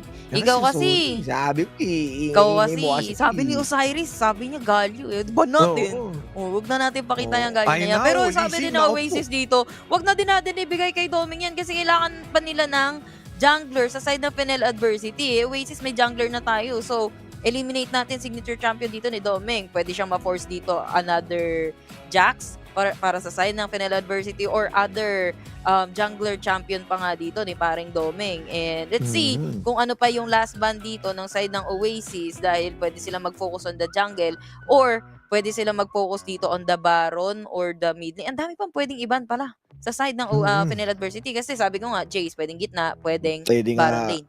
Wala na yung Karma dito so definitely hindi nila plano mag-Jax. Dapat hindi iban to. But Zed, there should be a last ban Zed. If hindi, Arise would definitely take that.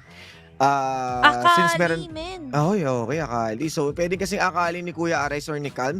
And with the Divine Sunderer, talagang napakadelikado ng possibility ng isang Akali na makuha nila. Pero yun nga, hindi na tayo mag-Z. Pero Assassin still, gusto nga nila kumuha ng Aris or Arise. Ari na Arise. Nandito sa kamay. Aris or Arise. So, depende kung paano nyo gusto basahin. No? Pero Ethic Nomad and No Guard, ano kaya ang i-offer nila dito sa bot lane? Kung confident pa rin ba sila bumalik sa Lulu Vayne? Pero mukhang Lulu Draven? League of Draven. Pwede League sila of maglulu Draven? dito makakatulong yan para pag pumasok o pag nag-zoomy, pwede sila mag-double shield para siguradong protect todo itong si Draven. Pero this will be a big task para kay Kuya Rafe na kunin or ipaangatin itong Draven knowing na meron siyang stand aside. At mukhang ito na nga. Karma support. So it's a support. Isa support. Itong si parin Ito yung na si Kumaring magbibigta Karma. ng tempo. Yeah. Sinong jungler ang kukunin ni Domeng? Is it gonna be a Domengar para sa Nemesis duel? Pero mukhang malabo naman yata ang bumalik tayo doon, no? Sa Domengar, no? Uy! Is this a Jace jungle? Jungle Jace Earp. Actually, this is not the first time kung sakali na magkakaroon tayo ng jungle Jace. Pero let's see, lalaban no? ka kasi sa Kha'Zix Madam, parang delicads yung pinili nila Pero dinotarin natin sila ng Game 2 pero pinatunayan nila. Pero ikaw ba, ano ba sa tingin mo?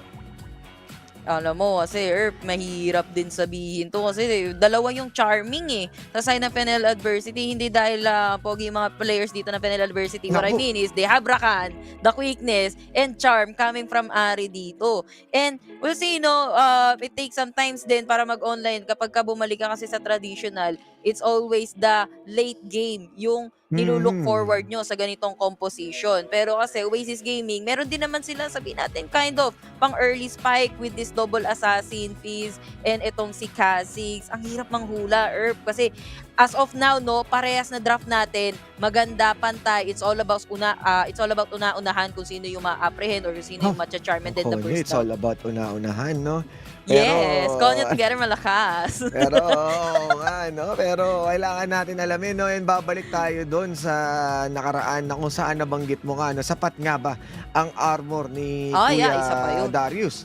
Kasi meron tayong dito meron tayong Black Clover Wielders, Black Clover, ika nga, nasa kamay ni Kuya Domeng at saka ni Kuya Danny.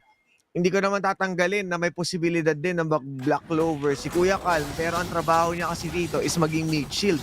Kung nami-miss out natin o iniisip natin na magagawa bang saluhin ni Kuya Isila lahat, inilaga ni Danny kay Calm. Si Demon Kite. Danny will be playing at the middle lane dito. Actually, kasama niya dito si Calm Tamang gala lang, road trip tong dalawa. Road trip sila. Road trip lang, Danny nyo, nagli-leech na sa middle lane, nag-leech pa sa top lane, pero yung bottom lane, ang sakit ni parin Draven. Ethic moment, even with the flash, hindi enough. Mapabagsak itong si Arise, pero enough na para mapauwi. Grabe naman yun. The hyper play. Ito na yung momentum na kailangan ng Oasis. And this is already a winning lane para kay Ethic Nomad. And yun yung gusto niya. Habang ito naman sa top lane, nagkakaroon naman pa rin ng bulihan. Although Calm yun nga, kalmado. Easyhan mo lang, boy. Hindi mo kailangan mag-rage. Nagagawa lang niya kahit matalo siya sa mga trades. Nagagawa niya pa rin yung trabaho niya. Kumbaga, job Osay. I just want to say, pero dito muna tayo sa may bottom lane, dalawa yung natali dito ni Karma, and finally mapapabagsak nila dito ito si paring yung Arise, and kasama pa itong si paring Rapid the double kill, net pinapakain nila dito itong si Ethic Nomad. And sabi nga pala ni Berting na medyo early ito, favorite champion niya to itong si si Raven Magating Pero wait lang, yung sasabihin ko kanina, si Danny level 4. Kanina level 2 lang itong si paring Edap, pero nakahabol. It seems like nakahabol na nga itong si Edap as of now. Pero Danny, probably pa level 5 na yan kasi yung around the world nila kanina si Kha'Zix, madam. Oo nga, pinabahayan nila yung bottom. Kinakawawa nila dito yung dalawa, si Arise at saka si Rap. Napapa-aray. Napabagsak na naman si Arise dito. Pangalawang beses mo na yan. Kaso, this time na-punish nila itong si Etap. They are making it work para sa Oasis. Paring Osay, yung tower dives nila. Medyo kakaiba to ha. Ang ini-expect ko, alam na ng FENNEL adversity yung mga ganitong shenanigans na gawain ng Oasis. So they should be aware na yung any possibilities sa pwede silang balikan o bahayan dito with the burn flash and wala pang fox rush. Mukhang umalanganin, hindi nila nagawang sagutin na hindi man lang nag-rotate si Kuya Doming o kaya si Kuya Danny. Yeah, walang nagro-rotate dito. Talagang iniwan nila sa kanya-kanya nilang mga paa itong si paring Arise. And mukhang iisa pa nga, pero mukhang babalikan na. Dito na si Domeng. Tatlo na sila at least sa sign of FENNEL adversity at the bottom lane. Pero this time kasi wala dito si paring Etap eh. Masyado na neglect yung top lane na farm niya dito. And chill bill na lang daw muna ulit and then back to farming. Pero mind you, paring Osay 3-0 si Ethic with the Storm Razor. Less than 3 minutes ng ating game. At ayun na nga yung nagiging problema natin, no? Kung paano nga ba susolusyonan ng FENNEL adversity yung early advantage. This is a 3-0 Draven na meron na kaagad 3 minutes na Storm Razor. And nakakatakot to dahil nga yung kanyang mga spinning axis babakat na at mukhang si Kuya Danny hindi niya pa isusuko yung mid lane. Mukhang si Arise pa rin ang tatapat dito. So yung assassin potential ng isang Ari madedelay pa ng bahagya dahil nasa pressure na meron sila ngayon dito. Habang nadedelay yun, 10 seconds na lang magkakaroon na tayo ng next Dragon Battle. At paano nga ba yun lalaruin ng FENNEL adversity? Because this time, sila ang siyang bugbog. Pero usapang bugbog, medyo malaki nga dito ang palitan dahil si Kuya Calm, first item, Hullbreaker. First item na Hullbreaker po ang bubukod na dito si Kuya Calm pero wala masyadong magawa at masyadong damage dito yung side of FENNEL adversity. Kakadating lang dito ni Domeng with this cannon kaso hindi niya na din maaabutan yung isolated na dragon sa loob ng pit dito. And Oasis Gaming, they're just gonna respect that na nakuha na nila yung dragon sabay mamba out on that pit.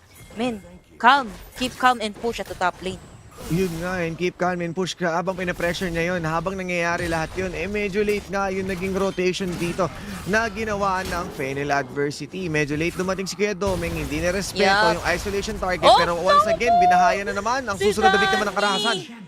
Yeah, ang susunod na biktima ng karahasan, men, nilamok si Danny dun, literal, kasi tinalunan siya ni Etap eh. And yun nga lang, hindi makakabot dito yung Oasis Gaming at the top lane sa pagkuha ng Rift Herald, pero okay lang, the trade-off is good para sa kanila, sinabuli na nila kung sino yung dumadaan sa bottom lane, Earth. 4-1 dito ang galawan ng FLA. Pero syempre, objective lang ang focus natin. Meron tayong Rift Herald, may 3 miyembro and at the same time, pinapressure lang din ng Hullbreaker itong top lane. At mukhang uuntugin na nga, AP Prickly na at makikita mo rin ang solid na rotation na gagawin ng FLA. Sisiguraduhin nila na makukuha nila ang gusto nila sa dalawang tore. Opens up the map, opens up the farm. Yes, may mga nauna nga silang kuhang kill pero they just needed to slow down. Keep calm nga, di ba? Na kung saan, aantayin lang nila makuha yung kanilang power spike. Doming with the almost Ghost Blade, mas may damage na dito. Si Kuya Doming and at the same time, si Danny and meron na siyang Black Cleaver. Habang itong si Arise, wala pa siyang Ludens Echo dahil nga nabahayan siya ng ipis. Nilalamok sila sa baba. Kailangan natin din watch out dahil Rabadon's first item din si Kuya Edap dito. Knowing na nabully itong si Kuya nyo Arise sa the bottom lane, wala pa siyang stasis if ever mahuli siya ng Chum the Waters ni paring Edap. Even Danny, wala pang stasis dito. Nag-resort na nga, men, sa steel cups itong si paring Danny sa pampakunat. Pampa-armor yung kanyang sapatos dito kay Danny kasi sabi niya ang nipis ko tapos ang kakagat pa sa akin is itong paru-paro G. Talagang may chance pa na ma-isolate siya kasi usually Corky, 'di ba, napapalayo minsan yung the package niya or the Valkyrie, 'di ba? At saka yung yung rakan dito ni Kuya Raf, siguradong ginagamit niya na pang grand entrance. Kumaga setter, hindi naman siya protector. Compared kanina na talagang todo protect lang sila sa paggamit ng Brom. So ngayon medyo nagbago yung ating approach. Ini-expect ko nga na kahit sabihin mong mag-play make si Kuya Raf, pwede siyang bumalik sa kanyang Nami para protektahan si Kuya Danny. Pero nga dahil mukhang mas gusto nga nilang magkaroon ng hard engage, definitely si Kuya Raf talaga yung nang aasahan dito. At mukhang magpapalit lang ng pwesto si Kuya Calb sa kanyang split push. Tamang bantay Yup. sarado lang dito ang FLA dahil nga alam na natin yung emphasis na binibigay nila para maprotektahan ang mid lane. Yun nga ang ginagawa Naku, si dito Kuya ng Danny, FLA. mag-isa Pero na ito, naman. si Kuya Danny nga ba sa top lane, mag-isa na naman. Pero dito muna tayo sa bottom lane dahil nagkakahabulan. Itong si Kam at siya sa Isila. Pero nandito na rin ang buong tropa sa side ng FLA. Mukhang nahuli naman nila. Itong si Paru Paru G. Top! Naiwan mag-isa. Naipit sa apat, men. Ako, delikado yun. Yung paro-paro G. Teka, pero, nagpa-G pa rin talaga siya with the charm na nilapag dito ni Kuya Arise. Kasama ang Ignite. Kahit sa hindi mo makatakas siya doon, siguradong luto ang Uy, ipis naku po. doon. Pero Hindi naku, pa sige, din Danny. kahit wala si Etap dito. Go, Wala go, siyang go pa flash. rin sila dito kay Danny. Walang flash. And medyo makunat. Pero patay pa din, men. Walang malakas sa madami. Mukhang tinatapesan ng KDA dito ni Kuya Danny at mukhang siya ang nirerespeto. Tila ba vain ang tingin kay Kuya Danny dahil ang atensyon nasa kanya lang talaga. At yun na nga ang magiging problema doon na napakasakit na hindi na niya magawang makapag-farm basta-basta. At si minulto, Kuya Etaf naman makikipaglaro sa apoy na tila ba gamo-gamo itong paro-paro. Mukhang atras na at mukhang mag-focus na tayo sa Dragon kung saan Infernal Drake ang naka-ready at si Isa Kuya na Rap naman. nagpapanggap na And damo. the grand entrance. Nag-connect dito kay Etap. And low health dito si Etap. Kalahati ng buhay na una na ng position. Itong FLA sa ating Dragon. Pero nakapaligid din naman yung Oasis. As of now, they have the vision coming from the middle lane wards. And sa likod ng pit dito ng Dragon. Pero walang vision yung side ng Oasis. Pero Naku, nag-stay si Kuya safe Danny na si naman. Kuya Doming. Pero hinatian nila dito ni Danny. Kaso naipit sa may gitna. Itong si Kuya Esila na nasilensyo na napabagsak dito ni Danny. Pero nanakaw yung Dragon, men! Yun nga lang, mapapunish din yung side ng FLA dito. They will be losing Raph and Danny as well. Pero respeto naman daw for both sides natin. Back away muna dahil 2 for 2 ang palitan. Pero nanalo ang Oasis doon. Na ang ginawa ng Oasis doon na kung saan naging patient sila. Itong si Danny, masyadong napalayo nga ng sobra again and again. Mukhang siya yung pinafocus at mukhang ginosting dito. Gain lang ng info, Ginosting talaga, pero too men. late na. Si Kuya Etaf, napakasakit pa rin kung tutuusin at kailangan din irespeto itong si Kuya Draven. Na kung saan itong si Etic Nomad, bumabato lang, nakaka-free siya ng spinning access. Kinukulang dito si Kuya Rafi, nako-compared kanina, yung solid yung kanya mga engage. Naiiwan na niya madalas si Kuya Danny, kaya madali lang siyang i-focus. Yeah, naiiwan niya na nga ng madalas. Kasi sabi mo nga, no, parang Osay, si Raf dito.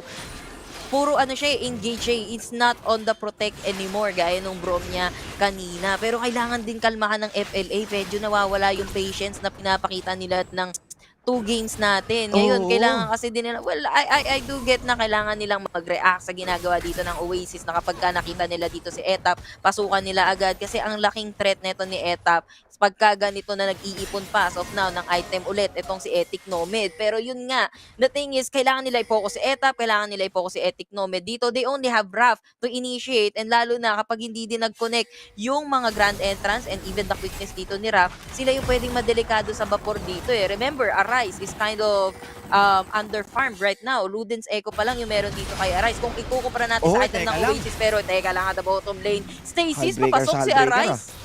Ang early. Pero mukhang may trade yata na magaganap din dahil nga 3-man din na nagro-rotate dito laban kay Kuya Calb. Yup, si Kuya Ida medyo delikado or si Kuya Calb sa may top lane natali at na-stack sa may bandang Gedli. Binaba na ang justice ng espada pero patay pa rin siya doon. Pero at the same time, si Esila ay mababawian din ng buhay. Pero si Itap, naku po, siya ang lamok pero siya yung nilamok. Nag-connect yung charm pero nag-connect din yung cannon. Napabagsak siya dito ni Doming pero nabawian naman nila na buhay dito itong si Arise. Si Itap do maabutan pa din ng barad ni Danny sa may basag ang tore. Si Etic Nomad na lang yung natitira sa taas habang dalawa yung natitira sa side ng FLA. Si Doming dito. Wala siyang whirling access, hindi siya mapapatay. Yeah, Pimen. Push to, butas yung bottom ng Oasis. Naku, inhibitor nga, sapat nga ba? Oy, flash hit! Pero 2 hits na lang si Doming! Si Danny, mukhang mamamatay pa! They overstayed their welcome! Poor FENNEL adversity! Napakasakit mo, Etic Nomad! Bakit naman ganun? Flash! Sabay, spinning access. Kalaban nyo Yapi. ang 7-0 na Draven. Medyo alanganin yung naging desisyon nila dun ha. Pero kita naman sa replay no, kung gaano binahayan dito si Kuya Calmen, knowing nga na nasa kanya yung hull breaker, eh hindi pa siya ganun katanky. Kulang ang Yapi. proteksyon at saka lamang yung Draven eh. Kumaga pagka binato ka talaga ng axe, aaray ka. And at this point, parang nag-desperate Bakit, play na lang men? itong FLA. Yabi, pero alam mo, dapat di sila spirit play, nawawala yung kanilang Nawala yung patience kanina. disiplina. Oo, the discipline din. Kaninang first 2 games natin. Pero kita mo naman, men, yung ating network, hindi din gano'n naman kalaki. I guess, konting hindi magkaroon ng mistake. Dito yung sign of FENNEL adversity. Kasi parang I think na, nagiging greedy sila, lalo na yung bottom lane. Naging greedy sila dun eh. They could have gone back kasi low health itong si Doming. Actually, parang 1 HP and a dream nga na lang. Yung Nako, natira doon pati kay Dragon, Doming. iniwan. Yeah, Dragon, iniwan. Pero, minamatahan kasi nila yung top lane. I doubt na mapapabagsak nila si paring Isila. Giveaway Dragon, men, tatlo sa side ng Oasis. Bakit? Ay, bakit nila isinuko? Ay, di mo, mababaya Hindi nila. naman Pwede bataan, sila men, pero mag-rotate. sinuko. Pero ito Oo, kung men. nakita nila dito sa Isila para sa Dragon, kahit mapatay nila dito sa Isila, para saan? Kasi isipin mo kung pupush sila ngayon dito, matitrade na to ni Kuya Edap and at the same time, nakarotate na yung buong miyembro ng Oasis. Hindi pa nga nakapush, So yung men, eh. binuno nila, yung kanilang isinuko, yung ikinamatay nilang dalawa doon sa ikatlong tore ng Oasis, wala nang silbi. Demon Guide! May buhay pa yun Ang si Aray sakit! sa kalahati na lang yung natitira. Men, Ayun kaya na na nga. mag-going combo stages. Naku po, yung Carpchi din to, Ay, men. higop! Kahit magpalaki Wala ka nang pa dyan. wala nang Si Doming jungler. hinihigop. Sabay nang galing sa likod itong si Parin yung Raph. Kaso nga lang, may iwan yata dito si Etap at the middle of the turret. Pero makakapag-bounce away. Wisik. Tumbling lang with split. Itong si Edap into safety. And this is gonna be an easy baron nga ba para sa side ng Oasis Gaming. Kalahati man yung buhay dito ni Ita. Pero nandito naman yung tropa. And the damage coming from Etic Nomad. Sapat na nga ba yan? Teleportation. Uy, Coming from umaaray, FENNEL adversity. umaaray. Nandito din itong si Kuya Cam. And yes, tama ka doon paring Osay. Masakit si paring Barod. And yun nga na kailangan niya irespeto si Kuya Baron. And mukhang dumidelikado ang pwesto dito ng FLA mistakes after mistakes na kung saan no, nagagawa ni Edge of Etaf na night, bumato oh. lang ng Cham the Waters doon sa mga key targets, forces out their stasis. At syempre, a good follow-up na rin. Double assassin ng Oasis dito. And once natamaan ka lang ng dalawang spinning axis na ngayon, meron na siyang access sa kanyang Guardian Angel. Delikado, Ang layo hindi nila, na natin basta-basta mapapatay at mukhang sisimulan na nga nila dito ang Baron.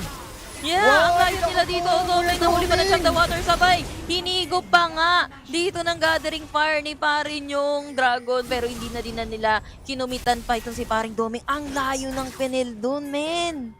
And kita mo yung top lane jungle ng FENNEL. Ang liwanag. Oasis naman ang bumili ng Meralco ngayon. Oo, napabili nga sila ng liwanag at kitang-kita mo naman na mas maliwanag pa ang advantage ngayon ng Oasis. Mukhang sila ang magsiset ng tempo. Sila ang ngayon ang nakakapagpatugtog habang sumasayo ang FLA. At mukhang hindi maganda to dahil ngayong advantage na nakuha ng FLA ng first 2 games, sinasagot na ngayon with the tempo na sinet nila ng early game with the Kha'Zix at with the very masakit na Etic Nomad. Yeah, very masakit. Ang sakit mo, Golden Heart. Ice ba yun? And itong si Demon Kite, naging sakit. Oo, Sakit napakasakit. Sakit Napakasakit. Ano siya, hindi na Indeed. sakit eh. Sakit eh. Sakit eh. Totoo nga eh. eh. Isang bato mo Well, lang literal, mas meaning men. axe, aaray ka. Nakita mo yung kay Ari kanina? Kalahati buhay, men. Isang axe lang yun. Nangalahati yung Oo. buhay ni Kuya nyo Arise doon. And tingnan natin, FLA, sila ngayon yung hindi makabas ng sarili ng base kasi kumakatok na dito yung side ng Oasis Gaming. Inhibitor turret nila, mapapabagsak na din kahit magpaikot-ikot pa si paring Cam. Cham the Water, pagkukunin kay Danny Flash. dito. Pero si Danny, nakapag-flash away into safety. And meron pa silang Baron buff dito para sa side ng Oasis Gaming. Medyo makakabawas. Actually, hindi medyo. Mukhang happy din para sa side ng FLA. So, yung taga hindi na makakarating dahil nakapag-stasis dito itong si Arise. Pero free hit lang si Kuya Etic Nomad. Hinanid na nga sa bahay na manhikan pa. I think nakikain pa ng pansit dito yung side ng Oasis habang tinatapos nila ang Nexus ng FLA. Men! This is a potential reverse sweep nga, sabi mo. Peace Naku, bomb, peace sinabi bomb. na nga natin, nakuha kasi nila yung pwestuhan, nakuha nila yung gusto nila yung momentum, and the assassin play. You also have that Draven na kung saan nagawa niya yung gusto Men, niya, untouchable. nakapag-3-hit siya Untouchable din, men. Kumbaga jobs done talaga ng tuluyan dahil nga wala naman siyang dapat gawin kundi saluin lang yung axe niya, siguraduhin lang na may tatamaan doon sa backline. At alam mo naman understandable na yan na pagka nakuha na ni Kuya Draven yung kanyang mga weapon, this is a bad news already para dun sa mga squishy targets. And wala naman silang access, at si Kuya Raph, hindi naman siya nag-tank build Nag-AP siya. AP Roa first item, 'di ba? Para kay Kuya Raph dito. And kita mo naman kasi, they do have Ari para sa side ng FENNEL Adversity dito para manghuli ng backlines. Pero nakikita natin sa highlights ngayon, ito ba yung manghuhuli ng backlines kay Ethic Nomad? How about we shut him down like over and over again? And even Danny, wala na rin siyang magawa doon na napa-resort na nga din siya sa Steel Cups talaga, pampakutunachi. Kaso wala din, ang sakit ng dato na emit not only Ethic Nomad, si Edap din, and si Etap din. And medyo kakaiba nga na hindi ko rin in-expect na from all of those games na nakita natin, nagawa nilang bantayan yung mga ganong klaseng tower dive. Pero this time na naging Kha'Zix lamang, parang nawala na bigla sila sa bilang, nawala yung disiplina. Napansin ko lang si Danny nung bumaba kanina na namatay siya in the hands neto ni Etap. Hindi siya namatay kay Etap talaga. Namatay siya doon sa neutral. Sinubukan niya yata mag lifesteal kaso hindi yata sapat. Nagmo-moonwalk siya doon kaso hindi sapat nadagukan ng neutral. Hindi nakita sa camera natin pero huling mga moments niya Una nga, inisip ko ignite Oo kaso hindi. Allows ignite Allows ignite, blue smite tong si pare niyong ito. Pero it is what it is, pare koy. The damage ang naging name ng game natin coming from Demon Kite with that damage na 1,753 na galing kay Demon Kite dito. 84% kill participation, 16 KDA. Hindi po siya na-yatarp chi. And what the items, man? Demon Kite, sabi natin, early game, sabi natin, late game, magpapalumpalo dito itong si Ethic Nomad. Pero kasi si Ethic Nomad, early game pa lang, late game na agad. Kasi ang aga ng kanyang Storm Razor dito, less than 3 minutes, first item, core item agad. Ayun na nga yung sinasabi natin 3 minutes, Storm Razor nga agad, madam Alanganin talaga ang napakagandang early game para sa isang Draven. And as a Draven, yun yung gusto mo. Kumbaga, yun yung expected mo talaga na yung tempo setter na lakas ng Oasis Gaming. Ito na yun Ito na yung naantay natin. And that Kha'Zix really played well. Yung kanilang tower dive, basta perfect nila this time around. And yun yung talagang nakita natin na in-adjust nila. And dito naman sa side ng FLA, parang nawala sila sa bilang. Nawala sila sa timings. Kasi every time na may nangyayaring ganong dive, it's either they have the punish, they have the other members na nag-rotate. So medyo alanganin yung ginawa doon nila Kuya Doming tsaka nila Kuya Atrais for not answering or not acknowledging itong Kha'Zix. Tama ka doon, paring Osai. And third game pa lang yun. Remember, best of 5 tayo. Ibig sabihin, meron pa tayo fourth game and a potential game 5. And magkakaroon muna tayo ng very short break bago tayo tumalon sa game 4 dito. Kami ulit ang game shoutcaster nyo. Ako si Asami, ako kasama ko dito si paring Osiris. Huwag kayong aalis, kami magbabalik. Kaya dyan lang kayo.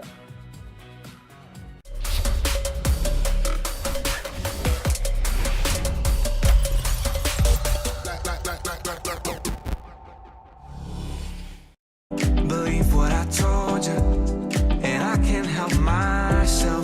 When I look into your eyes, I see you don't wanna fight.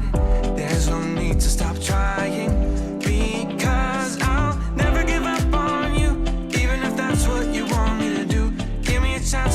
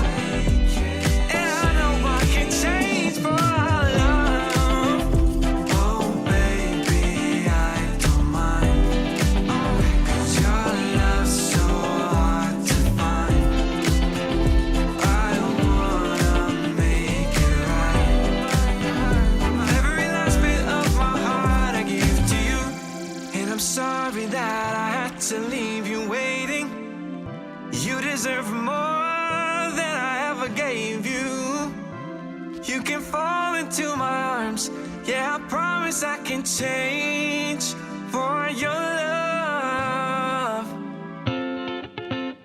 Oh, baby, I don't mind, 'cause your love's so hard to find. I wanna make it right. Every last bit of my heart I give to you. Oh, baby, I don't mind, baby, 'cause your love's so hard to find. Baby, I wanna make it right. Every last bit of my heart I give to you. I give to you.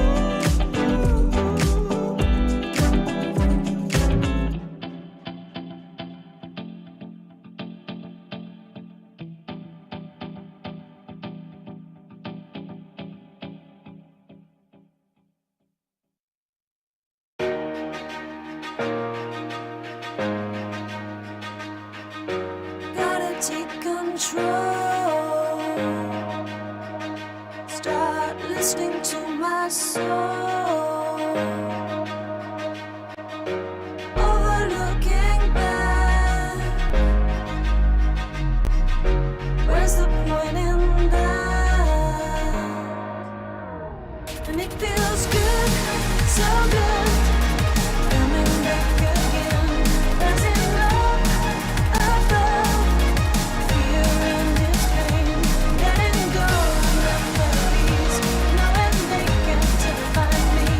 There's enough above. Feels good. Starting to believe what will be will be. Overlooking back. Where's the point in that? And it feels good, so good.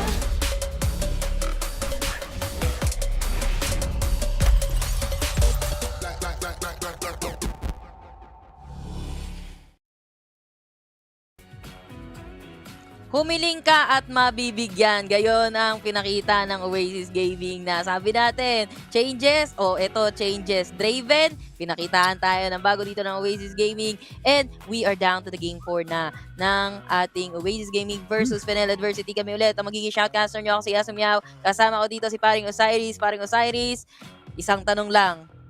Draven ban? Hindi ko na alam ang iisipin ko, Madam Yasu, paikot-ikot na ang aisipan. Kasi Alam mo nga, yung nasa parang sasakyan na gumaganon. Oo, di ba? Parang ganun Parang lang ganun yung... na lang tayo, Kasi, yun eh. parang roller coaster ride, no? Para tayong bumabiyahe sa FX na papuntang Ortigas at ngayon papunta tayo sa Pa-north, pa-south? Alabang. Kasi nga, pa-south, Kasi medyo itong biyahe natin, nag 5 games in Series 1 at ngayon naman may potential reverse sweep tayo. So yung ulo natin, gumaganyan na kasi nga, hindi na natin alam kung anong mangyayaring next, no? Paikot-ikot ang mga kaganapan and the Draven pick, sobrang worth it. And nasabi nga ni Madam Yasu, no, na under 3 minutes na possible or papunta ng 3 minutes yung Storm Razor kung saan ginulpidigulat talaga. Ano, pagkabato. Sabi nyo, no death si Kuya Danny. Siyempre, hindi ako magpapatalo. And binyagan natin, sabi. Oo, and na-miss out yon ng FLA, no? And medyo kakaiba lang yung naging game ngayon kasi parang ilang beses nilang nirespeto yung rotations ng Oasis. Pero this time, parang nakalimutan nila na, oo nga pala, Oasis tong kalaban natin. And kailangan yung isipin na anytime pwede silang mag-strike back. And yun, yung FLA, nakalimutan yun sa parte nila na ang Oasis manggulat. At nagulat nga sila kanina. Oo, actually, hindi lang FLA yung nagulat, tayo din. ang Oo, nagulat oo. dun sa pinakita dito ng FLA kasi sabi nila, gusto nyo ba ng snowball? Eto, raga-ragasa. Oo, ayan, Snowball na nga, ragasa. raga-ragasa pa yung binigay sa atin kasi almost na hindi kumalma yung ating team fight doon kasi whenever they get the Mm. chance para sa side ng Oasis Gaming dito, lalo na kay Eta, pagka may natalunan siya dito, sama-sama tayo. Sama Ganun eh. tayo. Oo, ganun yung Oo. kanilang team song kanina eh. Pagka may nakita sila, okay, target lock and this is surely gonna die, gonna go down. And talagang Oo. totaling shinutdown nila itong si Arise early pa lang para wala ng threat kay Ethic Nomad. No, and yun nga yung medyo kakaiba doon sa game na yun. Kasi parang sinabi natin na si Kuya Danny ang siyang nagbibigay ng highest damage at siya yung binahayan ng ilang beses. Habang si Kuya Doming on that Jace, hindi niya nagawang sagutin yung mga ganong klaseng aggression. And kailangan nga nila irespeto yung ganong klaseng rotation and mukhang karma win games talaga tayo ngayon. Karma Dahil win nga, games. Oo, So medyo good karma maganda siya, eh. men. Oo. Good karma, oo. no? Pagkatalo, bad karma. Bad karma. Ayos din. Ayos Uy, din. Oo. respect ban pa din yung brom natin, no? Sa side ni Naku, Rap wala dito. Mukhang Talagang- kailangan niya bumalik sa Nami, no? Malinamnami. Or if ever, ma-open din yung Galio. Okay naman yung Rakan niya eh. It's just that masyadong mabilis yung Oasis Gaming dito. Eh, yun nga, hindi kayang mag-stand alone nung kanyang mga cores dito ni Arise na nabully ng early, Danny na sumunod sa listahan na nabully din dito ng side ng Oasis Gaming. Talagang hindi lang talaga nila napigilan yung raga-ragasa na snowball ng Oasis Gaming. And i-add mo pa yung medyo naging greedy sila somewhere sa may bottom doon, di ba? Parang nawala yung pagiging patience ng side ng FLA. And doon din sila eh. Nakakabawi ka na nga, biglang lumagapak, men, dahil Oy. na-overextend eh. Napasobra talaga sila sa Yabi. bakbakan na yun. And medyo yun din yung naging questionable, no, na parte ng game natin na kung saan yung magaganda sana yung naging pasok nila pero alanganin na eh. Medyo too late to apologize na talaga pero Yabi. binan Uy, na yung karma. This Wala is nang it, good pansit. karma. Uy! Oo, kaso nabuksan. Kakamil. Hindi Camille. pwedeng once again, pwede man na naman makakuha yung Corky as second pick, no? Habang Darius pa rin ang priority dahil nga nag-work well kay Yepi. Kuya Isila. Open pa rin ang Garen dito kung sasagutin man ni Kuya Calm kaso hindi naging okay yung kanyang Hullbreaker. Hindi siya naging raid boss. Yeah, hindi nga siya naging raid boss siya doon pero parang siya yung sila yung nakaharap ng raid bosses sa side ng Oasis Gaming. Nagulat sila. Ang pinaka-raid boss talaga doon si Ethic Nomad, men eh. Sakit eh. Alam mo kasi pagka mga raid boss ang isang hit noon, minsan kalahati ng HP noon eh. Ganon din si Ethic Matik. Nomad kanina eh. Talagang napaaruroy yung FENNEL Adversity doon. Pero FENNEL Adversity, they will be picking Senna Gragas. Open pa naman din itong si Gragas if they wanted to go. Or Senna Gragas dito or Galio. Open din dito si Galio if ayaw nila ng Gragas. Actually, meron Gragas din na pa nga. rin. Yung Gragas na nga yung gusto nilang ilaro dito. Remember, gusto nilang maglaro sa kanilang re-engage. At the same time, yung lakas ng body slam for the early game, no? Yep. Mukhang mas okay to kay Rafi. Hindi. And yun Ito na pa nga, rin siya, iniisip ko sana iban nila sa second rotation itong Draven pero mukhang napwestuhan na nga kaagad ang Oasis They so could hindi ban na nila Kha'Zix, kailangan maproblema. Pwede pang Kha'Zix mag-4 Lee Sin. kills Kuya Edaf. Pwede pang Kha'Zix Lee Sin. Kasi to be And, able to give space para dito kay Ethic Nomad kanina, bumibisita itong si Kha'Zix on the hands of Ita. Pero kung i-eliminate yun na FENNEL Adversity, there's a chance na baka hindi makakuha nga ng early kill dito yung si Ethic Nomad para hindi niya din makuha yung early items niya, which is nangyari kanina nung third game natin, di ba? Is this a possible Sinzao for Doming siguro? Yun na yung to be honest, yun yung pwede niyong ipangpasok may para Camille dito tayo si Draven eh. Si Doming ba hindi Camille tayo na potential jungle. Pwede mag-Camille si Calm eh. Gaya no. Camille. Kumbaga, kailangan kasi natin na isa pang panghuli. Calmille. Oh, Calmille. Parang chamomile. Ay, tinanggal yung Soraka. Tinanggal yung men? Yung sabi mo? Galing eh. Giling-galing. Ginkgo Oo, biloba, men. Esper yun, yung with Ginkgo Kaya biloba. Alam mo naman oh, si alam Kuya mo Spear yun, pagka yung edad ano na na, ni Kuya oo, Spear. kailangan na ng mga ganyan, Nilalaglag niya sarili niya sa edad. Oh, bata, oo, mga pabata. salompas, ganun, oo. Ibicacent oil, mga ganyan. Hindi na nga, Morgana rin, natatanggalin nila dito sa wala na Yeah. protection. Hindi ko sure kung makakita pa tayo ng possible Z, pero dahil nga kailangan na natin ng AP damage at mukhang si Kuya Nogard as siyang gagamit ng Rakan. This will be an aggressive duo once again. Remember, Oo. meron kang stand aside, meron kang grand entrance, and mukhang papasok Uy! lahat dito. At Makikita mukhang natin yun in na nga. action si Action. Nice ba yun? Oo, ayos na ayos, swabing-swabe. Pero sino ang Swabe siyang panggagalingan ng kanilang AP damage niyan, madam? Kasi parang alanganin pwede kang mag-ano lang dito. Thornmail para kay Kuya Isila at kay Kuya Etap. At saka pag nag-deadman, Uy, huling-huli. At ayun na nga. Sila pala So ang sabi sa iyo magkaka-6. pwede mag-chamomile nga to Camille nga talaga, Calmil No, si calm meal. Kuya Uy! Cal. Diana, isa ding may pang sama-sama sa gitna, no? Parang may pang ulti with a moonfall. Kung nawala dito itong si Karma, okay, palitan naman natin ng Diana. But let's see, no?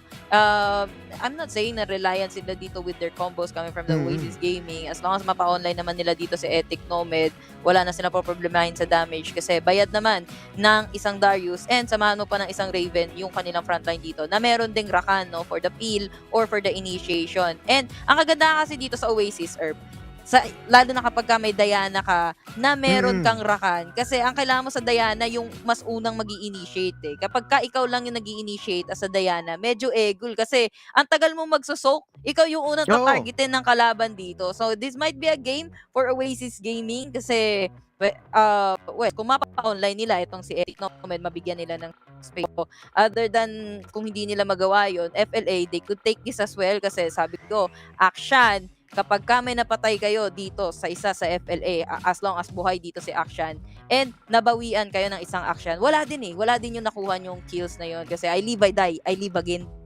Ay, ayun na nga, grabe naman yun. Kumbaga Mad may Max yun, buyback kasi sila dito Oo. Sure na meron silang pang buyback kaya hindi mo kailangan problemahin yun, na pwede kang jet revive me yung gagawin Jet dito revive ni Kuya, may up Kuya drop, no? Action.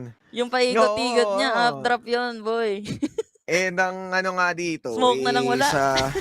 maganda nga ang pwesto dito ng Oasis, no? Dahil nga tulad na sinabi mo, papasok sila and they have the initiation na manggagaling sa grand entrance at quickness. Pwedeng iwanan si Demon kahit dahil nga meron siya nung kanyang rush. Although sa kabilang side naman ng dito, ng FLA, teka lang, ngayon na early. Dito ako kinakabahan, madam, kasi si Kuya Rafi, yung mukhang mag-i-AP siya kasi wala silang panggagalingan ng AP damage. Actually, So, laban sino naman na yun, naman men. ang tatangke? Actually, men, laban yun kapag kay Gragas. Pwede kang mag-Rowa first item, Fimble Winter, tapos Iceborne Gauntlets. Okay na yung Rowa, pan-damage mo as a Gragas. Pero other than that, men, bukod sa medyo may damage ka na, may kunat factor ka din. Kunat factor na din itong si Gragas once you get all those 3 items. Pero kasi, he's playing as a support para kay Gragas as of now, para kay Ra. Pero hold that thought kasi yung bottom lane natin, kanya-kanya sila target Demon kahit medyo nasaktan doon. Same with Danny. Kaso, mukhang buhay pa din naman sila parehos and mayroon pa silang kanya-kanyang mga prutas. Hindi naman forbidden yan, no? Pero kaya nilang pwede nilang i-take yan. Pwedeng kainin, pwedeng pagatigan. Pero yun na nga, medyo nag-aalangan din ako dito dahil nga si Kuya Danny as a Sena, expected na natin na kumbaga tanky na isang Sena. Grass of the Undying, pwede siya maglagay ng mga baluti and pwede siya mag-Divine Sunderer na kung saan may hihirapan si Demon kahit na i-execute siya. Pero they are well aware this aggressive warding na meron sila papunta dito sa papasok sa entrance ng blue buff nilang Oasis, ma-identify nila if ever na may chance ang mag-early gank na namang muli. Pero yun nga, tamang pwesto lang. Hindi pa rin nag-recall itong si Kuya Etaf and might be potentially na naglagay lang siya ng early wards para dito sa Raptors at malaman ang pwesto ni Kuya Doming. That will dictate yung pwede nilang possible na early gank for another under the tower play.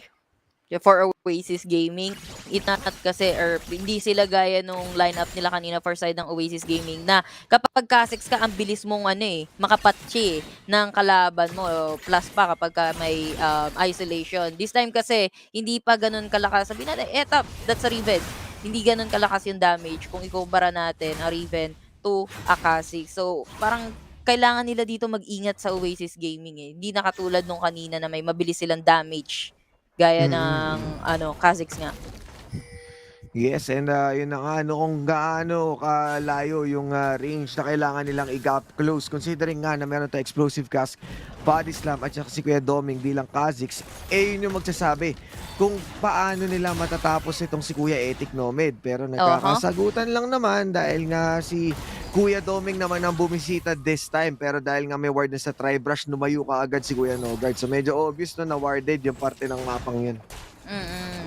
And eto tahimik pa yung mapa natin pero medyo nagbi-build na nga ng kanilang grounds itong side ng Oasis Gaming at the bottom side ng mapa natin. Pero yun nga, wala pang aggression. Actually, kaka-expired lang ng mga wards natin na nilapag. And I think ang pinaprioritize ng both teams ngayon, farm lang, try to at least yung lanes natin, get the last hits. Wala pang nagro-rotate wala pang nagpapakita talaga ng aggression like sobra-sobrang sagad. Kumbaga pa lang to, patsi-patsi pa lang sa kung paano nila i-identify yung mapa. And currently nga ngayon, nakikita natin na itong first item ni Kuya Edaf na Rod of Ages, to be honest, magiging tanky din siya. Pwede nila isa siya sa mga sasama sa loob para mapwestuhan na maigi yung setup para makancel out itong pwesto ni Kuya Danny. Pero ngayon, dahil sa isolation damage, sila na ang siyang naunguna. Naku po, nakuha na nga dito ng sign ng FLA yung Dragon. Sabay gusto na nilang lumabas. Kaso naiipit yata dito itong si paring Rap. Pero si Rap, naku po, buti na lang hindi siya sumot ulit doon sa may pit. Kasi gumamit siya ng blast cone, kaso patalikod. Muntigan pa siya doon. Pero after all, wala pa rin tayong first blood. Pero the Dragon will be taken ng FLA and might be makaabot pa sila dito sa Rift Herald take. Dahil wala din naman sa posisyon ito si Etaf. Disiplina lang talaga ang pinaka-focus natin dito. And kita mo naman kung gaano naging disiplinang muli. So nagbalik tayo dun sa dahan-dahan na play na ginagawa ng FLA. And FENNEL adversity, nagawa naman nilang i-slow down yung tempo at sila na ang siyang nangunguna sa objective. But this time, Rift Herald, Oasis ang siyang unang pwesto. At awarded na nga rin ang pwesto dito ni Kuya Doming, Dust Blade of Draktar. Meron na siyang pang-assassin. Mukhang mapapaligiran sila dito, Madabyasu. Yeah, dito na tayo with the Black Mist coming from the FLA. Pero nakapakanin dito itong si Doming. Pero Hexic Ultimatum para kay Demon kahit na na-hold nila. Pero hindi nila na-burst para sa side ng FLA. Wala pa na-burst dito. Pero ang dami naman taga-salo ng bala. Pero may pinita si Doming! Etik Nomad, buhay ka pa ba? Pero no! Etik Nomad is a gunner now! Dahil tinalunan siya dito ni Doming, men. Oh no! Pangabilis ng wax in, wax out doon. Bakit? Yup. Yeah,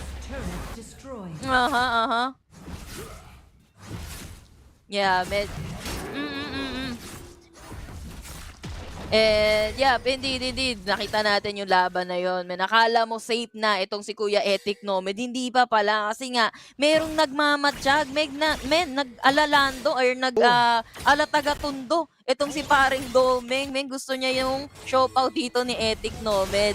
Diba parang Elsa Lando lang yan, pero Oasis Gaming nagsama-sama at the bottom lane and apat yun na tactical sweep dito, explosive kasi wahiwalay muna, social distancing, pero wala naman mapapasukan dito si Rafi, pero nandito na si Doming at tatalo niya si Demon kahit na flash out, pero dalawa or tatlo yun na pa, grand entrance na pabagsak nila dito itong si Doming, pero napaganda sana ng moonfall, asa na yung follow up, andun yung follow up sa may bandang likod, nakahuli nila dito itong si Raf, pero ang exchange natin, no card is gonna die as well, and FLA pa rin talaga yung nanalo on the team fight dahil absent to si Esila, apat nang yun namatay sa side ng Oasis. Mayroon pang bakbakan, hindi pa sila tapos. Meron pang apprehend, pero sa Sagio out, sabay flash in, hindi nga lang siya inabutan nung Sarah G neto ni Esila, da paikot-ikot, and mukhang irerespeto niya naman yun. Kasi Erp, walang malakas sa marami. Ayun na nga, walang malakas sa masyadong minando, medyo Yeah. hindi nga natin nakita yung mabisang bakbakan nila doon ng Oasis. Dahil nga, ang ginawa ng FLA, after nila kunin yung Rift Herald, sinigurado na kuha nila kagad yung mid lane. Binuksan kaagad nila yung dito na tayo nagbabalik sa disiplina ng FENNEL adversity. At kita mo, si Senna, siya pa ng Solarity Enchant. Yeah, parang siya yung acting as a support dito ngayon for Danny habang binubuo dito ni paring Raph. Pero parang si Raph dito hindi na siya magpi-Fimble Winter. So talagang magki-carry or magko-core items itong si paring Raph and hindi si Danny. Danny yung magiging support natin as of now. Judging from the items na binubuo neto ni paring Danny. So back to tahimik muna tayo ng mapa habang waiting for the Cloud Drake na mag-i-spawn in under 10 seconds na lang. Tayo na nga, under 10 seconds, kailangan na nilang pumwesto dito at nagkakapingan na. Mukhang alam naman na nila ang kailangan nilang gawin habang si Kuya kalmado. They have the information na push pa rin talaga ang pinaka-priority dito at mukhang si Kuya Kalm wala naman siyang teleport para masabi na pwede siyang bumack up at hindi pa rin siya talaga nagro-rotate. Ini-stall lang nila to.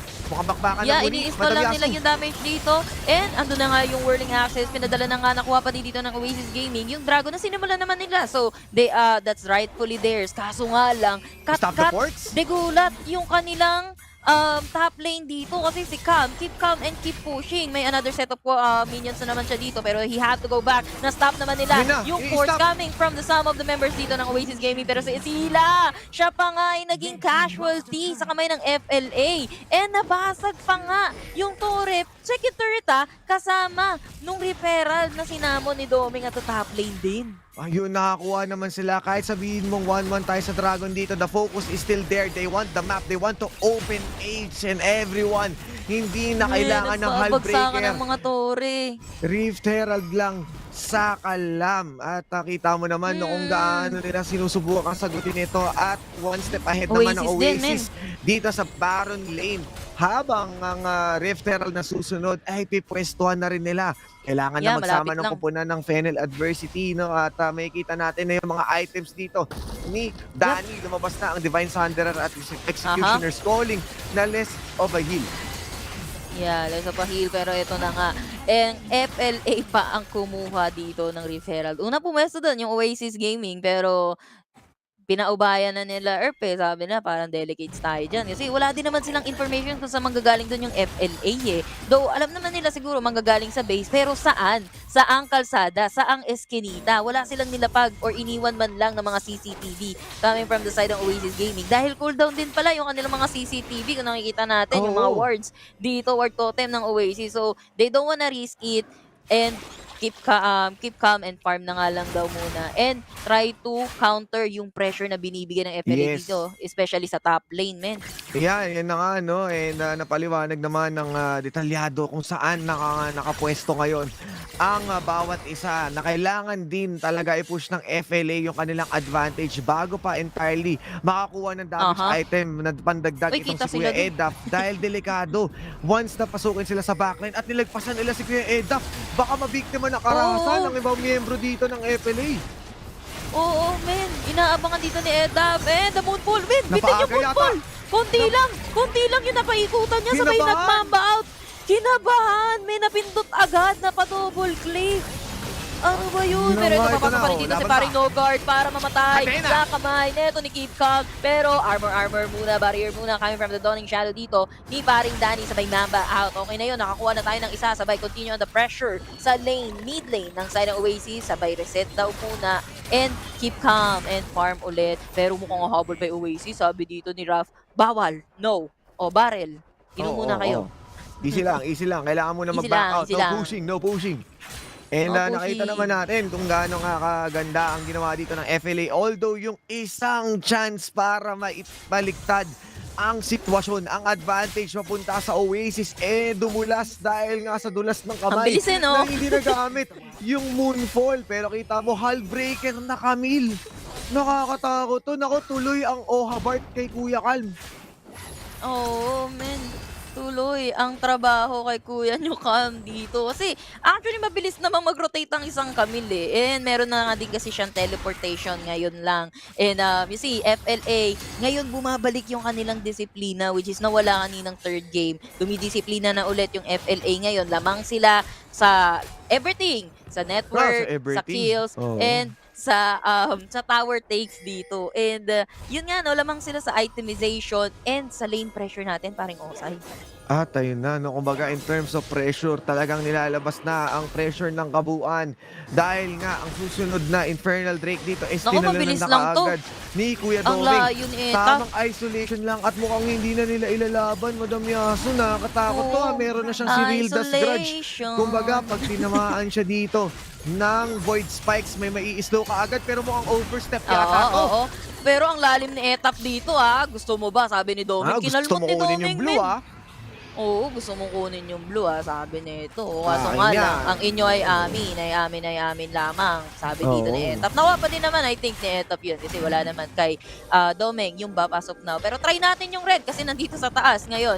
Etong si paring Doming. Kaso mag-isa lang si Doming dito Mukhang hinahanap dito ng Oasis Gaming. Parang nandito yun kanina. Kaso wala namin Pumaparo-paro din na sa malayo itong si paring Doming. And yun na nga, tamang lipad-lipad lang kung saan-saan si Kuya Doming. And ang nakakatakot nga dito, no, nakuha na niya ang kanyang mga damage items at mga pang-setup, siguradong pwede nang matulog dito si Ethic Nomad once na mahuli siya. Currently sitting on a 0-2-2 kung kanina 7-0 yung kanyang standing. Mas mahirap, mas pinahirapan siya ngayon. Itong Draven natin, mukhang hindi na ganun kagiting dahil nga mukhang tuyo ang kagamitan. Hindi na berting magiting, men. Berting na lang. Hindi na magiting Kasi walang item di ba? Kumbaga, kulang pa ang sakit naman nun. Erp, alam mo yung Storm Racer niya ngayon, 9 minutes niya nakuha. Ayun or na nga, mga diba? less than 90 minutes, pero di gaya kasi kanina, less than 3 minutes. Pero teka lang, mukhang talagang trabaho lang si Kuya Calm dito. Oo, kaso kailangan niya Ingat. Guard, Hahatiin na mapa. Ingat lang. Habang nagbabarol, pero kailangan nila mag-backdoor kasi information coming from that whirling access ni Kuya nyo Ethic Nomad, madidiscover sila dito nagbabaron kayo Oo nga, Baron not sure kasi hindi naman nila tinutuloy para sa FLA pero 1v1 with a great one. Masakit ang mga paa dito ni paring Pam. Ruin King, nilagyan ng espada yung paa Yung Ruin King nilagyan niya sa paa kaya ganun. Hindi ginagamit yung kamay, no? Oo, diba? Masyado na daw mainstream yun kapag gamay yung ginamit mo. Pero ito, Hextech Ultimatum, buying time lang yata yung ginagawa dito ni Keep Calm. Habang nagbabaron kasi yung the rest of the member dito ng FLA. Pero FLA, do they have what it takes? Do they have the damage? Almost done with the Reef, with the Baron dito. And isolation. Isolation on vacation. Yun ba yun? Yun pala yung kanta. Ganun ba yung kanta mo sa kanta ko? Iba tayo ng kanta. Ibang number yata yung nilagay mo. Isolation makes me. Ayun naman pala yung sayo. Yun kasi yun, magkakaiba tayo dito, no? Congratulations yung sayo Oo, bati. Alam mo naman tayo. Ano nga, alam mo bakit? Alam mo bakit isolation? Alam mo ba isolation? Kasi post-alone. Pagka-alone ka. Post-alone? Oo, mati yun. Kaya yung damage si Kuya Kazik, masakit. Kaya, isolation. Sabagay, pagka nanalo sila, sa ala magiging congratulations yun. Sabagay, tama ka doon, parang Osiris, no? And ito na nga, speaking of nanalo, may nag-aabang sa likod. May dragon, may no guard. I mean, merong rakan sa likod. And hindi alam ng FLA Eskinita. Baka dumilikado si Elsa. Tarima yan ng side ng Oasis. Kaya, ayun, TP na lang siya. Kasi ang layo ng mga comrades niya dito. Uy, teka lang, mga mabubulil yaso. Hindi. Lululunan po, nakita. Pero ito, lumipad. Ibon. Save. Teka lang, malaki yung wave malaki yung wave sa top. Pero mukhang ayaw na nila mag-stop dito. Pero gusto kasi nila yata butasin pa ulit. Yung Oasis na naman, na inhibitor yung gusto kunin dito ng FLA kasi wala na silang minion at the middle lane. Kailangan nilang intayin. Pero kailangan nga nilang depensahan yung top nila, men. O Elder Date na din. Opo, delikado yung timing sila. Nakababasik sila lahat. Ang dating. Dadating na ang Elder. At Sakto lang, makikita kaya, men. madidiscover kaya, oo, sakto lang pala dahil nga nagkapang-abot sila dito. Walang vision parehas. Oo, wala silang play. Pero yung mga minions, sinasabi na nila, uy, teka lang, dumaan dito si Kuya Etic Nomad. Ibig sabihin, malapit-lapit sila sa tamang ping lang, sa mga death brush. Tamang pasok lang sa mist. Oh, Para yeah, easy-easy lang, pero blackness barrel lang. roll. Pang check lang din. Ito. Scryer's Ayan na, Bloom. Oh, wala talagang words as of now, man. May scattered pero mapupunta yan sa side ng FLA. Yan, another word. Ayan na, si Kuya Another Cal. advantage Trabaho. coming from the side ng FLA. Pero 4 yung FLA dito sa may bandang Dragon habang 5 naman yung Oasis. They have the numbers sa side ng Oasis. Kaso nga lang, tinalunan sila dito ni Dome. Medyo nasaktan. Itong si paring Eta. Pero yung explosive gas ginamit na din. Kaso wala sila na-isolate doon. Pero sa Isila, medyo duguan yung Moonfall. Dalawa lang yung nasa gitna na napunta. Pero tabahong marangal si Kuya Kan. Nililibak lang ata ng FLA yung mga miyembro dito ng side ng Oasis. And Oasis, sila pa yung nababawasan dito. Kailangan bumaksi 8-up lang yung makakapag-kipi dito habang kinakaltukan na ni Cam. Kumadra pa si Domeng. Kaso, pentakill! Pentakill bago matapos ang game natin. Paring Osay. Pinagtagal lang para makapag-penta. Woo! The Penta plus the base. Overcoming their demons. Los, wag mong bugbugin yung unan. Gulpi di gulat. Yung unan. Yung unan nachi. Nanggigil siya sa unan, men. Unanatics na ako, men. Yunaan ko yung BGM ni Derek eh. Kinantahan ko na ng congratulations kasi nakapenta na, nawasak pa yung base. Men, pinapenta muna bago wasakin yung base. Akala ko makakapag-TP si Eta kasi siya nakabukulot. Sabi ni Domeng, no, my friend. This is my no-no player. This is my game. The Dome is back. Yeah, FENNEL adversity. Yeah, look at the highlights, paring Osiris. Ano masasabi mo dito? Kasi parang early pa lang, men. Bumalik talaga yung patience na meron yung FENNEL adversity nung first game and second. Ang nagustuhan ko dito sa game na to, no, yung galawan ni Kuya Arise sa action. Mukhang nakalimutan yata ng mga people of the Philippines kung gaano kasakit ang action Jackson. At kita mo naman no, na si Kuya Calm din, no. Yung Camille, ine-expect na natin na papasok kaagad siya bilang isang jungler. Pero nagawa natin makita yon sa kamay ni Kuya Calm and that settles the score against sa Demon Knight. Pwede kang mag-hook shot into a Hextech Ultimatum, pwede kang mapalaban ng explosive cast yung simula. And yung mga pasok ni Kuya Doming, disiplinado. And nagawa nilang i-preno itong si Kuya Demon kahit at ito na nga yung huling laban, Madam Yasu. Men, ito nga yung huling laban doon. And sabi ko nga, no, hindi masyadong mabigat yung dating ng Moonfall dito ni Kuya nyo Edaf. And hindi yata nangyari yung papaangatin ni Nogar tapos Moonfall, the setup coming from the Oasis. And kita mo, kinukunti-kunti lang ni Calmo. Sige, magpenta ka muna dyan. Magpenta ka muna. Ayun, hinintay niya yung pente. Alam mo, isang hita na lang yun eh, yung sipa niya na yun kay Cal. Pero sabi ni Domeng, teka lang, papenta. O sige. O yun, penta na. Okay na, Gucci. Yan ang ating player of the game. Walang iba kundi si Cam. Huwag na kayo magtaka kung bakit 50% lang yung kill participation niya kasi trabaho marangal ang ginagawa ni Kuya Cam dito. Pressure on the Saints and talagang push lang kung push.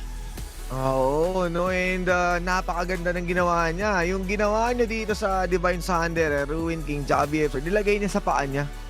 Kaya ang sakit. At saka yung nakita nga natin, no, nung ginawa niyang split push, yung penta talaga. Yun talaga yung siyang tumapos, yun yung cherry on top. And ayun yung gusto. Yun yung gusto bali ng FENNEL adversity, no, na talagang maging convincing yung pagbawi nila sa Oasis. And what more can you ask for? Naglabas na sila nung kanilang mga disiplina strat. Nilabas nila yung split push ni Calm. And kung titignan mo, naka-teleport na siya. Kanina, nung wala pa siyang, nung early part ng game, hindi nila pinrioritize itong teleport.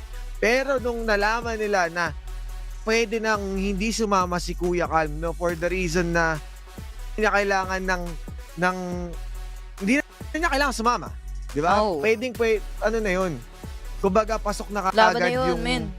Oo, laban na yung split push. Sabi niya, okay, Oo. sige, hindi ko na kailangan sumama. Trabahong marangal na lang at yung Oha Barts nga niya, natapos niya nga talaga. Yeah, and the thing is, hindi din kasi talaga nag-early na nakakuha ng item itong si Kuya Etik Nomad, di gaya nga nung third game natin. And again, bumalik nga yung patience ng FENNEL Adversity. They are not overextending, they are not committing into a fight kung saan sila gold chiwap. And yung discipline nila na hindi sila nagiging greedy talaga against Oasis Gaming dito. And napaganda talaga yung pagbigay ng Camille dito kay Kuya Cam and also that Doming Kha'Zix. Actually, lahat sila may ambag dito for the side of FENNEL Adversity. Yeah, and then doon naman talaga nagsashine ang FENNEL Adversity kung saan nagagawa nilang siguraduhin na andun yung lahat may connection na magkakasama kahit anong mangyari. And they move as a unit na bihira mong makikita na may nag-iisa doon sa, ang nag-iisa naman, to be honest, si Cal. Expected naman na natin yun.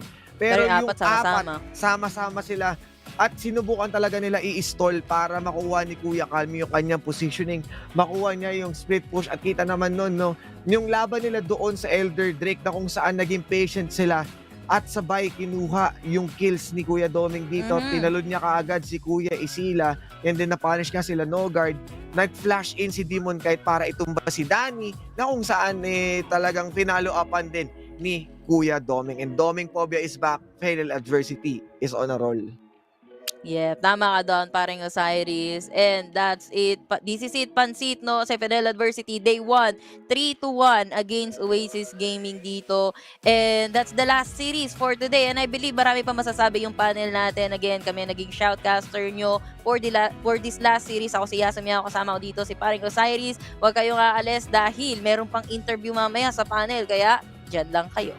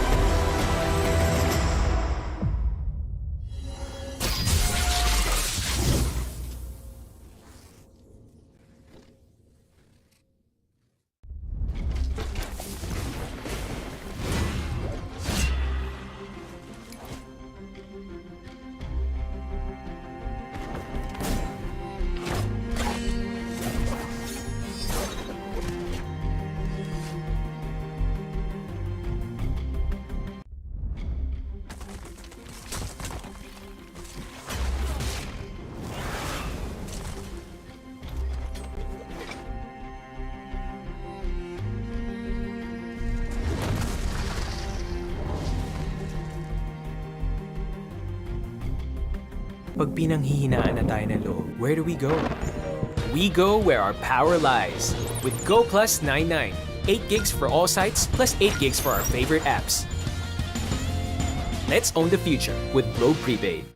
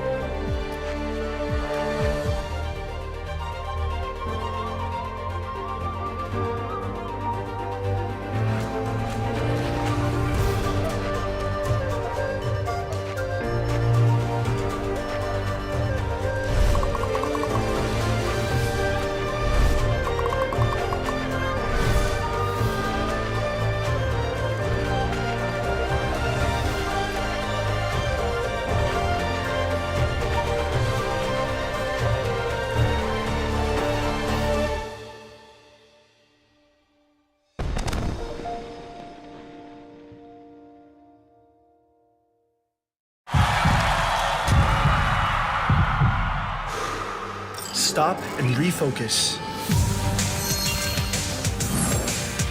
Get a clearer perspective. See things from different angles. Power up and set your eyes on the prize. It's time to step up and rise to the challenge with the Redmi Note 11.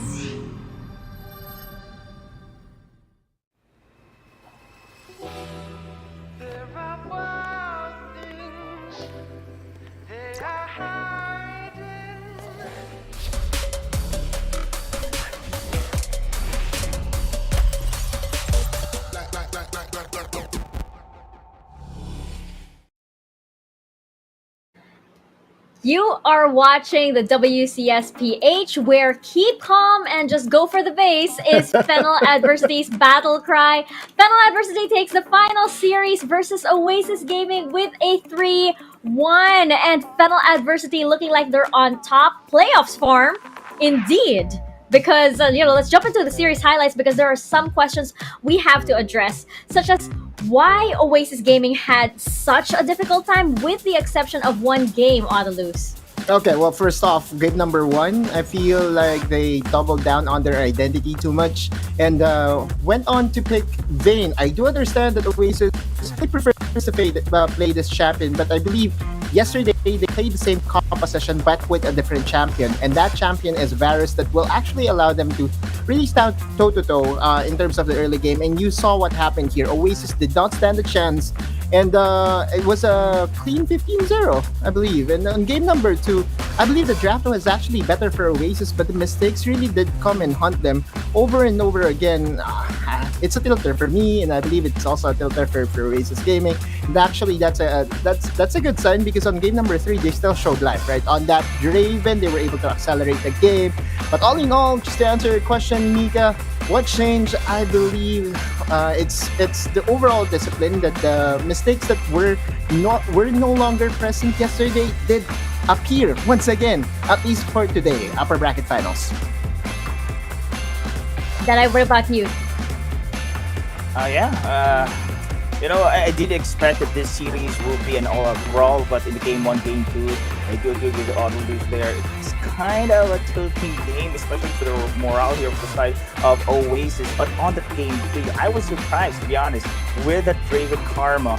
That was unstoppable. And we have seen, of course, in game 4, that they played it safe, of course, banning those enchanters, denying them for to pick it up. And I do agree as well with with what have Crazy Apple mentioned. It was somehow forced pick for the side of Oasis, and they relied too much for this Draven to scale. But those enchanters, it's really difficult for this champion to go online. Well, we certainly hope that Oasis can bounce back, because they still are an incredibly strong team. It just seems like FENNEL Adversity this time around, they really did do their homework. They were prepared exactly for how Oasis Gaming would approach them. And again, with the exception of that one game, FENNEL Adversity, this looks to be very, very clean, a trademark clean games from them, and in top playoffs form indeed. Let's actually bring them on back to the panel. I believe we have them on interview. I am not sure who exactly will be representing the team this time around, but rest assured, I think the whole team will be on. Yes, indeed. Hello, FENNEL Adversity. Congratulations to you guys. First question, syempre nakita natin na ang saya-saya ng mga reactions nyo when we cut to your cam after ng Game 4. Pwede nyo ba ikwento yung comms nyo sa last clash na yan with the Elder and with Calm split pushing? Yung comms po na pentakill na lang talaga. Wala na ibang comms na flat up po siya dun sa pag-base nila. Tapos kami naman po sa pentakill lang. Good luck. Nakikita lahat na tumatalan kayo, tapos sobrang saya nyo, and congratulations for that. My second question for you guys is kung nag-iiba ba yung approach nyo sa game, especially ngayon na playoffs, may nag-iiba ba sa siguro sa pagkasama nyo? Is everything a little bit more serious dahil playoffs ngayon, or are you guys just doing what you have been doing throughout the regular season? Sa akin po, naramdaman ko sa team na mas lumakas kami. Na yung mga kasama ko, mas sila, parang sa lahat ng ginagawa nila ngayon, sobrang 100% sila. Na, ewan ka, lakas nila. Parang naman. Oh, look at that. Uplifting the team, syempre. Good job. And good job to you, Raph, and good job to, of course, the whole team. Otulus, over to you. Yeah, yesterday ang sabi ng Oasis ay magkakaroon ng clean 3-0 at sila ang mananalo. Pero ngayon, napatunayan ng FENNEL adversity na hindi kayo basta-basta magpapatalo. So, my question for you is for...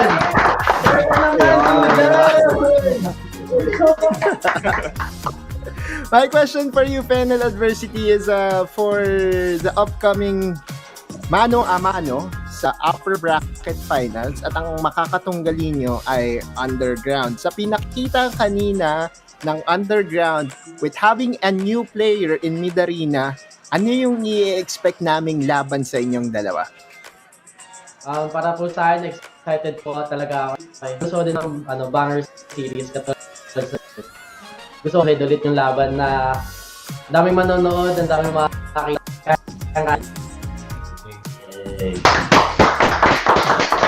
Exactly. Kaya kailangan manood yung ating mga viewers. Thank you and congratulations, FENNEL adversity. See you next week. Thank you. Derai, you got questions for FENNEL adversity? Yeah. FENNEL adversity, I don't have any questions, but I would like to say congratulations. Good luck on your run, especially here in the playoffs. And of course, we would like to highlight as well pentakill, clutch pentakill coming in from Doming there in the last ending play. Yeah, that is worth noted for.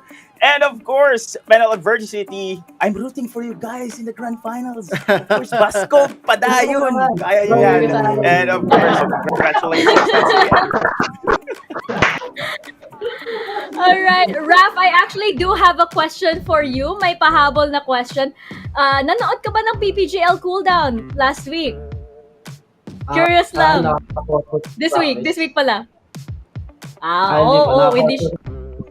Okay. Hindi ko na itutuloy. Sasabihin nila, okay. Okay, yeah.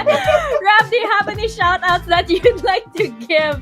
Or any messages of support para sa lahat ng mga fans ng FENNEL adversity? To our management, Sir Reggie, Sir Max, to my team, and also to Coach Patrick. And sino pa shoutout nyo? Shoutout ko yung nanay ni Miguel, si Mercy. Tapos shoutout din sa nanay ko kay Edren. Shoutout kay Jewel and Lilia and sa my mind. And kay Papa, thank you. Sino pa? And kay Pili. TV tayo, nasa TV tayo. Sa ikinig nyo, pati sa kasi ko, yung kuya ko mga kita kami. This year.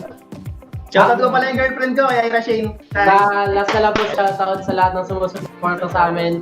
Burger kay sa amin. Shoutout sa family ko. Tapos kay Gerard. Thank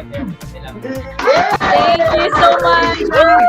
Thank you so much, FENNEL adversity, and congratulations on your win. We will see you soon for the continuation. Ay, meron pa.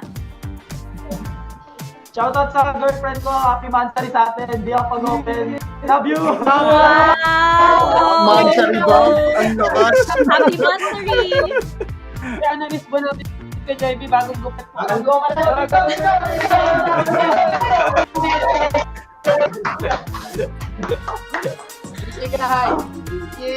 Thank you very much, FENNEL adversity. And yes, nakaka-relate na ako dito sa burger. Maraming salamat. Na-educate ako. Thank you so much.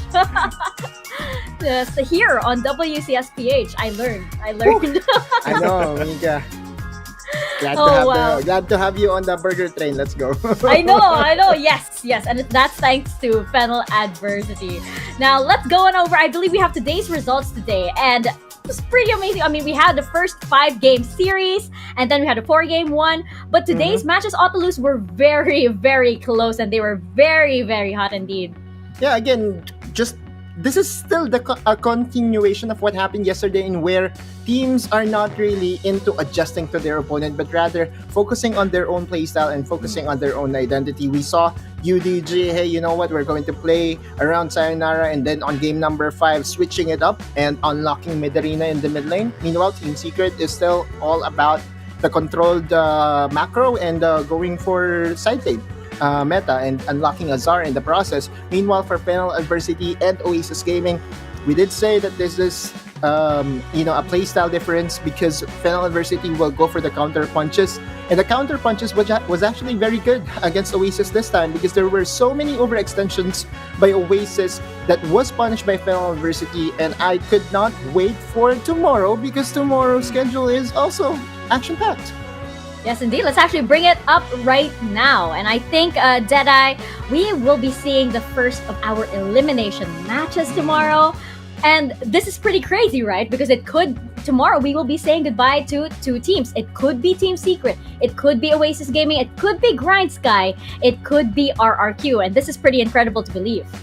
Exactly. And I think this is a do-or-die situation right now, Ms. Mika. And what's about this one? It's like the first day of our playoffs here. Yeah. But the difference is that their opponents crisscross. Switch, the crisscross here with their brackets. And now it is going to be Oasis versus RRQ. And we have seen their group stages run.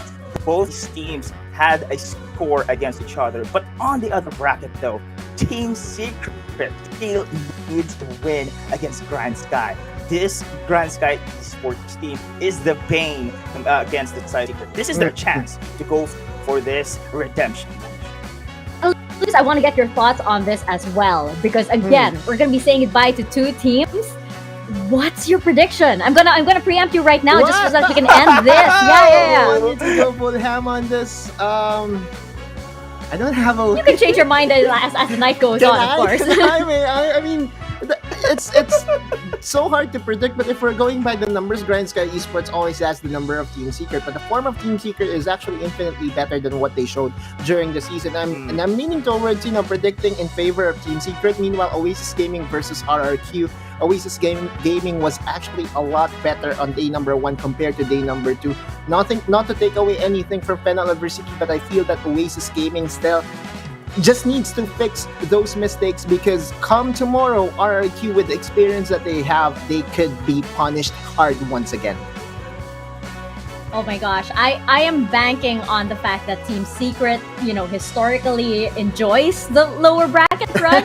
I'm banking on that right now. I feel like they're just going on one of their sightseeing tours right now. They want to see what's over there on the lower bracket.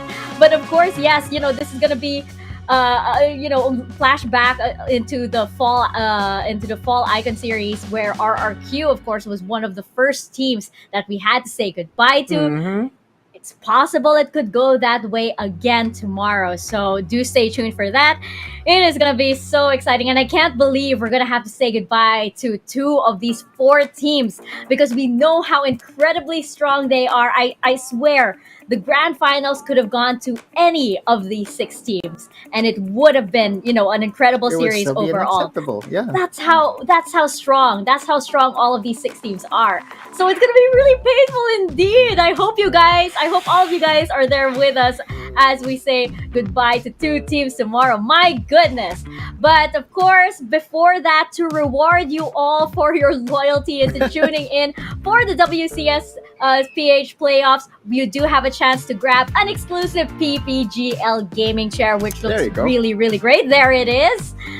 All you have to do, again, is post a photo of yourself watching the PPGL WCS PH playoff stream.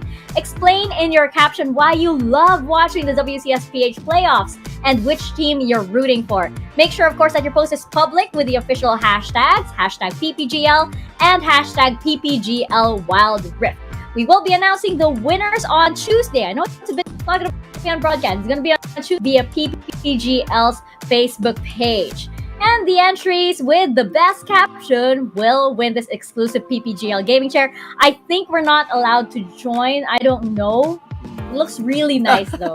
It looks really, really nice. And I do have another gaming chair over there that is in need of replacement. Just gonna put it out there. Just in case we can.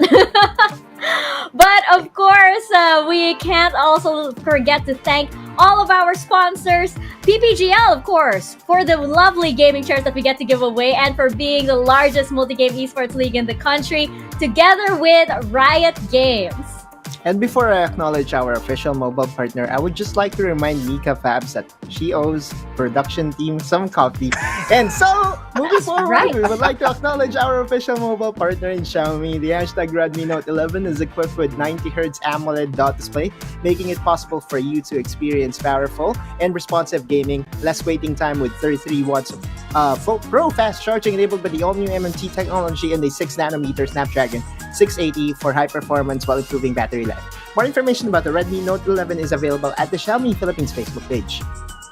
And you can have the best time in the Rift with Globe Prepaid's Go Plus 99. Get wild with 7 days of 8 gigs of data for all gaming apps, 8 gigs data for all sites, and UnliNet all-net text. So you can always be prepared to take up the challenge in the Wild Rift. Download the new Globe One app now to register. And of course, this tournament is under the supervision of the Games and Amusement Board.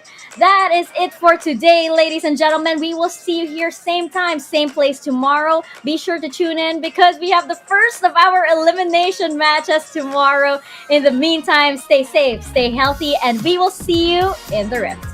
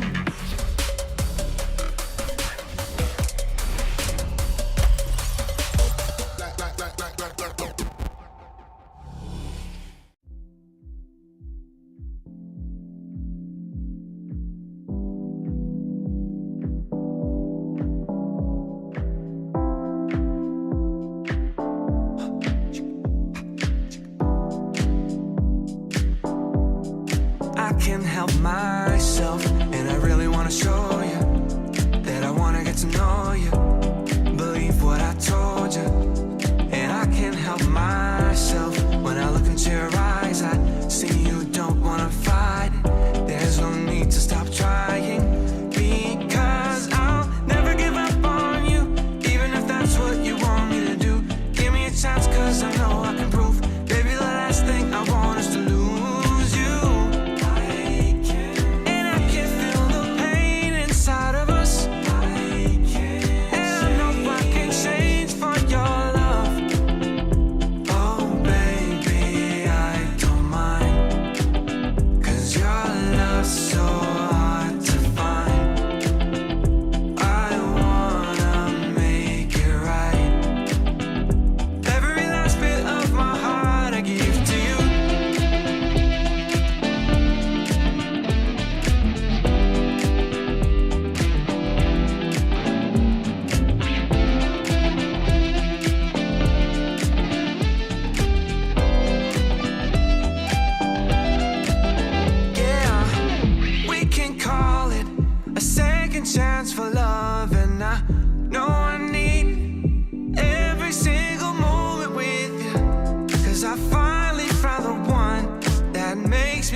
at home. And so I'll never give up on you, even if that's what you want me to do. Give me a chance, cause I know I can prove. Baby, the last thing I want is to lose you. And I can feel the pain inside of us. And I know I can change for our love. Oh baby, I don't mind, 'cause your love's so hard to find. I wanna make it right. Every last bit of my heart I give to you. And I'm sorry that I had to leave you waiting. You deserve more than I ever gave you. You can fall into my arms. Yeah, I promise I can change for your love. Oh baby, I don't mind, 'cause your love's so hard to find. I wanna make it right. Every last bit of my heart I give to you. Oh baby, I don't mind, 'cause your love's so hard to find. I wanna make it right. Every last bit of my heart I give to you. I give to you.